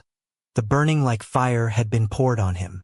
And as the Brotherhood's chanting exploded in the foyer, he rose to his feet and Ravin broke free of the queen and ran to him. Throwing her arms around him, he winced and she apologized, but he didn't care and neither did she. They were kissing as cheers echoed all throughout the grand foyer. We did it, he said against her mouth. We most certainly did. She touched the gold that draped down his chest. The various necklaces and bracelets locked together, forming one long chain that he'd wrapped around and around his torso. Are these your jesses? They're loners. He put up his jingling wrist. All of them. And earrings. Oh my, they loaned you everything. It was a group effort. And then she reached up to above his head. Your halo, it has returned. Has it then? Indeed. Ah well, You found it and brought it back to me, haven't you? He brushed her lips with his own. I told you, you are the gift of light. She shook her head at that, but he was glad that there was no argument from her as the household converged upon them, everyone hugging and clapping, the dog Jen breaking out from the dining room with silver trays of champagne flutes. And then Vishouse was standing in front of them, the brothers' icy white eyes narrowed. As usual. I still hate your taste in TV. Lassiter shrugged with a grin. That's because you're emotionally stunted. It's okay. I love you anyway. The tick in that eyebrow next to the tattoos at his temple was so dang satisfying. We'll talk about mental health later. But I will say this right now. I totally approve of your taste in females. He bowed. Ravin, he's very lucky to have you. As the brother straightened, Lassiter nodded and looked down at his mate, who was positively glowing. You know, V, that is one thing that you and I are always going to agree on. Other people came by, a receiving line forming, and some kind of toast was made. And then another. And then came past trays of little bits of food and more champagne as the meal was getting ready to be presented in the dining room. Over the course of so many centuries, Lassiter had heard the expression such and such was a blur, and he hadn't truly understood what they meant. He did now. He knew that Ravin was with him and everyone in the household was happy, and the champagne was cold. The hors d'oeuvres involved melted cheese and almonds on crackers as well as other things, and everybody was celebrating. But like the details of the ceremony, so much of what was going on around him was lost. Maybe the nuances would come back. And even if they didn't, the night was utterly unforgettable, even if only parts of it sunk in. Just before they went in to take their seats at the table, Ravin tapped him on the arm. Lassiter, she whispered. He bent down. Yes. Who are they? As his mate discreetly pointed to the corner of the foyer by the billiards room, he started laughing at the lineup of cardboard cutouts. They're friends, he said as he tucked her against his side. And I'll show you all about them later, I promise. You're going to love them. Chapter 51. The festivities went on for hours, and Ravin absorbed it all, learning names and faces, and eating and drinking in an outrageously luxurious dining room, and listening to the guitar player with the scarred face who was certainly a master of his instrument. But eventually, she could not hide her yawns, no matter how much she tried. Not wishing for Lassiter to have to leave their own party, she went into the room with all of the green felt tabletops, and found a leather couch with the perfect contours to curl up in. Her borrowed gown, though formal and certainly the most beautiful thing she had ever worn, was surprisingly comfortable, the long, loose skirting allowing her to tuck her knees up, as her head turned to the side and became cradled in the sofa's arm. In the background, there was the curiously enchanting sound of billiard balls knocking and falling into pockets, and males and females talking, and she was aware of feeling so at peace, which was a surprise, given this was the first family's mansion. Come here, Lassiter said. Let me pick you up. Her eyes fluttered open. Oh, I did not mean to fall asleep. I've got you. His arms shifted under her, and then she was being lifted. And I'm going to take us home. I can wake up. No, it's the perfect time to go. He raised his voice a little as he spoke with someone she did not track as her lids somehow weighed more than she could lift. What? Yeso, come on, you're the ones we need to thank. Can you make our goodbyes? And we'll be up in the sanctuary honeymoon, yup. She intended to tell him that she would be able to make her way around and express her gratitude to all and sundry, but every time she tried to open her eyes, things got even heavier. The next thing she was aware of was a whirling sensation, as if the world were spinning, and then came a tinkling sound. The fountain, in the white marble courtyard with the fruit tree and the colonnade. Forcing herself to rouse, she said, We're back. Hum. Lassiter carried her into his private quarters, and she smiled at the zebra print accents. Your decor is so original. The double doors closed behind them, and the strange ambient light, which had no discernible source of which she was aware, dimmed. You know, it's been called worse. He laid her upon the bedding platform. And I spared you a pink and black suit for the reception. Pink and black. She arranged herself against the pillows, her body languid. How vivid. Again, that's a kind word. He sat down on the mattress beside her and stroked her leg. "You okay?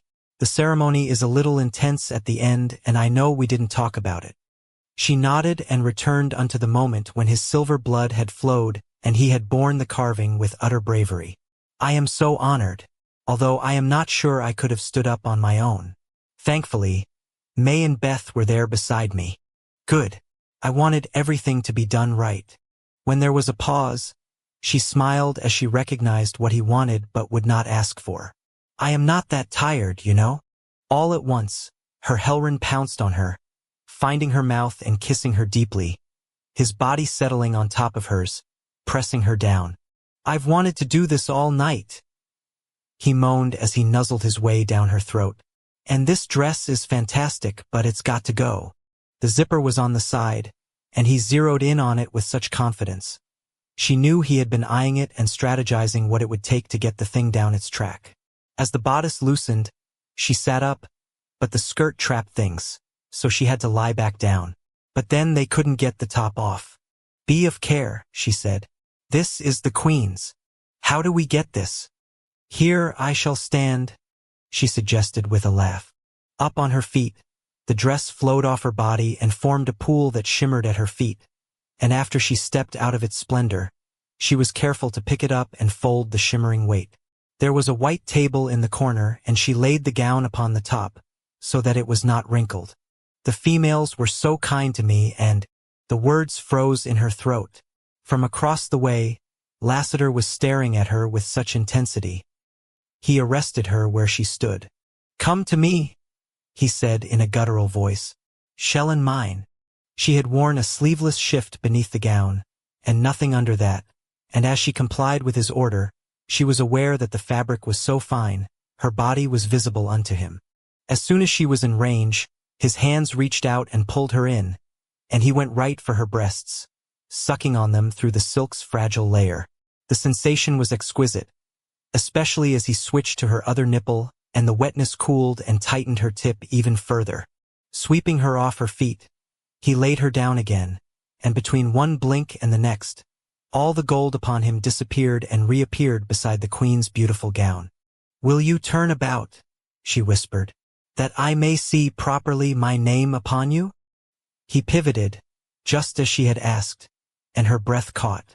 Stretching across his upper shoulders, in a subtle arc, were the symbols of her name, the scars already healing and leaving a clear imprint on his skin. Lassiter looked back at her. "Is it good?" "Feels good. I mean, I don't even care what it looks like.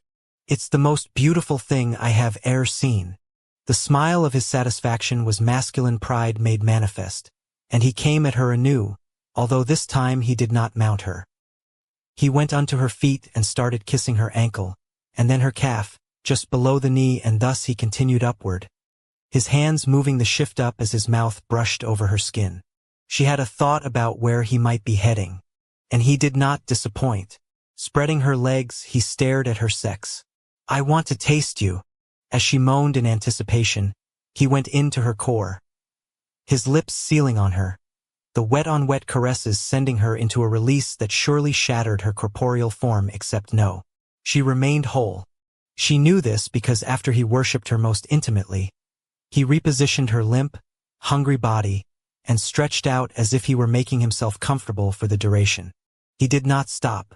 The pleasure was unparalleled. Talk about heaven.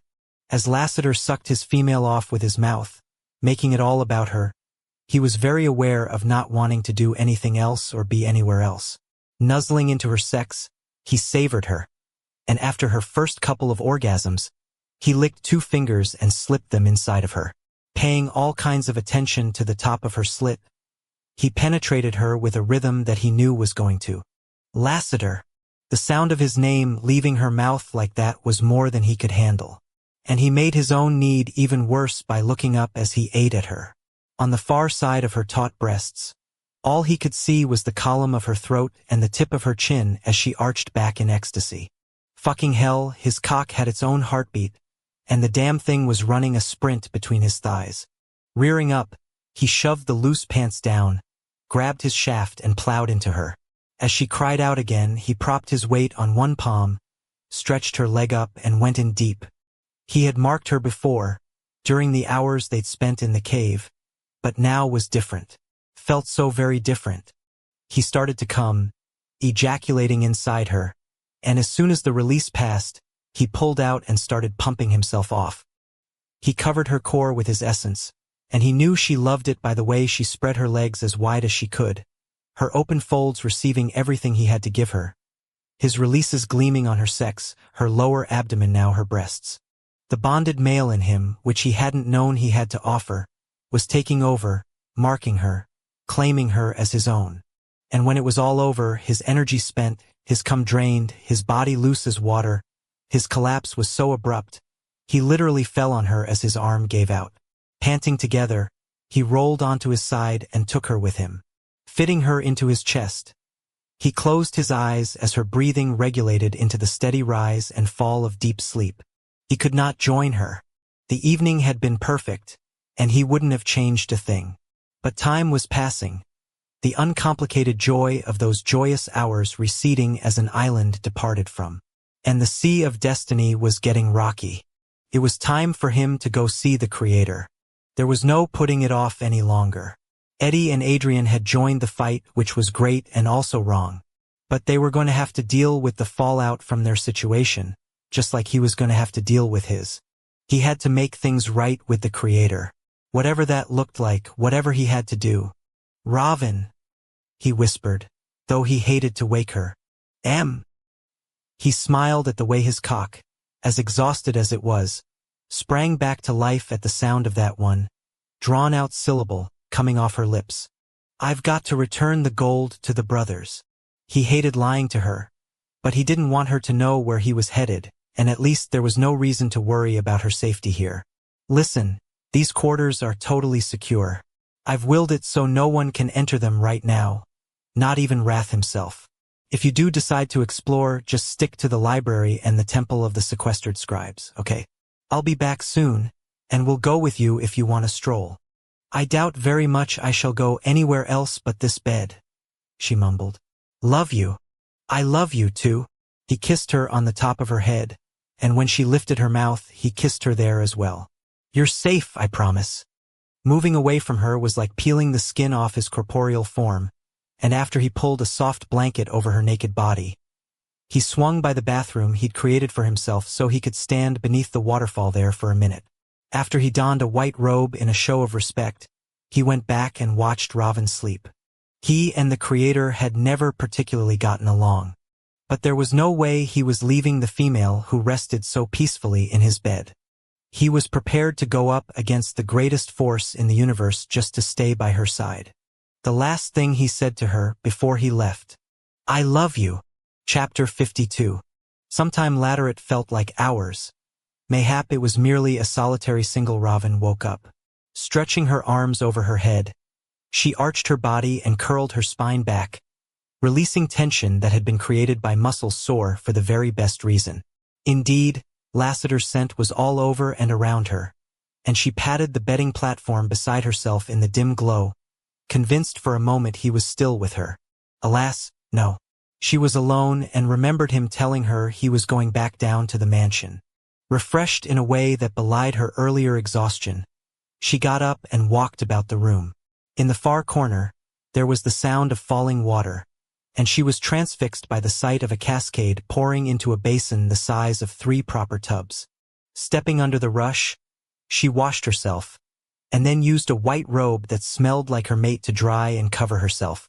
As the garment was clearly meant for Lassiter's size, she had to roll up the sleeves, and there was a train behind her as she promenaded. But she rather felt as though he were with her, and that was a lovely comfort. Mindful that he'd said things were safe only within this complex, she went to the door and opened it outward. The fountain drew her once again, and she went down the colonnade and over to it in her bare feet, sitting down on its lip and trailing her hand through the crystalline water. After spending time there, she proceeded over to visit the tree. It occurred to her why she did not sleep. She was so happy to be in her new reality that she wanted to be consciously aware to enjoy it, the quiet, satisfying knowledge of what had transpired, and been blessed by the great blind king and so many others, a meal of great sustenance to her soul. After a further passage of time, she approached the connected entry unto the library. Stepping inside, she glanced around with wonder, and the freedom to go where she chose within its confines struck her as a liberty well worth savoring. It had been so long since she had explored a place. Back in the old country, she had always stayed hidden when she went out, and after coming to Caldwell, she had only ventured out that one night. Whereupon Nate had been killed. Well, and then she had gone out a second time and that civilian had been killed. So no, she had not explored Caldwell. Continuing forth, she was in awe as she contemplated all the volumes upon all the shelves. So many lives, so many fates. It made her think of how fortunate she was to have found Lassiter needle in a haystack. Indeed, at the far corner, she made the turn and came back down the opposite side. She repeated this march over and over, marveling at the effort required of the sacred scribes and the uniformity of the collection. How all of the volumes were so perfectly fitted unto their positions. Abruptly, she stopped and frowned. There had to be, 100,000 tomes? And here was one, the only one, it seemed, that was not set properly in its place. Feeling as though she were doing a duty to help, she put her forefinger on the spine and went to push it in. Except then she saw the name. It was her own. As a sense of unreality came over her, she reread the old language symbols, just to make sure. And then she smiled as she recalled that the precise pattern was borne now with pride by her Helrin. Pulling the volume out, she remembered standing right in this place with Lassiter. He had drawn this book and put it back as a random example. Funny how, at the time, neither of them had recognized the identity of the individual. "You must have wanted us to read my story," she murmured as she opened the cover. "In some secret place of your heart." The script was beautiful, the symbols precisely drawn, like art. The flow of meaning at first lost to her, but then the events of her life were presented, in a narration that was both objective and kind. The early years, when she had been such a happy pre-trans, were difficult to relive, and she tried not to become emotional. She often avoided thinking of her parents as the loss of them was something she had not recovered from. Yet now as she skimmed specific events, there was warmth, too. That had been such a lovely time in her life, when her gifts had not been so difficult to conceal, and she had not yet attracted attention she had not wanted. She recalled, too, how Savage had been off with the Brotherhood, a warrior spoken of with pride and awe in and among the family's bloodline. And then the terrible period thereafter, when she had been alone, even though Savage had come home unto her. She read it all, even up to when she had met Lassiter at the garage of Luch's house. She had known then, as their eyes met, that he would change her immortal life forever.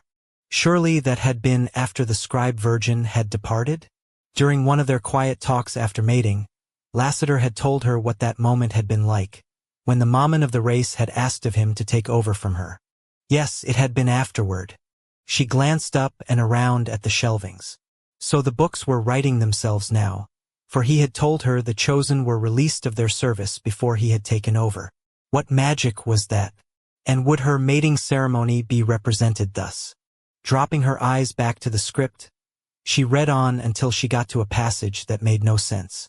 Thus she backed up and reread it. Then she read the lines of symbols a third time. The book. It was about the book.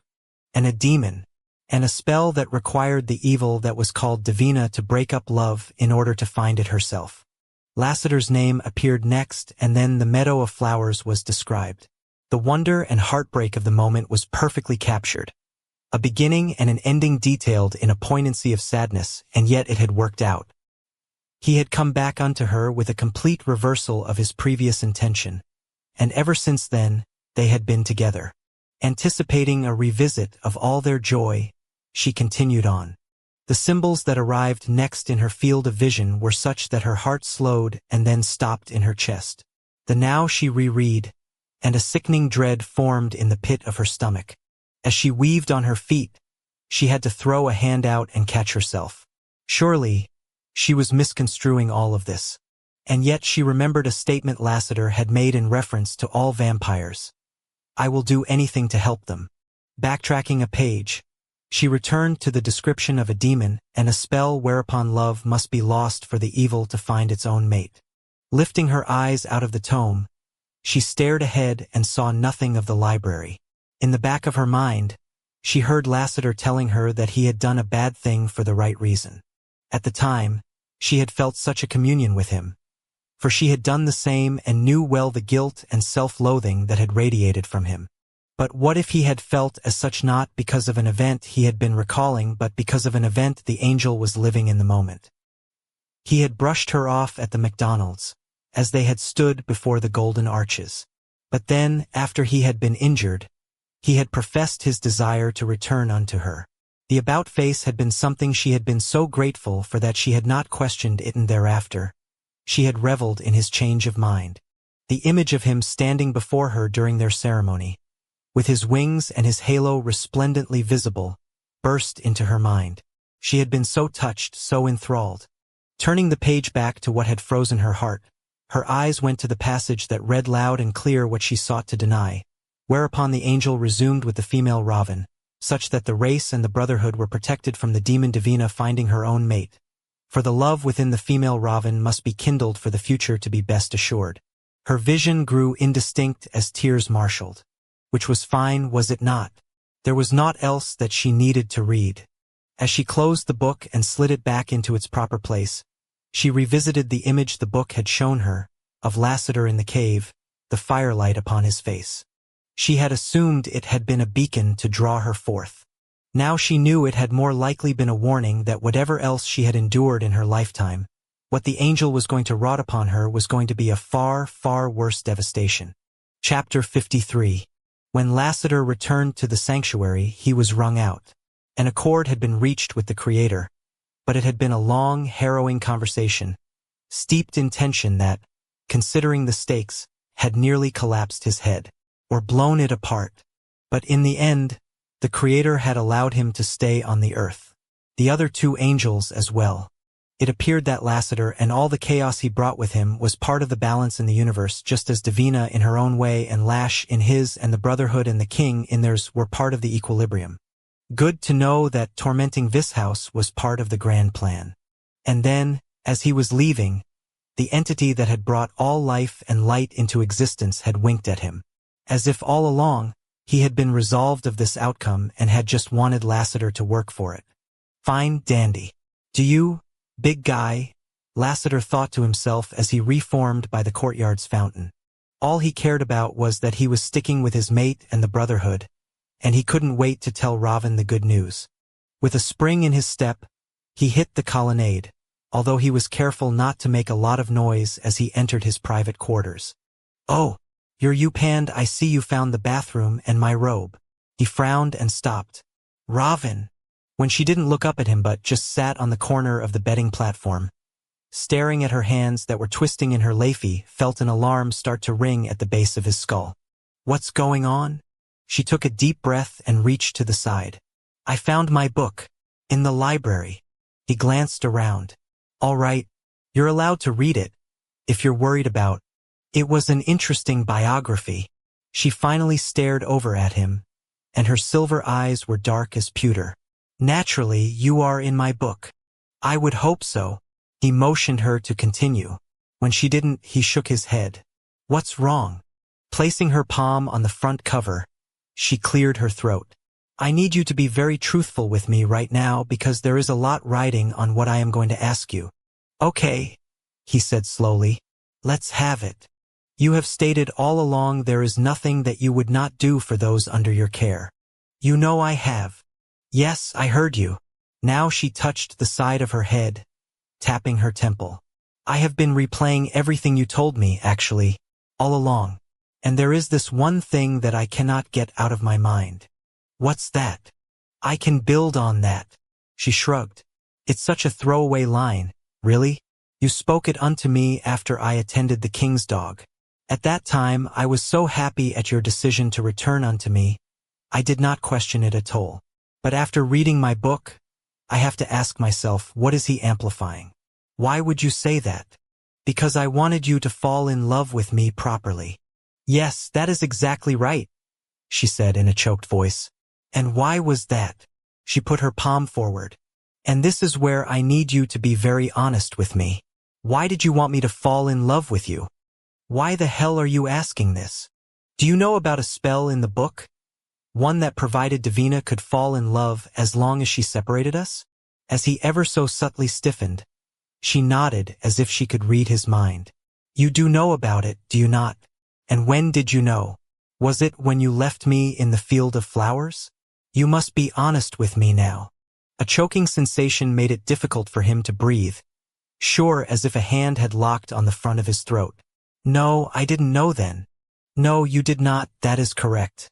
But you knew after you were attacked and had recovered, when you stated that you were coming back to me and staying. Then, you knew about the spell. You knew if you and I were together, the demon Davina who has been tormenting your vampires, those whom you would sacrifice all for, those for whom you would do, in your own words, a bad thing for the right reason, would be denied a union with her desired mate. There was a pause, and a lancing pain went through his chest. So I am not wrong, she said. You came unto me, you spoke all the right things, did all the right things, to engineer a very specific result. Robin, you're wrong about this. Well, you see, I went and found another book. She took a second tome out from behind her. I had to figure out the cataloging system to locate it, and that required a good deal of time. The object of the demon's love. Do you know who that is? The way he closed his eyes probably made him look worse, but goddamn it, this couldn't be happening. It is the son of the Omega.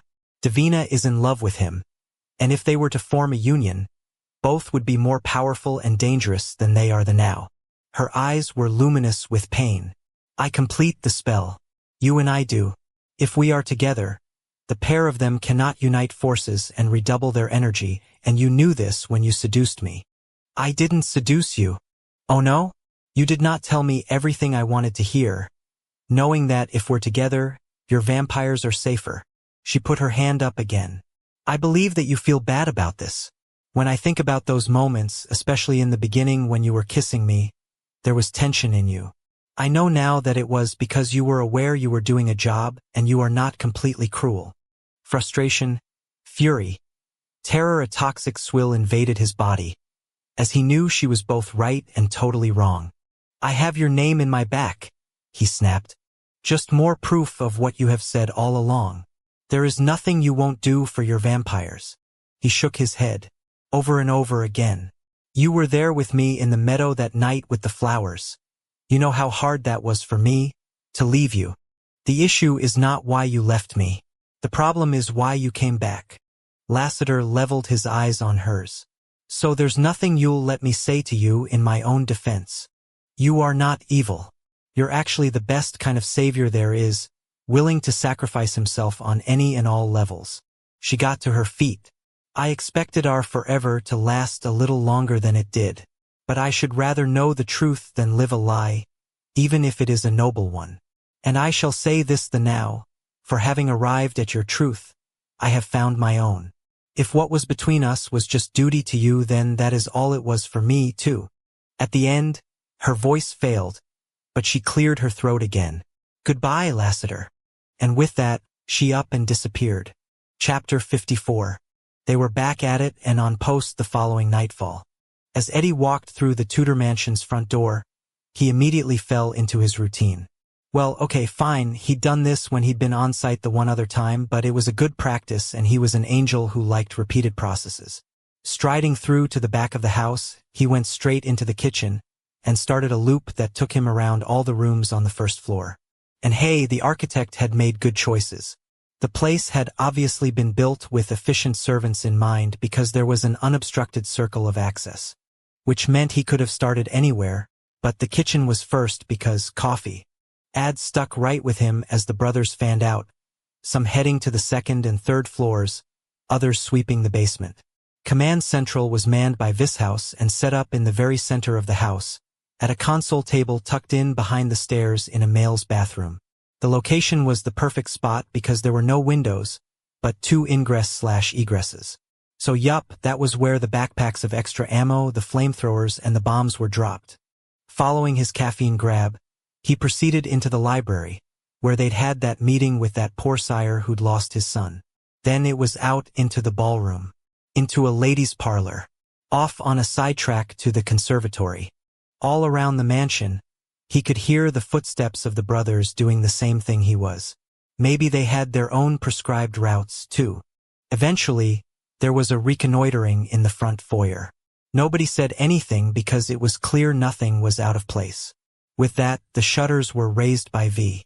The pattern of lights that had been left on was similar but not identical to the evening they'd been on site delivering the bad news, so if the Slayers were watching already, it would seem like there was nothing odd going on, as if the family of aristocrats were inside moving one or trying to with their lives. Come on in, boys. Nothing but a bunch of rich folks mourning the son they've lost. You Slayers really need to breach the house and finish the job. In the lull that followed, a bunch of the brothers took up residential in the darkened dining room, and the library that was likewise kept lights out, and the ladies' parlor. Eddie and Ad were the ones who moved around, and now when they did, they traveled by air and they did not stick to the ground level. They went upstairs, even out onto the roof. It was like pacing on a grand scale, as the hours crawled at a snail's pace. And meanwhile, not a slayer or essence of evil was to be seen. The sense that something was coming was undeniable, however, as tangible a presence as any physical attacker, and it was fucking with Eddie's head. Fucking with everybody else's, including Adrian's. Even the angel was being quiet. For the most part. During one of their transitions from the upper levels back to square one on the ground, just as Eddie returned to his physical form, his best friend lost it. I can't fucking stand the waiting. This happy little missive was sent out into the airwaves at the very moment Vishouse started cursing over in Command Central. Hustling around the base of the staircase, the pair of them screeched to a proverbial halt. Please tell me I can hit something, Ad begged. The brother looked up from his phone. Fucking aristocrats. Oh, so there's a list. Ad cracked his knuckles. Even better. Torment stalked around from the back. What's going on? The Glimmera are organizing again. Diamond Eyes, narrowed and nasty, went back down to the glowing screen. They've sent a letter to Wrath about the death of that young male, about the resurgence of Lessers. They're questioning his leadership at the same time we're cooling our jets in this fucking house. Waiting to fight. Strongly worded memos have always been their primary offense, Torment muttered. They're conflating the death of this family's son and the fact that the audience house is on pause as evidence that Wrath is unresponsive. For Chris' sakes, we're working on setting up another location and like any of those fuckers come to see their king. Eddie thought about what had been in that envelope the other night, and how much Wrath clearly cared about his people. We made it clear that there's just been a delay in audiences, Torment said as he curled a fist around one of the black daggers that were holstered to his chest like it was an unconscious tick. It'll be a week tops. We communicated that in our announcement. They're calling the council back into existence. What? Someone else bit out. As the other brothers on the first floor pulled in and closed ranks, Vishouse showed his screen. Not that anybody could see the email or the text or whatever it was. Then he went back to reading aloud. Yup. And they are challenging Wrath to try to disband it. There's no critical mass of them anymore, another brother pointed out. This is bullshit. After the raids, there are 5 families left. Ah, but here's the kicker. The laughter that came out of Vishouse was as aggressive as a right hook. They're going egalitarian. As the words drifted, everyone leaned in except for Adrian. The angel abruptly went in the opposite direction, wandering off instead of closing in. Then again, he was known for his short attention span and really, he was looking to fight, not wallow in the social posturing of vampires. They're opening up their ranks, V stated. I'm sorry, what? Torment asked. Eddie looked over his shoulder and frowned. Where the hell was Adrian? They're reestablishing their criteria based on net worth. They literally have a financial cutoff if a bloodline has over that amount. They're on the council. Oh, that'll be fun for them, Torment shot back. One self-made guy who doesn't know which fork to use and they'll throw an embolism. Besides, Wrath might be democratically elected now, but he has all the powers he ever had. He can just disband it again, so the fuck what? Vishouse frowned and shook his head, falling silent as he continued to read. Then he looked up. They're filing a vote of no confidence and going to pass it at their first meeting. There is no such thing. According to them, the very fact that there was an election and Wrath won means that they can dethrone him. And there's some 20 families involved in this already, going by this list of signatures. It's a classic power grab with, at least in their view, the resources to back the shit up. Jesus, somebody muttered. It never rains, but it pours. We have company, Adrian announced grimly from the library. Out here on the side lawn, and it's not FedEx looking for the front door. Instantly, guns were in hand, conversation ended, and everybody got ready to fight. Be careful what you wish for, Eddie thought as he jogged over to his best friend. Chapter 55. It all started with the cat. Or rather, the end began with the cat. Wrath was standing in the doorway to the second-story playroom, talking to Beth as LW stacked his emotional support blocks, when he heard the first of the meows. The sound was off in the distance, somewhere out in the Hall of Statues, and he didn't pay much attention at first. But then it came again, and again. Out of habit, he glanced over his shoulder, which was, from a sensory perception perspective, incredibly inefficient. Unsighted, he gained nothing from his eyes pointed in that direction, and he turned his ear, which functioned very well indeed, toward the doggen wing, which was where the sound was not coming from. But old habits dying hard and all that. Something wrong? His Shellen asked. Other than the fact that the vast majority of the brothers and the fighters were out in the field, waiting to fight while he was stuck in this house like a veal. No, it's just Boo talking, he murmured. That cat. I love him so much. Wrath thought back to the first time he'd gone to see his Beth. Darius, her father, had enlisted him to ensure she made it through her transition. As a half-breed, she was in danger of dying when the change hit, and with Wrath's pure blood, she had a much better chance of surviving. The kicker? She'd had no idea what she was. There'd been a hope she wouldn't flip over to her sire's side. But want in one hand, shit in the other, as the saying went. He'd showed up at her little apartment, in that backyard where the picnic table was, and watched her through a sliding glass door. Boo had known instantly he was there, and had started pacing in front of the exit. Mew. I'm going to go check on him, Wrath said as he once again turned his useless eyes in the direction of the noise. I'll be right back, Leland. We'll be here, Beth countered happily, taking care of business with these blocks. As he strode off, George followed, the golden padding along, ready for any new adventure. Hell of a mission, he bitched. Feline patrol. It was as he punched through the doors and left the staff part of the house that awareness coalesced in his mind. An odd sense of urgency made him walk faster. Boo! But the sudden surge of paranoia wasn't about the cat. None of this was about the cat. The next meow was out by his study. And then there was one halfway down the staircase. As Wrath descended, a sense of unreality came to him, and when he got to the bottom, he pivoted to the left without the sound guiding him. Progressing through the dining room, he was aware of feeling like he was being swept by a tide, carried through the spaces, though technically his feet were walking. At the flap door in the back corner, he pushed through, the scent of silver polish thick in his nose. Insisted on going. A female doggen was saying. That shouldn't be, though. Why'd you tell him aught? I did not. He overheard me saying that I had left my young's blanket therein, and that the wee male was distraught and wouldn't sleep. What was I to do? Sire! There was a gasp, and then a silence, and he pictured two uniformed maids bowing at their waists. Where did he go? Wrath said. Where did Fritz go? Even though he knew. Jesus fucking Christ.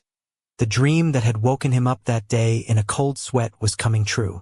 Far from Earth's toil and trouble, in the alternate plane she had created for the book's safety and her own sequester, Robin sat upon grass that was no longer colored.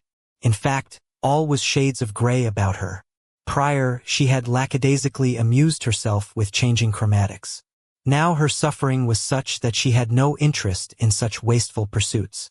As the book flapped its pages again, she thought this was where it had all started, had it not. I'm not talking about him. She shot a glare over. Why didn't you tell me about the spell? About my role in all this? You let me walk into heartbreak. The book made some sort of response, but she did not track it. Why the hell did she care? Another flapping. And more.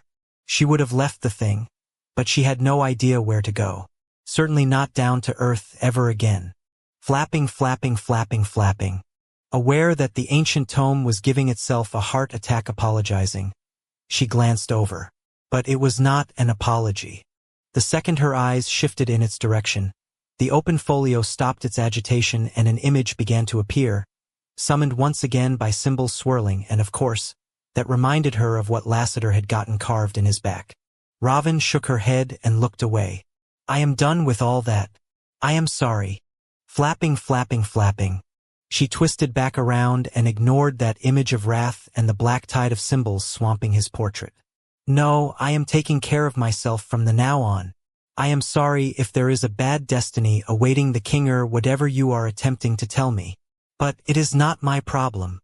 The book jumped up and down on the ground, its covers popping it up off the dingy gray grass over and over and over while that portrait, so lifelike, so real, got inundated with the black tide again and again.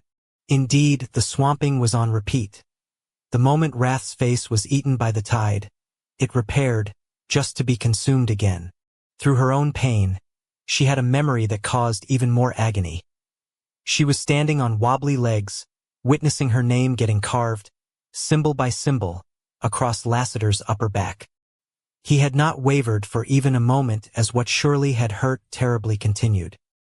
He had just stared at her with what had appeared at the time to be love, his silver blood running down off his torso, those gold chains that had been loaned by members of the household hanging loose and touching the mosaic depiction of an apple tree in full bloom. Beside her on the left had been Beth, holding her up, keeping her steady. The queen had been so helpful, so necessary in that moment, and yet she had been apart from it because she had not been staring at Lassiter and what was being done unto him. The female had been looking at her Helrin, the king, who was standing so proud, so true, staring back at her even though he was sightless. Robin watched as the portrait was once more covered by the symbols, and she thought of the young on the queen's hip. Closing her eyes, she shook her head as she started to weep. I cannot stop what is destiny, she said aloud. Whatever it is, I cannot interfere. It was a statement she had made many times recently, but as she spoke it now, it was not from some duty to maintain balance.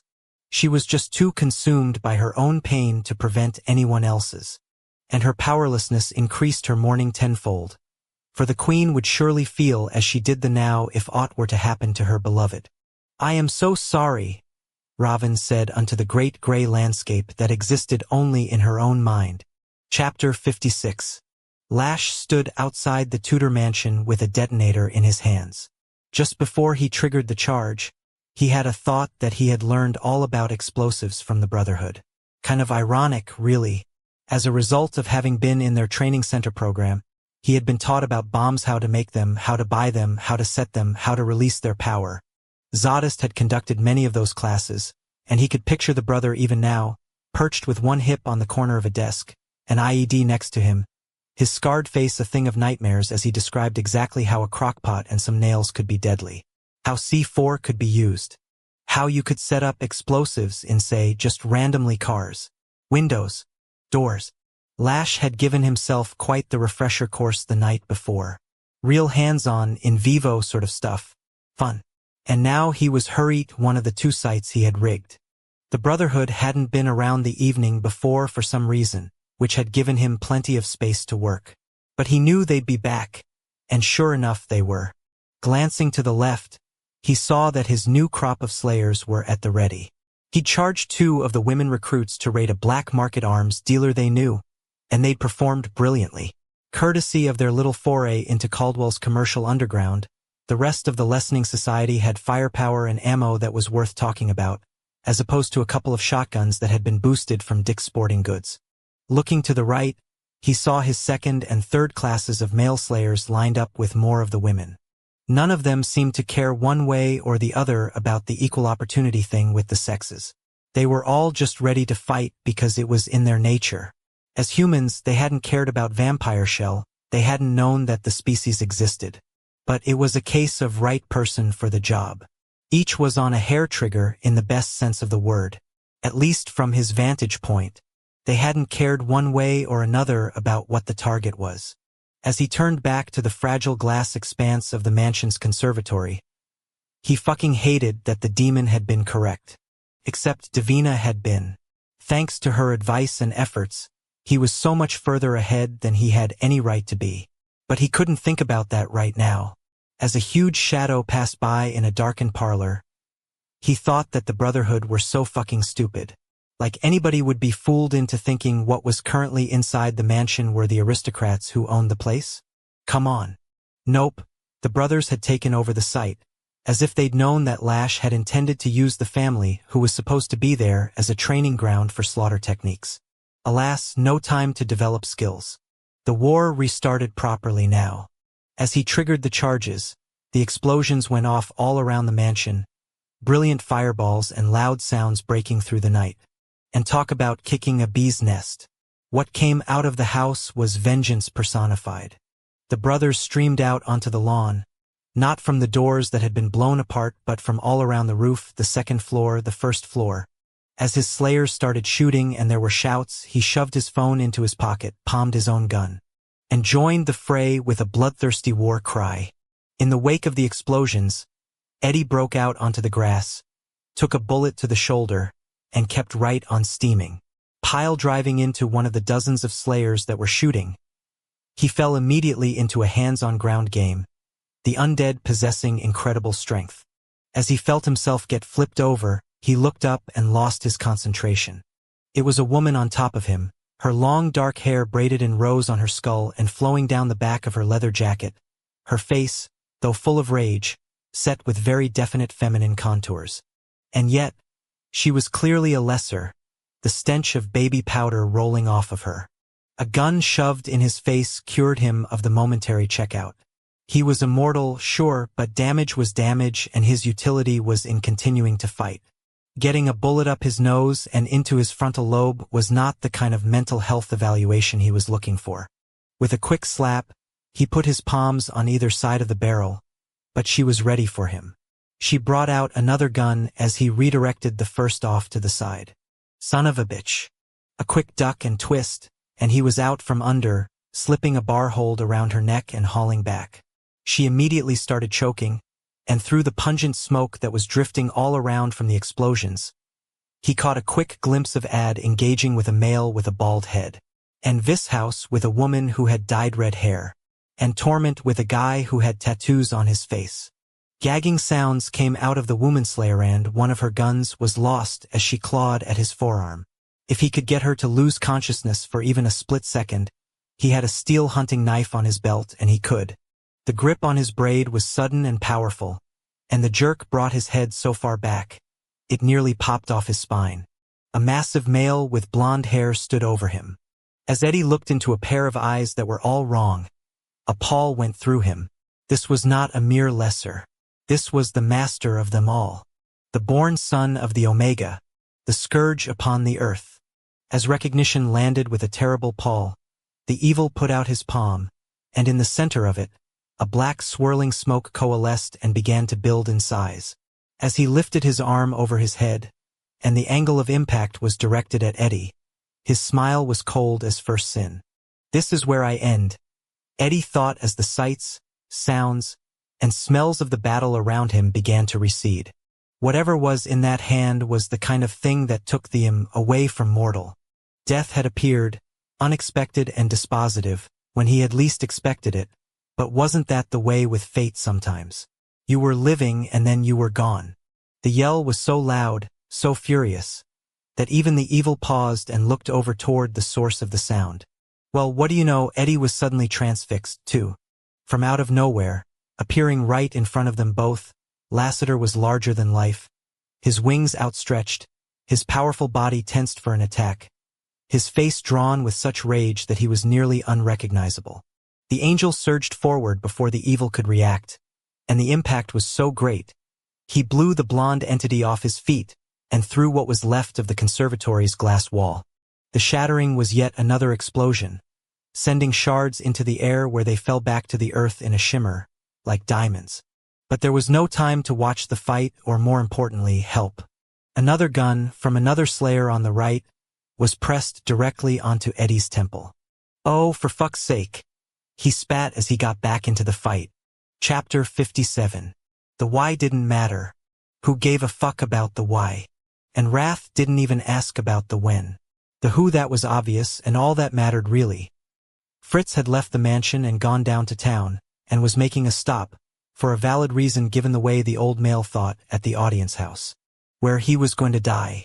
Wheeling away from the two maids at the sink, Wrath didn't think. There was no time. He ran to the vestibule door, punched his way out, and dematerialized off the mansion's front steps. As fast as traveling through thin air was for him, it wasn't nearly fast enough, and he told himself he had to calm the fuck down. The last thing he needed was to have his concentration broken to such a degree that he snapped back into being corporeal, reformed in midair, and plummeted to his death over a mountain. Navigating by memory and practice, he went directly to the audience house's backyard. He had been to the property plenty of times when he'd been sighted, so as he returned to a solid, he knew he was at the rear, facing the entry into the kitchen. Fritz's scent was obvious. So was the click of the handle on the back door as the loyal butler went to turn the "No!" Wrath screamed. With a powerful lunge, triangulated by instinct and a spatial awareness that never let him down, he shot forward and shoved the doggen out of the way. Right as the explosion went off. In the split second between making sure Fritz was free of the impact and hearing the click of the detonation's ignition, he braced himself for the blast of heat, but when it came, it was so overwhelming, it didn't even hit as any kind of warmth. Like the pain was so great, his body literally could not register it. And funnily enough, there was no sound. At all. Just a weird, sickening swirl as he was carried up, and away. His final thought was, "Oh shit. Beth, I'm so fucking sorry." Chapter 58. Lassiter held nothing back as he and Lash went at it. Two immortals throwing each other around the inside of a conservatory. Bouncing off furniture and miniature fruit trees. Getting scraped up, silver blood mixing with black. Glass breaking. Sculptures knocked over, vases shattered. After one particularly violent kick, Lassiter went into a tap-dancing retreat he did not intend, and when he hit something very hard on the small of his back, a ripple of discordant music played out. Piano. A Steinway had caught his fall. Across the ruined space, Lash was gearing up for a running offensive, the evil sinking down into his thighs and wiping the black blood off his mouth with the back of his hand. Malicious eyes stared forward with maniacal glee, and as he opened his mouth to hiss, his fangs were a pair of enameled daggers, long as elephant tusks. The Omega sun started across the black and white marble floor, and Lassiter, who'd managed to get one hell of a thigh wound, needed to find his breath before he could keep going with the goddamn arm wrestling. So he picked up the motherfucking grand piano and slung that bitch right at the piece of shit with the bright ideas. Talk about your sonata in the key of ouch. The ringing cacophony was satisfying, even if rough on the ear, and the force sent Lash pinballing into the next room. Lassiter glanced over his shoulder. Out on the side lawn, battles were ongoing in the smoke and the shadows, the Brotherhood and fighters engaging with what seemed to be an army of slayers. He could hear guns discharging, and saw a good news pop and flash as someone managed to stab one of the enemy. But there were so many lessers. No rest for the weary. And really, given what had happened up in the sanctuary with Raven, he didn't give a sure that was so in his feels. Fighting was the only release that could distract him for even a moment from his pain. Bleeding, limping, pissed off and violent, Lassiter went in search of his prey. Without warning, he was tackled from behind, Lash's attack so competent that he was on the ground and sliding like a floor mop down some kind of hallway before he knew what hit him. The rest of it was a blur of ruined furniture, paintings that were shredded, carved door jambs that were cracked, and walls punched through with bodies. They were so equally matched as they hand-to-handed it through the first floor of the house that they might as well have been a pair of wrecking balls. And then he picked up Lash by the scruff of the neck and the seat of the pants, and threw him headfirst like a battering ram at the front fucking door. The evil opened the way out nicely. Well, not nicely at all, really. The evil blew the heavy oak panels right off their fucking hinges. The shot of fresh air was reviving, and Lassiter dragged himself across the foyer, sidestepping a crystal chandelier that had fallen in a crash, lagging a leg because one of his ankles was probably broken. The last thing he did before he stepped out was glance up, for no particular reason. Well, what do you know? His own blood was smeared across the ceiling. Guess the ground game had taken to the roof for a bit. As he stepped outside, he looked at the sky and took a deep breath to try to ease his panting, sawing respiration. The pain that shot through his sternum was intense, but not because he was physically wounded. No, that was his broken heart. Fuck him very much. How was he going to go on without his female? That was the thought that went through his head as Lash pulled his own wounded ass off the ground and faced off. Again. Lassiter didn't know how much more he had in Heimer, what exactly was going to happen if he stopped, or more likely couldn't go on. He had seen what the evil had conjured up in his hand when he'd been about to do in Eddie. That black void shit was lights out time, whatever the hell it was. And maybe he wanted that, he reflected as he gave the enemy time to get back on its. The explosion that went off was distant, not on the property, but close enough that the noise gathered attention. As he and Lash both looked to the horizon, in the back of Lassiter's mind, he had a thought that they really needed to take this whole business elsewhere. The estates were big in this neighborhood, but a couple of acres was not going to insulate this kind of light and sound show from the neighbors completely. Sooner or later, cops were going to show up. Or security guards. And he was familiar with the only rule the Lessening Society shared with the vampires. No human involvement. The strangest ripple went through Lassiter's chest. And what was weirder was that Lash also glanced down at himself and put a hand on his own sternum. Time slowed, then stopped. And all the fighting ceased, like some siren call that could be heard by both sides of the war had registered. The smoke from the fires that were kindling all around the house billowing about on the cold spring breeze, making ghostly figures out of those on the battlefield. Overhead, a shooting star traveled across the night sky. Then the evil threw its head back and started laughing. The sound was so rich and triumphant, so unexpected, that all eyes turned in his direction. Lash re-leveled his malevolent stare, whistled, and the entire army disappeared. In the utterly bizarre vacuum of presence and movement, the chiming of cell phones going off all over the property was as loud and obvious as a marching band. With a frown, Lassiter glanced over his shoulder. This house happened to be standing in the busted-ass doorway of the mansion as he checked his phone. And there was no forgetting, ever, the expression on his face as he looked up in numb shock. "Oh my God," he breathed. Chapter 59. "Where's Daddy?" Beth said as she handed another block to her son. "HM? Where'd he go?" LW didn't pay any attention to her. He was like that when he was focused on something, those dark brows down over those now pale green eyes. She thought back to the early months after his birth, the whole first year really. They had been blue then, and that had been a source of relief for Wrath.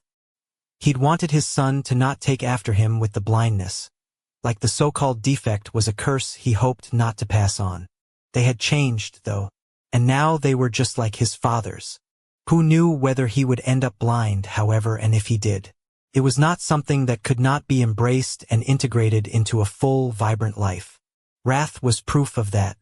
"You're just like your dad," she murmured as she smoothed his cap of black hair and checked her watch. "Geez, it's been well over a half hour. Where has he gone?" Then again, Wrath was like that, always getting pulled into things as king. She wished they had more time together, and remembered what he'd said. Yup, they definitely needed a little private time down in Manhattan in that bolt hole of theirs. A good 2 whole nights of nothing but them naked in that bed.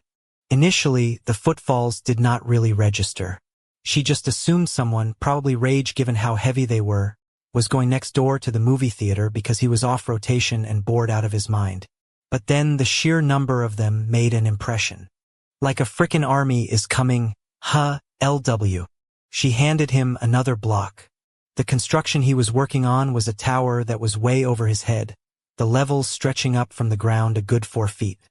He needed his little step stool with the railing to keep building, and she'd brought it over for him, but they were reaching critical mass. He was smart and he'd built a solid base, but things were getting tippy and the fall from that height was going to do some damage if the whole thing toppled onto his head. "I think we gotta be done with this one, my guy." LW looked up. At first, she assumed he was meeting her in the eye to argue even though he was essentially nonverbal. Because he was like that.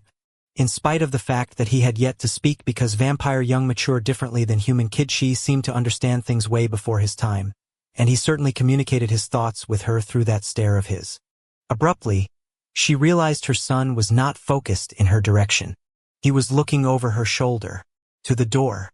Through the glass inset, she saw Vicious's face, pale and hollow, and a ripple of unease made her fumble the block she'd been about to give to her son. The door opened, and when she saw what was on the other side, she started to shake her head slowly. No! One by one, the Black Dagger Brotherhood funneled into the children's playroom. That they were dressed for war would have been bad enough against the innocence of the toys and the colorful murals. That they were injured and bleeding, stinking of lesser, made their presence downright horrific. And there was one and only one reason for all of them to come to her at once. No, no, no! She put her hands up to stop them and closed her eyes. No! Fucking no! Next to her, the tower fell in a clatter. Don't you say it! Don't you say it! Don't you say! She popped open her lids on the chance that Mabesh wasn't seeing anything right. But the brothers were crowding in, and behind them, out in the hall, the other fighters were clustered around. All of them the band of bastards, those two angels, Lassiter, who was bleeding silver from a head wound. There was a milling of the big bodies, a breaking of the crush, as someone came through them. It was Tor, and George was mincing with stress at his side, the golden panting hard. That was not what she noticed most, however. What registered in her mind, with all the impact of a blow to the head, was Tor's dagger hand on George's harness grip. The one thing, for all the petting the dog received from everybody, no one ever touched. Beth fell forward onto all fours and screamed. Chapter 60. 3 nights later. The tomb was the Black Dagger Brotherhood's sanctum sanctorum, a place deep within the earth on the mansion's mountain. A secret location where the ancient rituals and traditions of the membership could be carried out in private. As Lassiter walked through the forest, he was part of an immense lineup of people. Watching those ahead and feeling the presence of those behind, he noted that the black robes were out again and marveled at the swing of destiny. Happiness one moment, paralyzing grief and shocking loss the next. Although he'd led the way in the topple, hadn't he? And people thought Dund was bad? The loss of the Shellen that he'd barely felt like he'd had was, for him, the first death, the harbinger of the second that laid waste to all of the lives in the Brotherhood's extended family. And now they were here, everyone, servants and young as well, traipsing through the forest of the mountain. The sense of pine and mourning intertwining such that he doubted he would ever smell a conifer again and not think of this procession of black robes. Then again, he was going to spend the rest of his interminable nights and days grieving. So what was one more association, really? The foot travel ended at the camouflaged opening of a cave system, and there was a slow-up as the mourners waited to pass through the constriction. Everyone took their hood off as they entered because it had been decided that anonymity didn't set the right tone, and he did the same, pulling the cloth off his head as he stepped into a winding passageway that culminated in a meshed gate bolted into the rock. No one was talking, and he was aware that rules were being broken here. In the past, no one but members of the Black Dagger Brotherhood were allowed in the tomb. Tonight, though, it certainly felt as though the whole of the household had joined those hallowed ranks. Grief had inducted them all. After he stepped through the gate, which was being held open by rage, there was a long hall of empty, new-built shelves. He remembered when they had been filled with the jars of lessers, those trophies collected by members of the Brotherhood over centuries, the earliest ones imported on ships under sail from the old country. The Omega had broken into them all on its last gasp attempt to stay alive, consuming the bloodied hearts that had contained the dregs of his essence.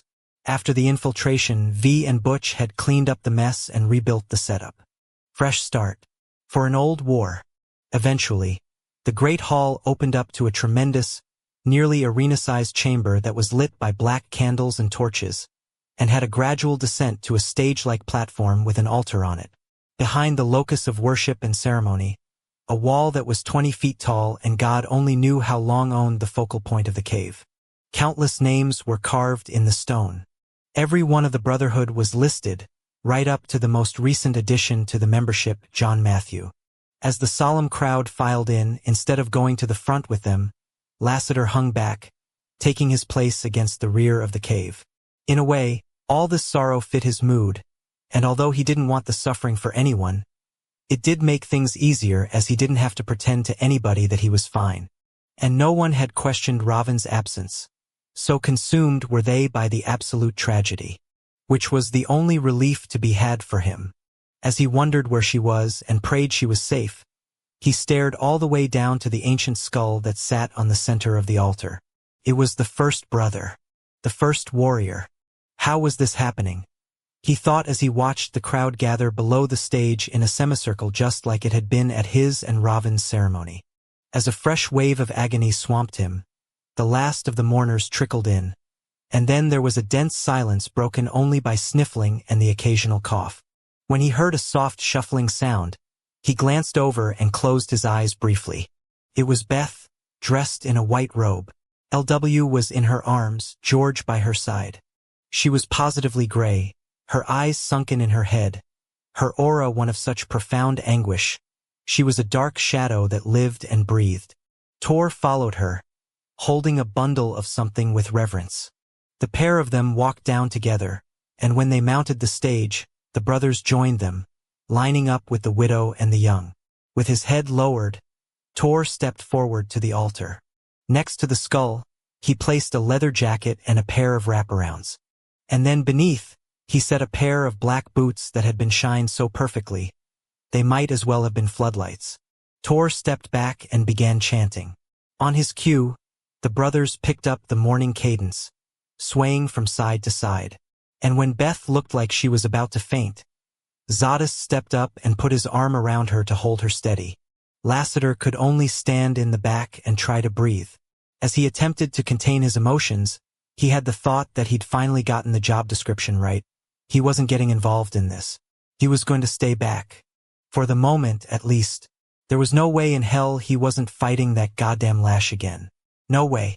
Down in front, as the cadence rose to a deafening level, the king's dog broke out of the lineup and slinked forward, its head lowered, its ears drooping. George went right to the boots his master had worn and lay down beside them, placing his boxy blonde head across the steel toes. Lassiter lowered his eyes and decided he had to leave. He just couldn't take any more pain. Just as he was about to turn away, he heard another soft sound of folds of cloth next to him, and he wondered who the straggler was. As he looked over, he froze. And it was clearly the same for Raven, as the hooded black robe she was wearing did a double take. Staring across at the female, he tried to see her face, but there was nothing showing because she had not revealed herself as everyone else had. She was looking at him, though. He could feel her eyes, even though he couldn't see them.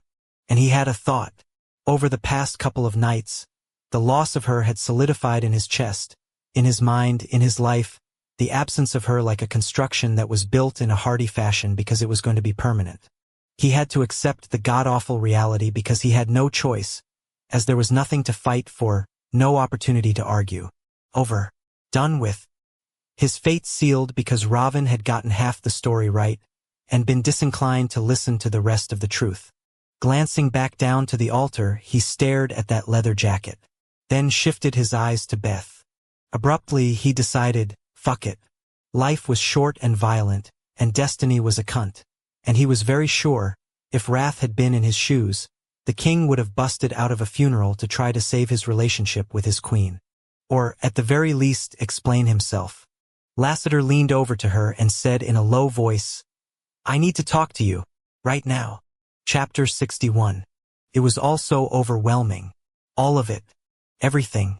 So in a way, as Raven showed up late to the great blind king's funeral, she really should not have been surprised that Lassiter happened to be standing way in the back, right at the entry to the cave's torchlit amphitheater. And naturally, he was now demanding to be heard, in a way that suggested he was prepared to start the conversation right here, with a shout if he had to. For so many reasons, she was not up to any kind of talking with anyone. But she also did not have the strength to argue with him at a whisper about how not only was it inappropriate for them to deal with their personal issues at a time like this, she was truly not interested in hearing anything he had to say. In the end, she merely shrugged and backed out through the archway she had just put to good use. Lassiter marched off, going all the way back to the start of the hall of empty shelves, and when he finally halted, and she tilted her hood up to regard him, she felt like she was looking at a stranger in the light of the torches that hissed and seethed from the mountings. "You're right," he said in a harsh tone. "I did come back to you because of the spell. It was to keep Davina and Lash apart because if they joined forces, the Brotherhood and the vampires would surely not survive. I did learn about the book's provision about breaking up true love. I knew that you and I were the couple involved, and I pursued you because I wanted to effect an outcome." Raven pushed her hood off her head and crossed her arms over her chest. "That is a fine recitation of facts. I am not certain why it bears repeating, especially at this particular moment in time. What you got wrong," he interjected sharply, "was why I left you in the first place." At this, he broke off from her, pacing up and back, his footfalls over the bare stones of the floor louder than even his voice, it seemed. When he stopped again in front of her, she tilted to the side and eyed the length of the corridor, estimating how far it was to the exit. "That night in the meadow, I knew I was turning myself over to Davina, so she could use me, use my body." Raven blinked, and slowly righted herself. "I made a bargain with the demon that she could," he cleared his throat, "that she could do with me what she pleased if she would leave Balthazar and Erica alone. She'd wanted me, from the beginning. I didn't want her. I never wanted her. But she was contaminating Balthazar's soul and she was going to kill him. When I met you in the field and conjured those flowers, it was right before I left to turn myself over to her, and I said goodbye to you because I knew that, on the other side, I was going to be a different male. I saved myself, you see. I saved myself. That was the bad thing that I did for the right reason. It was not going back to you and manipulating you into a relationship." As a dawning horror swept through Raven's marrow, she brought her hands up to her mouth. "After it was over," he continued, "I was broken. I was ashamed. I felt dirty in this body. I couldn't bear to think of being in your presence, much less touching you. But then again, after you revived me, I was talking to the brothers about the lesser induction in that basement downtown, and how Lash and Deina were together, and I figured it out. That was why she wanted to fuck me. She knew I wouldn't be able to go back to you in good conscience. The more I thought about it all, I knew there had to have been a spell because it was the only explanation, and it was clear that we had to do everything to keep the demon apart from the Omega's son. So yeah, I went back to you because of the spell, but it was the only thing that could possibly have gotten me over the way I felt about myself after what the demon put me through. When I was with you, kissing you, making love to you, I put what had been done to me aside so that I could make it good for you. You had been hurt much worse than I had, and he paused and cursed. When you said you were grateful for what happened to you because it made you stronger, I really get it. I was grateful for the spell. It gave me the strength I needed to shove it all down underneath and keep going, instead of wallowing in that cave on the mountain. A hollow husk because I was ruined for the female I loved. There was a stretch of silence, and then she choked back a sob. "Lassiter," she said with horror. "Why didn't you tell me?" He laughed harshly. "Really? You're asking me that? After everything that had been done to you, you think I was in any kind of hurry to tell you my story? You were carrying enough, and I didn't want you to worry about me." As he got wavy in front of her, she realized she was tearing up, the implications of all that she had accused him of pounding her like blows to her body. "Anyway, that's the why of it," he said baldly. "I know it doesn't make a difference, but if I'm going to lose the female I love, I'll be damned if I lose my integrity along with her." At that, he spun around and headed for the gate at the far end of the hall. In all the TV talk shows he'd ever watched, Lassiter had heard hosts and experts preach the confession is good for the soul rhetoric. And during his brief period of self-improvement a little while ago, he'd also listened to the TED Talks, read the inspirational posts on FB and Insta, watched the TikToks. But you know what? He didn't feel any fucking better for having bared his truth. Then again, he was still walking out of this cave alone. Lassiter! At the sound of his name, he pivoted around and he had a soul-searing visual of Raven standing there in the midst of all the empty shelving, her silver hair catching the torchlight as waves escaped from the neckline of the black robe she wore. The female was still, and ever would remain, the most beautiful thing he'd ever seen. With a hoarse cry, she lunged forward and ran toward him, hitting him so hard she nearly knocked him off his feet and his arms shot around her by reflex. but also because, in a pathetic part of his soul, he had missed her so much that he'd use any excuse to hold her one last time. He wasn't surprised as she pushed him back. The tears streaming down her face were a shocker, however. "Oh, my angel," she said. "How could you have not told me? I would have been there for you. I want to be there for you. I am so sorry I misinterpreted everything. I think I questioned, in ways I could not acknowledge, that it was all too good to be true, that you would want me and need me, that you would choose me. Oh, verily, I am so sorry." She was talking fast, tripping over words, snuffling. Then her hands were on his face, his shoulders, his chest. He watched the goings-on for a moment, as if from a vast distance. Then he tentatively touched a strand of her hair. Just to make sure this was real.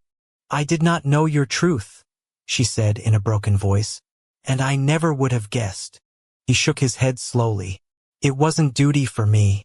Just so you and I are perfectly clear, you were never a duty. You were only ever a gift. The spell just got me over my fears and my self-loathing. That was all it did." Now her hands were back on her face, her expression so appalled she looked as though she was going to faint. "Lassiter, how can you ever forgive me?" Reaching out, he eased her arms down. Then he searched her panicked face. "What can I do to help it?" she whispered. "Tell me how I can make it up to you. Tell me if it is not too late. Please, I love you, and I wish to make this right between us if I am able." A warm, fuzzy pool of relief started to flush into the cold vault he had become, and he found himself weaving on his feet. Then he said softly, "For you and me, it is never ever too late. If I've told you once, I'll tell you 1,000 more times. You are my gift of light. Without you by my side, I am forever in darkness." As he spoke, her eyes shifted over his head. "Your halo, I love that it is with you." He smiled a little.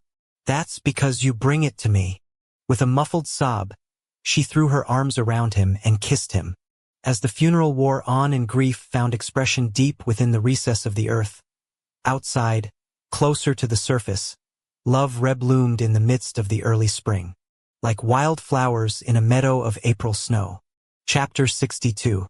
100 million years after Beth donned a white robe and left the royal suite, she returned to the 3rd floor of the Brotherhood mansion, aching and tired, worn out, cried out, hollowed out. As she closed herself in, she forced herself to look around.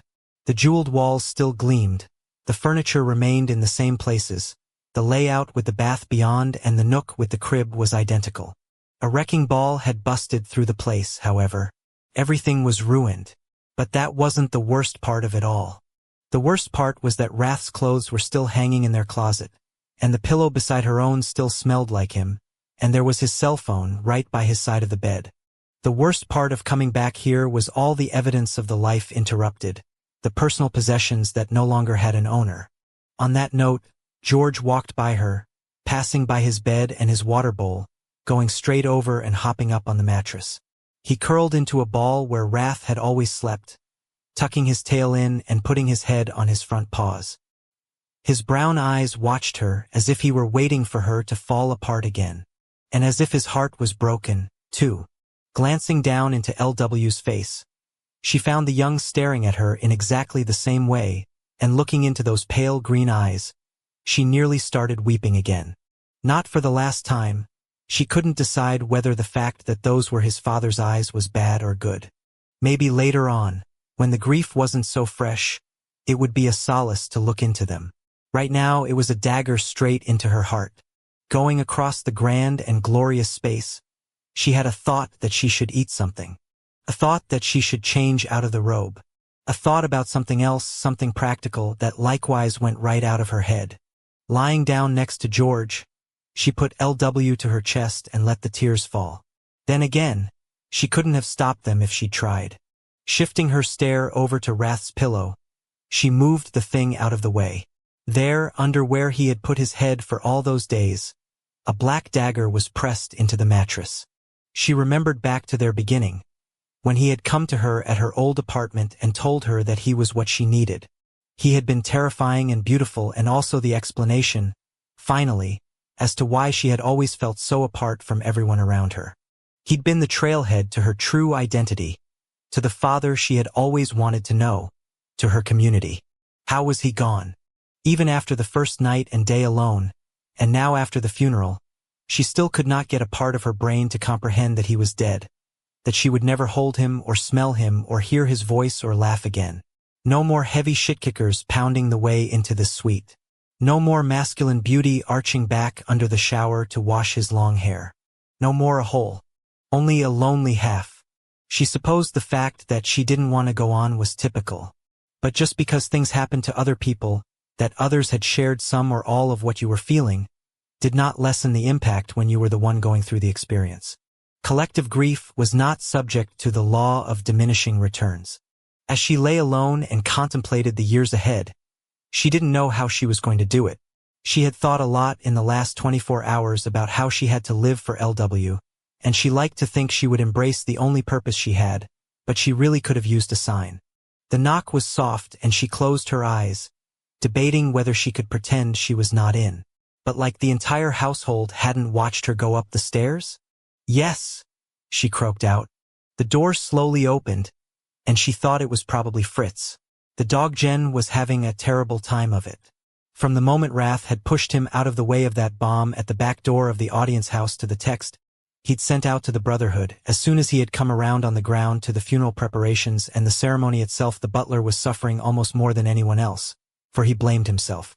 Even though it was absolutely not his fault. Beth frowned and lifted her head. Raven, as the mysterious, silver-haired female stood in the doorway to the bejeweled suite. There was the strangest energy pouring off of her in invisible waves, the effect buffering across the space, distorting the air or perhaps the room itself. I need you to trust me, she said in a deep voice, even though she did not move her lips. A feeling of complete disassociation unplugged Beth from her body, which wasn't hard to do given how numb she was. Trust me, the female said without speaking. When you are of despair, and even though you do not know me, you must trust me. With a sudden surge of motivation, Beth found herself nodding. All right, I will. Chapter 63. Well, the demon Davina thought she was almost packed up. As she looked around her lair, she regarded all the empty racks and the occasional empty hanger that had fallen on the floor. She had done the work herself, needing something to occupy her hands and mind. Jesus, movers were not fucking paid enough. Walking over to the kitchen area, she double-checked that the cabinets were empty, not that she'd had much in them, because outside of that stretch when she'd been on the human heart diet, she didn't cook a lot. Fridge was empty again, not that she ate here much. The tub and toilet areas were good to go, the drawers of the little storage compartments cleaned out. Everything was carefully set in U-Haul boxes. Now, those she'd conjured because who the fuck needed to lug back all that cardboard physically? Likewise, the truck waiting at the loading dock was an out-of-her-ass manifestation because she had not been in the mood to deal with the reservation process, even if she could do it online. Staring over at the lineup of those boxes, there had to be 50 or 60 of them. She thought about the hours it had taken to get all her haute couture sorted and packaged. In a way, it had been nice, the handling of everything she loved. It felt grounding in the midst of her pain. And oddly, she'd thought a lot about Lassiter, the fallen angel. She was still evil, it was true, down to her marrow. But as she listlessly contemplated the future ahead, she was coming to the heretical conclusion that she'd had no right to rob him of what had been his due. There had been a moment when she'd been fucking him and enjoying the idea she was taking away what mattered most to him because she had been cheated of what had mattered most to her, that his mask of composure had slipped and the pain in him had shown in his face. At the time, she'd been so damned satisfied by his show of weakness, so triumphant, the angel's ruination part of the prize, in addition to her getting her true love. And now she was here, stewing in an agony that was eternal for her. Because the reality was no one wanted her. Not really. 'Cause she was a demon. Yeah, boo-hoo and all that bullshit. But the truth was, she hadn't been asked to be born as she had been, made as she had been, created as she had been. There'd been no consent even contemplated by the Creator when he'd conjured her out of space and time. And the thing that she was coming to realize was that if he had asked her, she would have begged to be different. Everything that had gone down with Lassiter was letting her see that now, and that meant, in so many ways, he was as important to her immortal life as Lash was. Kind of ironic, really. That angel was probably living his best life with his female, not thinking of Davina even a little and dismissing her if she did cross his mind for a brief second. Meanwhile, he was a ghost that constantly stalked her in the shadows. A reminder that her nature was immutable, and what do you know? She didn't want to be alone with herself any more than anybody else did. "It's me, hi. I'm the problem, it's me," she sang under her breath. "Thanks, T. Swift. Fucking hell, no wonder she liked retail therapy so much." On that note, there was just one collection left to deal with. Throwing off all her damned introspection, she pivoted and regarded her Birkins. Of all the things she owned, the bags were her absolute favorite, her most prized, and she went over to the display of lucite stands. The boxy purses with their perky handles and their little buckles were in all kinds of colors and different types of leathers, the most exclusive handbags in the world, made by the very best artisans in the world. And she had so many that she loved so much.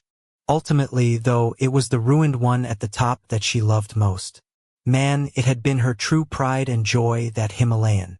And though it had been burned beyond utility, she still loved it best anyway. Which was why she had used it for that stupid fucking spell. But again, there was no reason to retread all that. And no, she wasn't making yet another promise to move on, get over herself, be independent. She was just going to go along, putting one Louboutin after another, and see what happened. What wasn't happening next? She wasn't bribing anyone to love her. She wasn't engineering any destiny for herself. And she wasn't making herself indispensable in the hopes that reliance could take the place of true regard. After Lash had inducted all those women she'd found him, he'd just waltzed on out with them and left her behind. He hadn't even looked back. So yup, she was just packing up her clothes and moving on. Maybe she'd find something to do, or maybe, like so many mortal souls, she'd just wander her days and nights in the shadows of dreams that had never manifested. The knuckle rap on her door was loud, and she rolled her eyes. Stupid fucking security guards. This was a goddamn storage space as far as they knew. Who the fuck did they think was going to answer? When the knocking came again, she marched across and yanked open the door. Out in the hall, dressed in the dark gray suit she'd picked out for him, Lash was standing in the low light of the commercial hallway. He, of course, looked beautiful and pathological, which made her hate him, and in a way, the return to her normal state of rage felt good in a nostalgic sort of fashion. Like a friend had come back for a nice meal. "What do you want?" she said. His eyes went down her body and he cocked a brow. "Yes, I'm wearing blue jeans and a fucking sweater," she thought. "I'm packing, you asshole." "What?" she snapped, as he arched his other aristocratic brow. Yes, she did entertain a brief fantasy of shaving both of them off with a chainsaw. "I have a table for two reserved in 20 minutes at L'Orangerie," he announced. "I want to know if you want to go on a date." Davina opened her mouth, closed it. "I also got you a present. Here." He held out an enormous orange bag, the thing swinging gently between them. The demon looked at him, looked at the bag, and when she just stood there, frozen, he bounced the weight a little, like maybe she hadn't seen it. As if she could have missed the thing, especially given the logo in the center, of a jaunty little man in front of a horse and carriage. With a shaking hand, Davina reached out and took the handles. Stepping back, she wondered where to open it and decided her coffee table, over where her white leather chairs and love seats still were. As she patted across the concrete floor, Lash said, "Where are you moving to?" "You got a new place." Sitting down on her little sofa, she took out an orange box the size of a microwave, and boy, it was heavy. Undoing the brown ribbon, she lifted the top and saw layers of carefully folded tissue paper. She was gentle with the revealing, peeling back the fine sheets until she exposed a pale herringbone-patterned bag with the Hermes crest once again on it. The little horseman and his trotter, a perfect visual vignette to remind the customer that saddlery was where it had all started. As she pushed the box aside, she opened the neck of the giant fabric pouch, and the instant she saw the handles, her heart stopped. With careful tugs, she pulled out a pristine Himalayan Birkin 35 with the diamond hardware. "Yours got wrecked," Lash said remotely. So I bought you a new one. Putting her hand to her mouth, she had to blink away tears. There are matching bangles. I bought them for you too. They're in the bag itself. When she could compose herself, she looked up at him. The Omega sun was staring down at her, his evil eyes guarded, but unwavering. So, he said, you want to get dressed and head out? I've got a limo waiting for us. It was an eternity before Davina could find her voice to answer him. Clearing her throat, the demon replied, I do. Chapter 64. The night after the funeral, the Brotherhood and the other fighters convened in Wrath's study, and Lassiter made sure that he was down from the sanctuary for the meeting. Unsurprisingly, no one spoke as they filed in and found their regular spots, like they were visiting hallowed ground and didn't want to be disrespectful. On his side, Lassiter felt conflicted. He and Raven had spent the daylight hours up in his private quarters. They had made love, yes, in a reconnecting, reverent way, and when they hadn't been joined in that special fashion, they had both lain awake, until she had gone to check on Beth just now. And he had come here. It was hard to balance their joy with all the suffering. But life was like that, an equilibrium that was sustained by the good and the bad both parts required. By design. As the doors were shut by Tor, Lassiter glanced across the way. Eddie and Adrian were in their spot in the corner, and the angels lifted their hands in greeting to him. They were going to be a great addition, especially as things got rougher, which they were going to. When everybody was present and it was time to get started, Tor went over to the desk and the throne, and stood there for a moment, looking like he was lost. Then the brother who had seen more grief than anybody else slowly pivoted around. Taking a deep breath, his voice was low and strained. We need to, discuss the memo that was circulated by the newly established council. He cleared his throat and went around to stand beside the throne and face out into the room. There is the meeting of them tonight, and I've asked Saxton to check the legality of what they're doing. See if there's some way of stopping them. He doubts there is, but, yeah, he's going to look. There was a grumble from a couple of males. Half-hearted at best.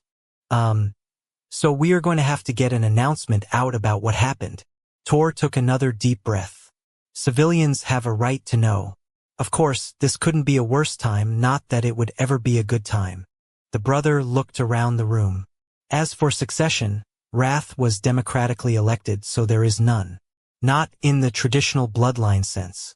I imagine that, with the council reforming, they'll put up somebody. I don't know if any of you want to step forward for consideration. I won't be putting my name into the ring. I have no interest in any way. We're going to end up being ruled by some dandy in a suit. And well. He let the sentence drift. Then there was a silence that no one filled. It was within the dense quiet that the implications of the tragedy clawed into them all anew, it seemed. A private guard with no king to protect. Brothers who had lost one of their own. A family without a patriarch. A Shellen without her mate. A young without his father. A species without a leader. All those levels of loss, private and public, intersecting into one void the size and shape of a grave that would never be filled because the explosion had left no remains to bury. Anyway, Tor sighed. That's where we are, which is nowhere, actually.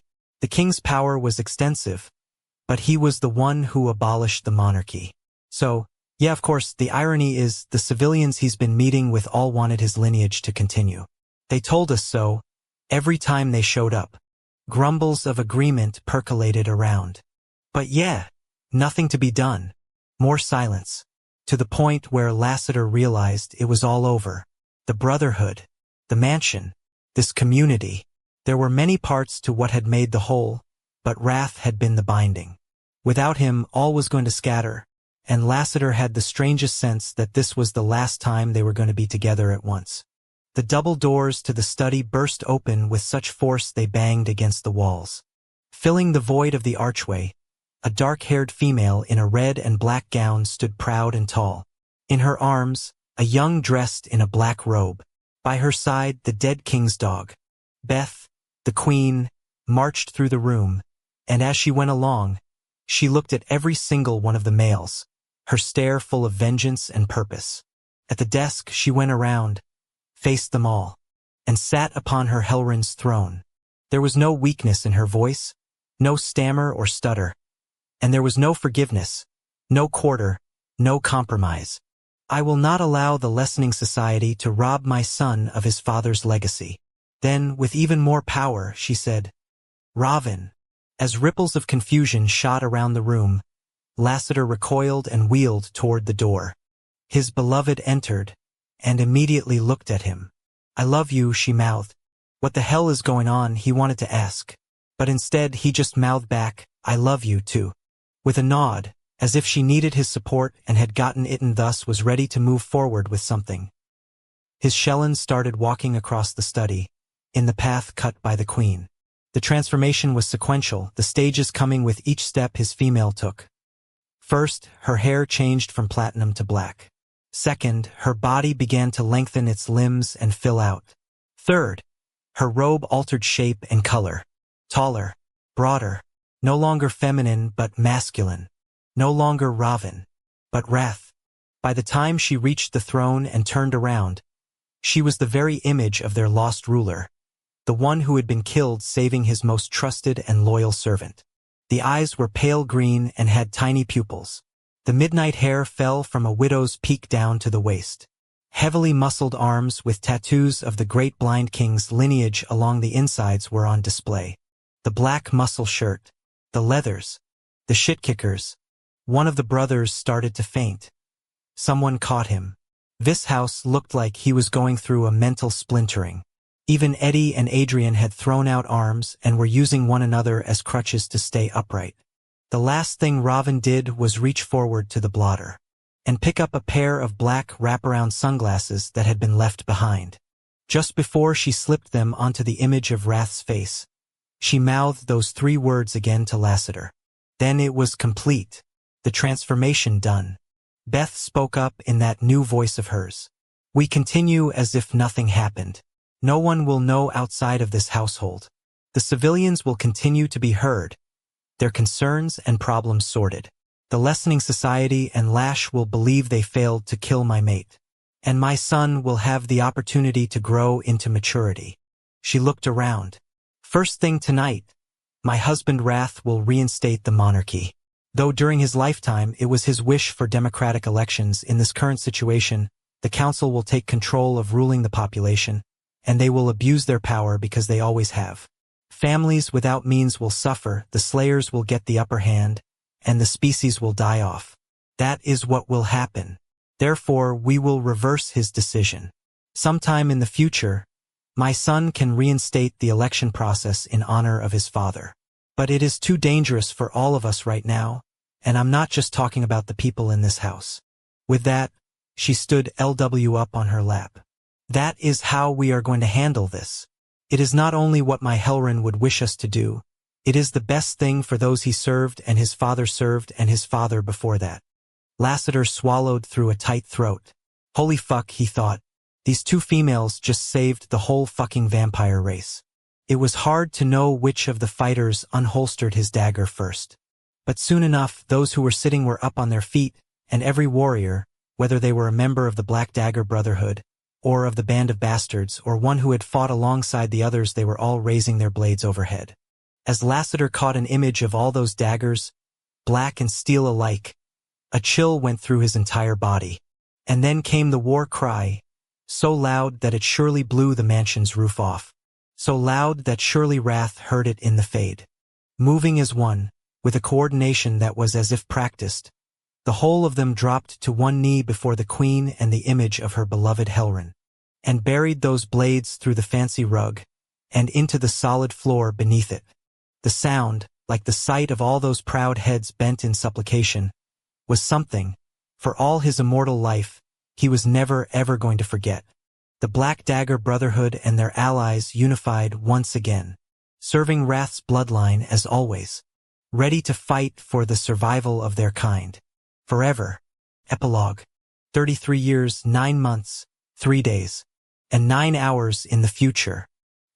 The pair of black shit-kickers tromped through the snow, leaving treads that were unseen, and not only because of the strong wind that almost immediately covered them with drifts. For the male who had arrived, the change in season was a shock, and confusion was the name of the game, and neither had anything to do with his blindness. Where the fuck had spring gone? Wrath wondered. The last thing he had felt was a blast of heat, and then an elemental turbulence. After that, nothing. And now he was here and it was winter? Stopping, he moved his head left to right, his hair whirling around his face, lashing at him. There was a strange smell under the familiar currents of pine up on the mountain, burning dirt and something like soggy firewood. He kept going without panicking. Then again, he knew where he was. Clonk. The steel toe of his shit-kicker hit something hard, and his shin followed along for the ride, the cracking impact turning his body into a tuning fork for ow. As he dropped another F-bomb and jacked over to rub away the pain, he put his hand out.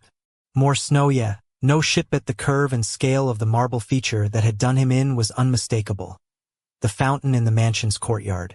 Navigating with his fingertips, he continued around to the far side and knew the distance and direction to the first of the grand entrance's stone steps. As he walked straight ahead, the whistling sounds in the mansion's eaves confirmed his rock-solid instincts, and in a way, it was as if he could see. In his mind, he conjured from memory the variegated roofline and the diamond-paned windows, the gray stone walls and the gargoyles. A piercing longing went through his chest, the emotion so vast, so fundamental, he faltered. For some reason, he felt as if he hadn't been home for a very, very long time, and he didn't get the sentiment.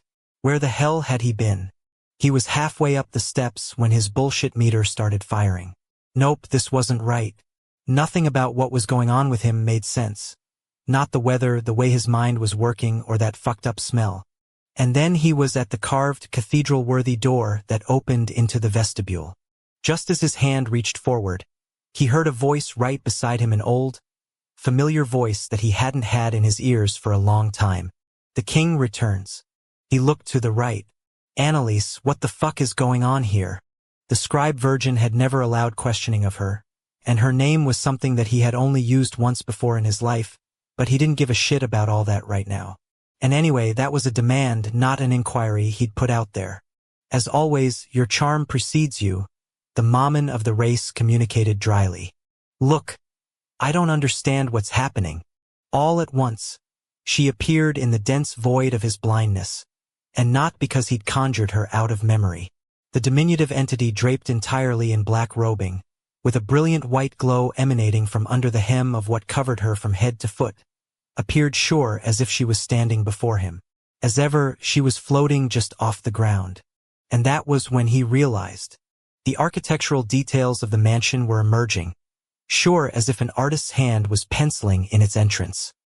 He saw the aged brass handle he had been reaching for, and the carvings in the panels, the hinges that were big as a male's forearm, and the molding that was so deep that snow collected in the curls of the acanthus leaves. Stepping back, he looked up, way up.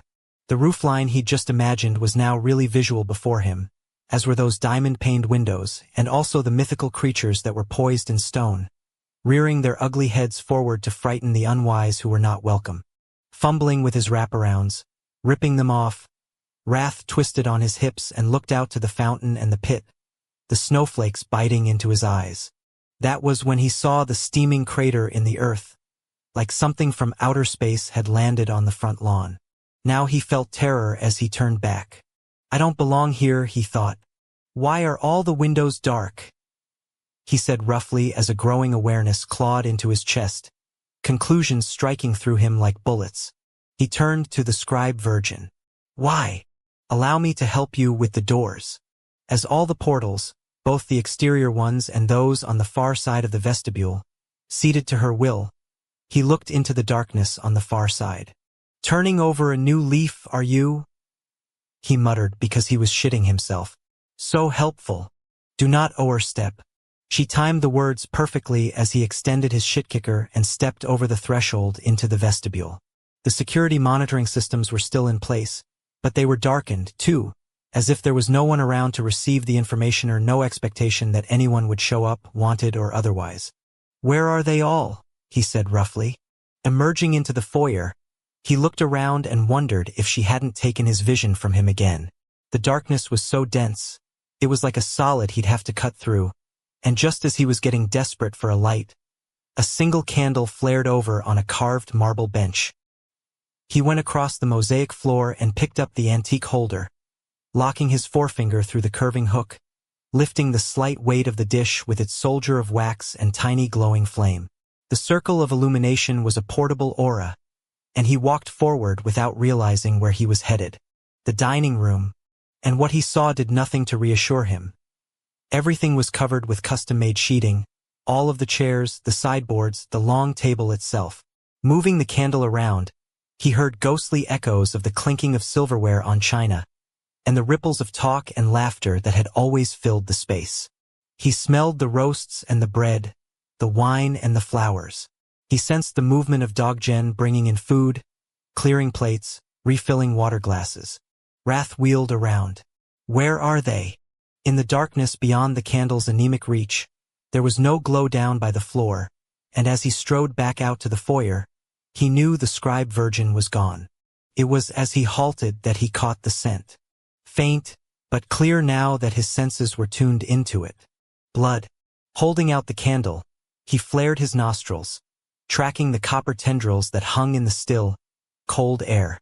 The runner that came down the grand staircase was red, and he had to lower what light he had to the carpet's thick pile. There, in the fibers, soaked in as if a meal for the wool nap, a drop of fresh blood. He extended his arm, swung the glow around. 3 steps up, he found another. 7 steps up, another. He was halfway to the top when he saw the firelight. Like a rising sun, the glow was seated at the horizon of the second story's floorboards, and as he marched toward it, he remembered the days when he had been able to see the sun, when he'd been a pre-trans and his parents had still been alive. The start of his journey, which now he recognized had always meant to take him here, to this night, to this ascension, to whatever horror was awaiting him. Cresting the great staircase, he stood before the open doors of his study, and it was then that he scented much more blood as well as the acrid smoke of a fire. For a moment, as the subtle cracking of burning logs registered in his ears, he felt a strange immobility, and he thought, could this be the Fade? Is this the door? If so, it was already open, and he felt a sweep carry him forward, as if there was a void sucking him in, no chance of escape from the powerful undertow. As he moved toward the firelight, he felt like he was hovering above the carpet instead of walking, and he had a vague, peripheral awareness of ghostly furniture, the gold-leafed benches and console tables against the gold-leafed balustrade, the ornamental chairs dotting the open area of the second-story foyer, all of it protected from dust destruction with those eerie jackets made of pale cloth. He arrived at the threshold of his study an eternity later. Or maybe it was just a heartbeat. The first thing he saw, across the pale blue room, was the throne that was, for some reason, uncovered on the far side of the desk. The next was the first aid kit on the coffee table in front of the fireplace. The thing pop-topped and surrounded by bloody gauze, surgical instruments, and a spool of black thread as well as a stained black muscle shirt. But it was the male sitting on the covered sofa, facing away from him, who commanded all his attention. Walking silently forward, he could not have looked away for anything in the world. And as utter disbelief clogged both rational thoughts and crazy conclusions, he moved into position so that he could see the profile against the firelight's restless glow. The male's body was corded with muscle and covered with tattoos. From the cut of his hard jaw, down his chest and arms and hands, disappearing into the waistband of his leathers, a pattern of black ink carved out a design that was not readily apparent. Injuries some new, some in the process of healing, and one clearly just dealt with, going by the bright white bandage marked his ribs, his biceps, his back. The sides of his head were shaved, and the black hair on top had been pulled back and tied in a knot. The face was a mirror of Wrath's own, and the eyes, which he could not see from his angle, were trained on the throne, like he was staring at someone even though there was no one sitting on it. The attack was so fast, so vicious, that there was no preparing for it in advance. One moment, the male was by the fire. The next, he was bursting forward with a steel dagger above his shoulder, his green eyes spitting fury, his upper lip peeled off enormous fangs, the hatred in his face a physical presence that was one hell of a co-pilot. For a heartbeat, Wrath couldn't move, but then instincts, training, and experience took over, and he caught the thick wrist controlling the dagger and deflected all that momentum by shoving out his other hand to the throat, stiff-arming his elbow, and spinning them around so they traded places. The energy in the attack was redirected like a pool cue into an 8-ball, and he stuck with the male as he stumbled backwards, staying engaged, because it was going to be only a split second before there was a recovery and a second wave of aggression. The impact of the male's back against the wall was so violent, there was a crack like thunder. And, as followed a lightning strike, there was an abrupt cessation in the storm as wrath pinned his attacker. The face that was in front of his own slowly transformed, the fury draining out of the features, the brows easing and then rising in shock, the mouth falling open, the dagger not lowering, but getting dropped entirely. As it clattered to the hardwood floor at the edge of the fine antique carpet, all of the fight went out of the male, and those green eyes that were the color of Wrath's own, grew luminous with pain. In a small voice, the voice of a young, a single word was uttered, "Father!" Wrath went from holding off the big body to dragging it against his own, his arms shooting around what made no sense, pulling the heavy muscularity into him. He couldn't breathe, and then abruptly he couldn't see, his vision starting to dim back into the darkness he was well used to. In a panic, he pulled back and memorized that face, from the widow's peak that was just like his own, to those jade eyes with the pupils that were way too small, to the tide of tattoos that crested at the jut of the jaw. Wrath looked down at the ink pattern across the mountain of a bare chest. It was a depiction of a skull with a dagger through the top of the cranium at an angle, the fangs viciously tipped, the empty eye sockets pits of hell, warnings in the old language emanating out in rows to cover all the skin there was. He is just like I was, Wrath thought with the kind of sorrow that carved through the soul. But then he let that go for the moment as the dots were crudely connected in his shell-shocked mind. The only thing that could explain how he had last held his son in his arms as an infant, but now LW was a fully transitioned male, was the passage of time. "Where is your mommin?" he choked out. 2. Sitting at her modest kitchen table, Beth looked across to the sink. "Nala, that pot is clean, I promise you." The female stopped with her scrubbing routine, her head lowering in defeat, her shoulders lifting and relenting as she took a deep breath. "What's going on, my girl? Talk to your favorite auntie." Nala as an adult was a combination of both her parents. Her long, multicolored hair and yellow eyes clearly her father's oddists. Her steady nature absolutely Bella all over. She was such a good person, working at Lucha's house, loyal to her friends and extended family of Brotherhood cousins, a devoted daughter. But she wasn't happy tonight, hadn't been happy for a while, come to think of it. Muttering under her breath, the female rinsed out the pot using the nozzle and put it aside on the drying rack where it couldn't stay. If Fritz came in and saw it there, he was going to worry that he hadn't cleaned the thing fast enough, even though he hadn't been at home when Beth had boiled up the potatoes about an hour ago. She was going to have to put it away before he returned to argue in a desperate, respectful way about who was preparing last meal. Nala dried her hands on a dish towel and turned around. "You know Celia? At the house?" "Oh, sure." Beth took a sip from her mug of coffee. "Mary trained her. She got engaged." "Oh, how nice. She asked me to be her maid of honor." "That's great." Beth lifted an eyebrow as the girl looked away. "Wait, is it not great? So this is bad." "Okay. I hate it. It's terrible." Nala's stare drifted around, and for a second, Beth measured her own spaces, the ones she had been living in for 3 decades. The ground-up floors of the house were modest, just a regular-looking colonial in a street packed with other, regular-looking houses. It was the underground that was extensive. The house had been built specifically for her, after she'd insisted she was fine in something far less vault-like, for lack of a better word. But the Brotherhood had prevailed, and construction had started in what had been vacant farmland just outside the ring of Caldwell's suburbia. There were well over a dozen houses in the neighborhood, and they were all connected by a tunnel system. Rage and Mary were on her left. Tor and Autumn were on her right.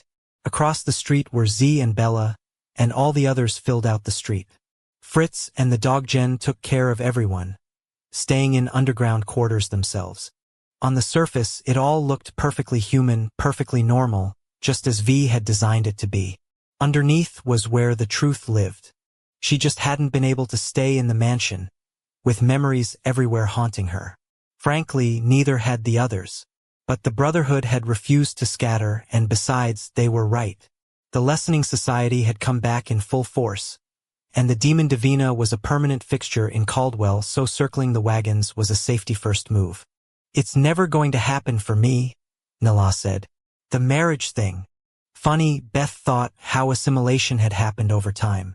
Sure, people still used mating to refer to tying the knot, but now wedding and husband and wife were equally common in speech. So was widow. "Don't say that." She looked at the girl and swallowed through a tight throat. "You never know what destiny has in store, for good and for bad." As she took a sip to clear the block in her throat, an old, familiar pain flared in her chest. Immediately after Rath's death, her grief had been white-hot and paralyzing, capable of leveling her for days. Over time, the acute phase had eased into a chronic, low-level hum that was always with her. She'd come to think of her mourning like the weather, something that ebbed and flowed, and sometimes stormed, and rarely, but on occasion, destroyed her anew. Like it was flexing just to prove it was still in charge. And what had she learned? After all this time? Well, it was that all she could do was walk through the rain and wind, and the cold, cold climate of her grief. Rath's absence had brought a nuclear winter to her life, and for her, there was no ultimate recovery. She remained the earth, lashed and set upon, hurtling through an icy void, even as other people's stars continued to shine. And it was what it was. Nala crossed her arms over her chest. "They won't even talk to me." Plugging back into the conversation, Beth shook herself to attention. "Who won't?" "Males.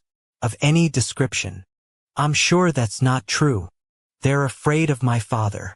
Terrified. One of the groomsmen told Celia that if I was in the wedding, he didn't want to get paired with me to walk down the aisle during the ceremony. He said he was afraid he'd wind up in a ditch in pieces." Beth opened her mouth to deny it, but then had to close things up. How to put this? "Zadist is a little protective of you, maybe.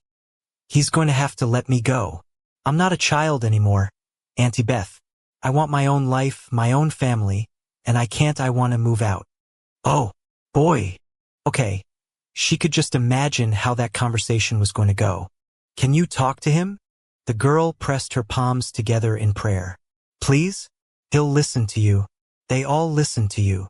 Thinking back to the moment she had walked into her Helrin study and told the Black Dagger Brotherhood exactly how it was going to go, she remembered the males down on their knees in deference to her, their daggers buried in the antique rug. Nala wasn't wrong that she could stand up to them, and that they gave her special clout, but there were limits, and she was very sure that such boundaries started and ended with interfering with their children, especially the girls and anything sexual. Sure, things had evolved in so many necessary ways, but fathers were still fathers, especially if they were warriors. That groomsman had a point about ending up in pieces. "I think you need to speak to your father yourself, honey. He doesn't listen to me. Or worse, does and just doesn't agree," Beth thought. "What about your mommin?" she asked. Tension tightened the female's features. "She's always been more worried about him. But it's fine, I can stand up for myself. I don't need her.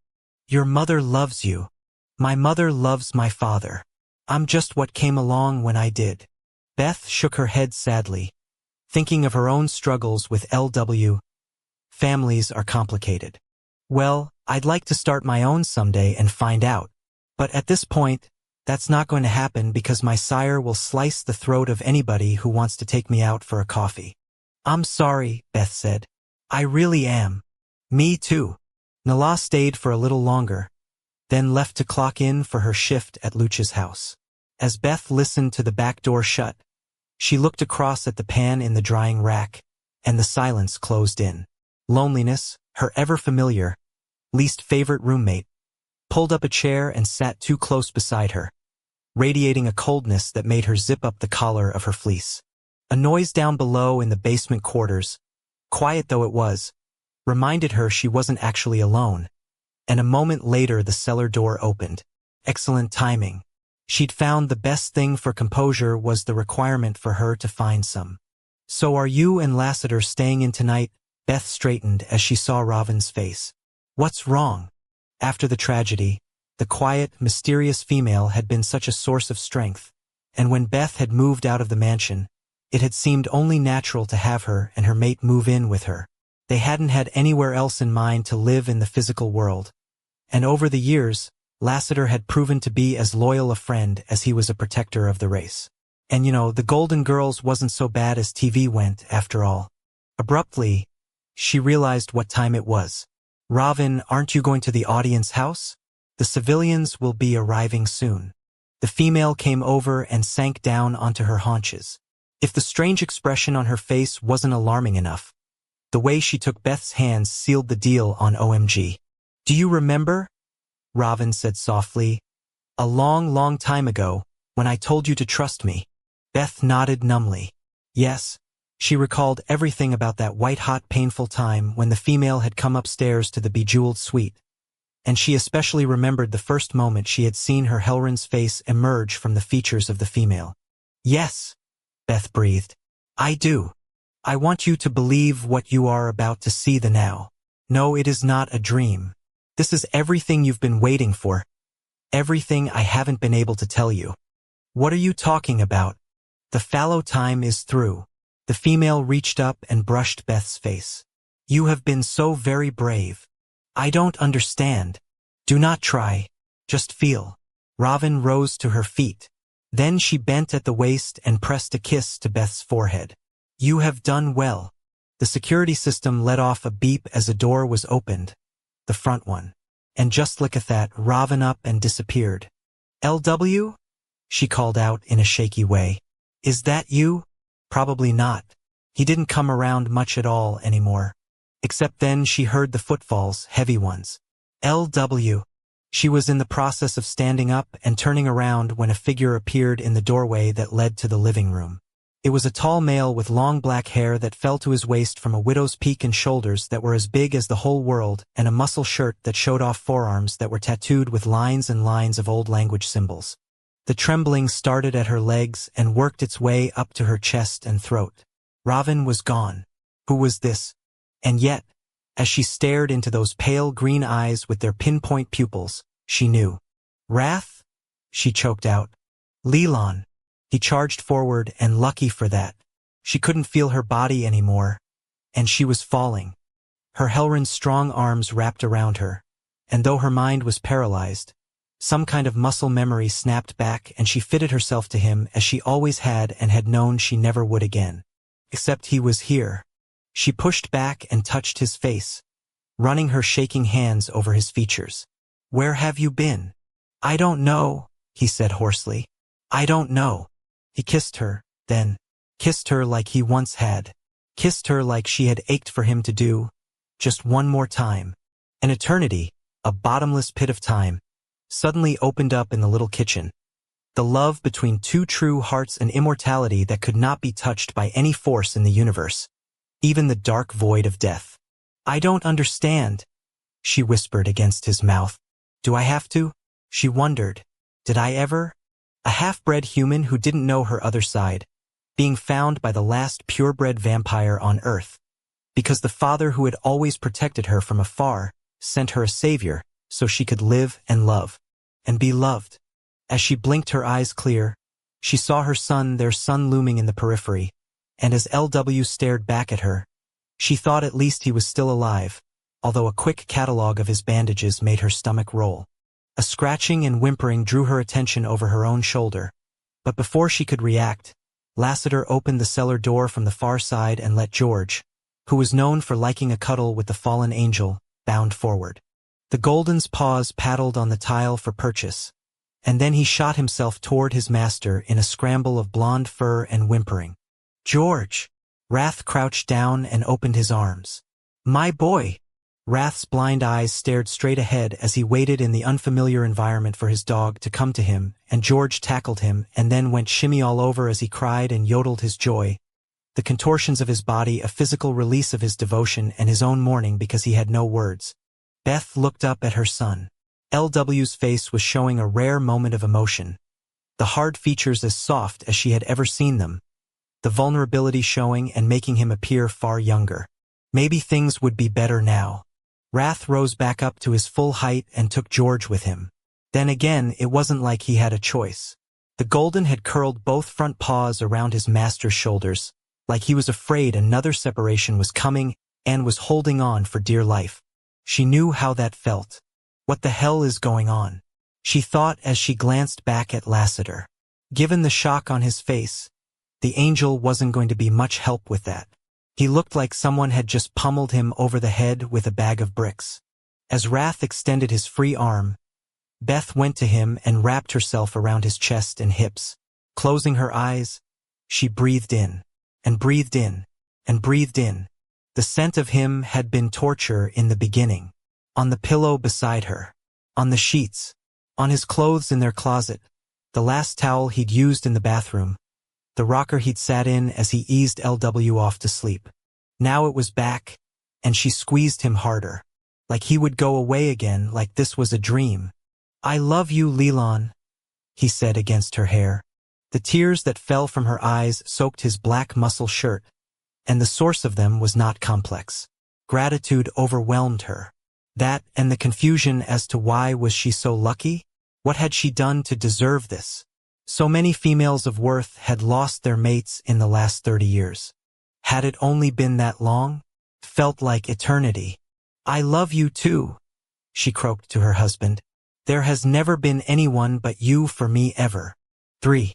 As Lassiter stood in the open doorway at the top of the basement stairs, his hand stayed locked on the handle he'd turned to let George out. He'd been lying on the sofa in the common area, the dog snoozing on his chest as he often did. The last episode of the first season of The Golden Girls playing in the background, when he'd heard the footsteps overhead. And it was weird. The sounds that were transmitted down to him had seemed like what he'd been waiting for.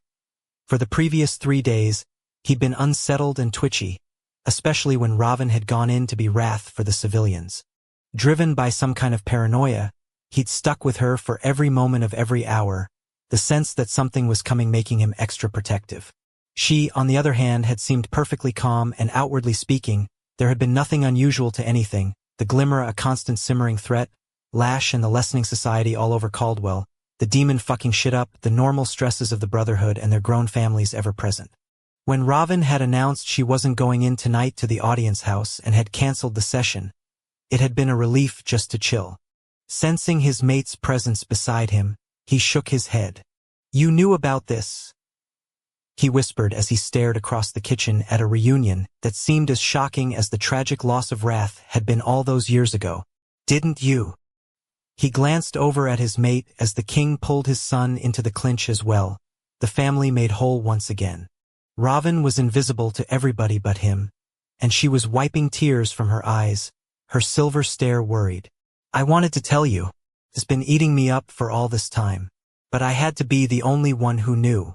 The demon Davina has the ability to travel through time as well, and though Wrath experienced the time jump as but a moment, his soul has been in the in-between for 30 years. If anyone had known, there was a risk that it would get out to her somehow and she could have gotten to him. If we'd lost him at that point, there was no coming back, and he would have ended up in a place that was worse than done." "You hid him in time," Lassiter whispered with awe. "That night when I saw the meteor in the sky, that was Wrath. And me, I swept him up the second before the explosion went off." She reached for him. "Please forgive me." Lassiter opened his arms, and as she became corporeal, he drew her in close to him. "Oh my God. There's nothing to forgive. You're fucking brilliant." As she snuggled into his chest, she said, "The book let me know what was going to happen, and I fought going down and getting involved. But then I thought of Beth. It all happened so quickly, and this was the solution that came to me. Genius. Absolute genius." She pulled back. "I hated lying to her. To you." The torment was in her face, her eyes luminous with the conflict she'd kept to herself. He shook his head and turned her so she could see the clutch of the first family. "That is all that matters to me. Whatever sacrifices we had to make, known and unknown, don't matter as long as we can have that." Lassiter wiped his face, and as he brought his hand down, he regarded the shimmer of silver on the pads of his fingertips. And then Wrath looked up. "Raven." Lassiter. There was more hugging at that point, and then the king wanted to go find Fritz. As the first family, and the Golden, descended down into the basement, Lassiter glanced around and marveled at how the house seemed full again. Even though it technically hadn't been empty, he looked into his Shellen's silver eyes. "You're a miracle, you know that? I'm not an angel, though." Robin reached up above his head. "I don't have a halo like you do. You don't need one, you're my gift of light." He smiled. "Like I always tell you, you brought it back for me. Forever." As he stared into her eyes, he felt the future before them all, stretching out into time. He could see no details, none of the grand events or nightly minutiae, neither the sunshine nor the rain. He knew there would be both, of course. That was the way life worked, and because you couldn't predict any of it, and could control only some of it, the most important thing was who you were with, who you surrounded yourself with, who your friends were. Maybe that was why The Golden Girls was his favorite show, and why he knew the great Betty White got it right when she'd spoken his favorite quote of hers. "Replay the good times. Be grateful for the years you had." That was everybody's immortality right there. "Hey, you want to go down and watch some TV while Wrath shocks the shit out of everybody we know and love?" Then he murmured, "And maybe a little something more, you know, if you're interested in a religious experience?" Robin smiled and linked her arm around his waist. "You bet, angel mine. It's a date."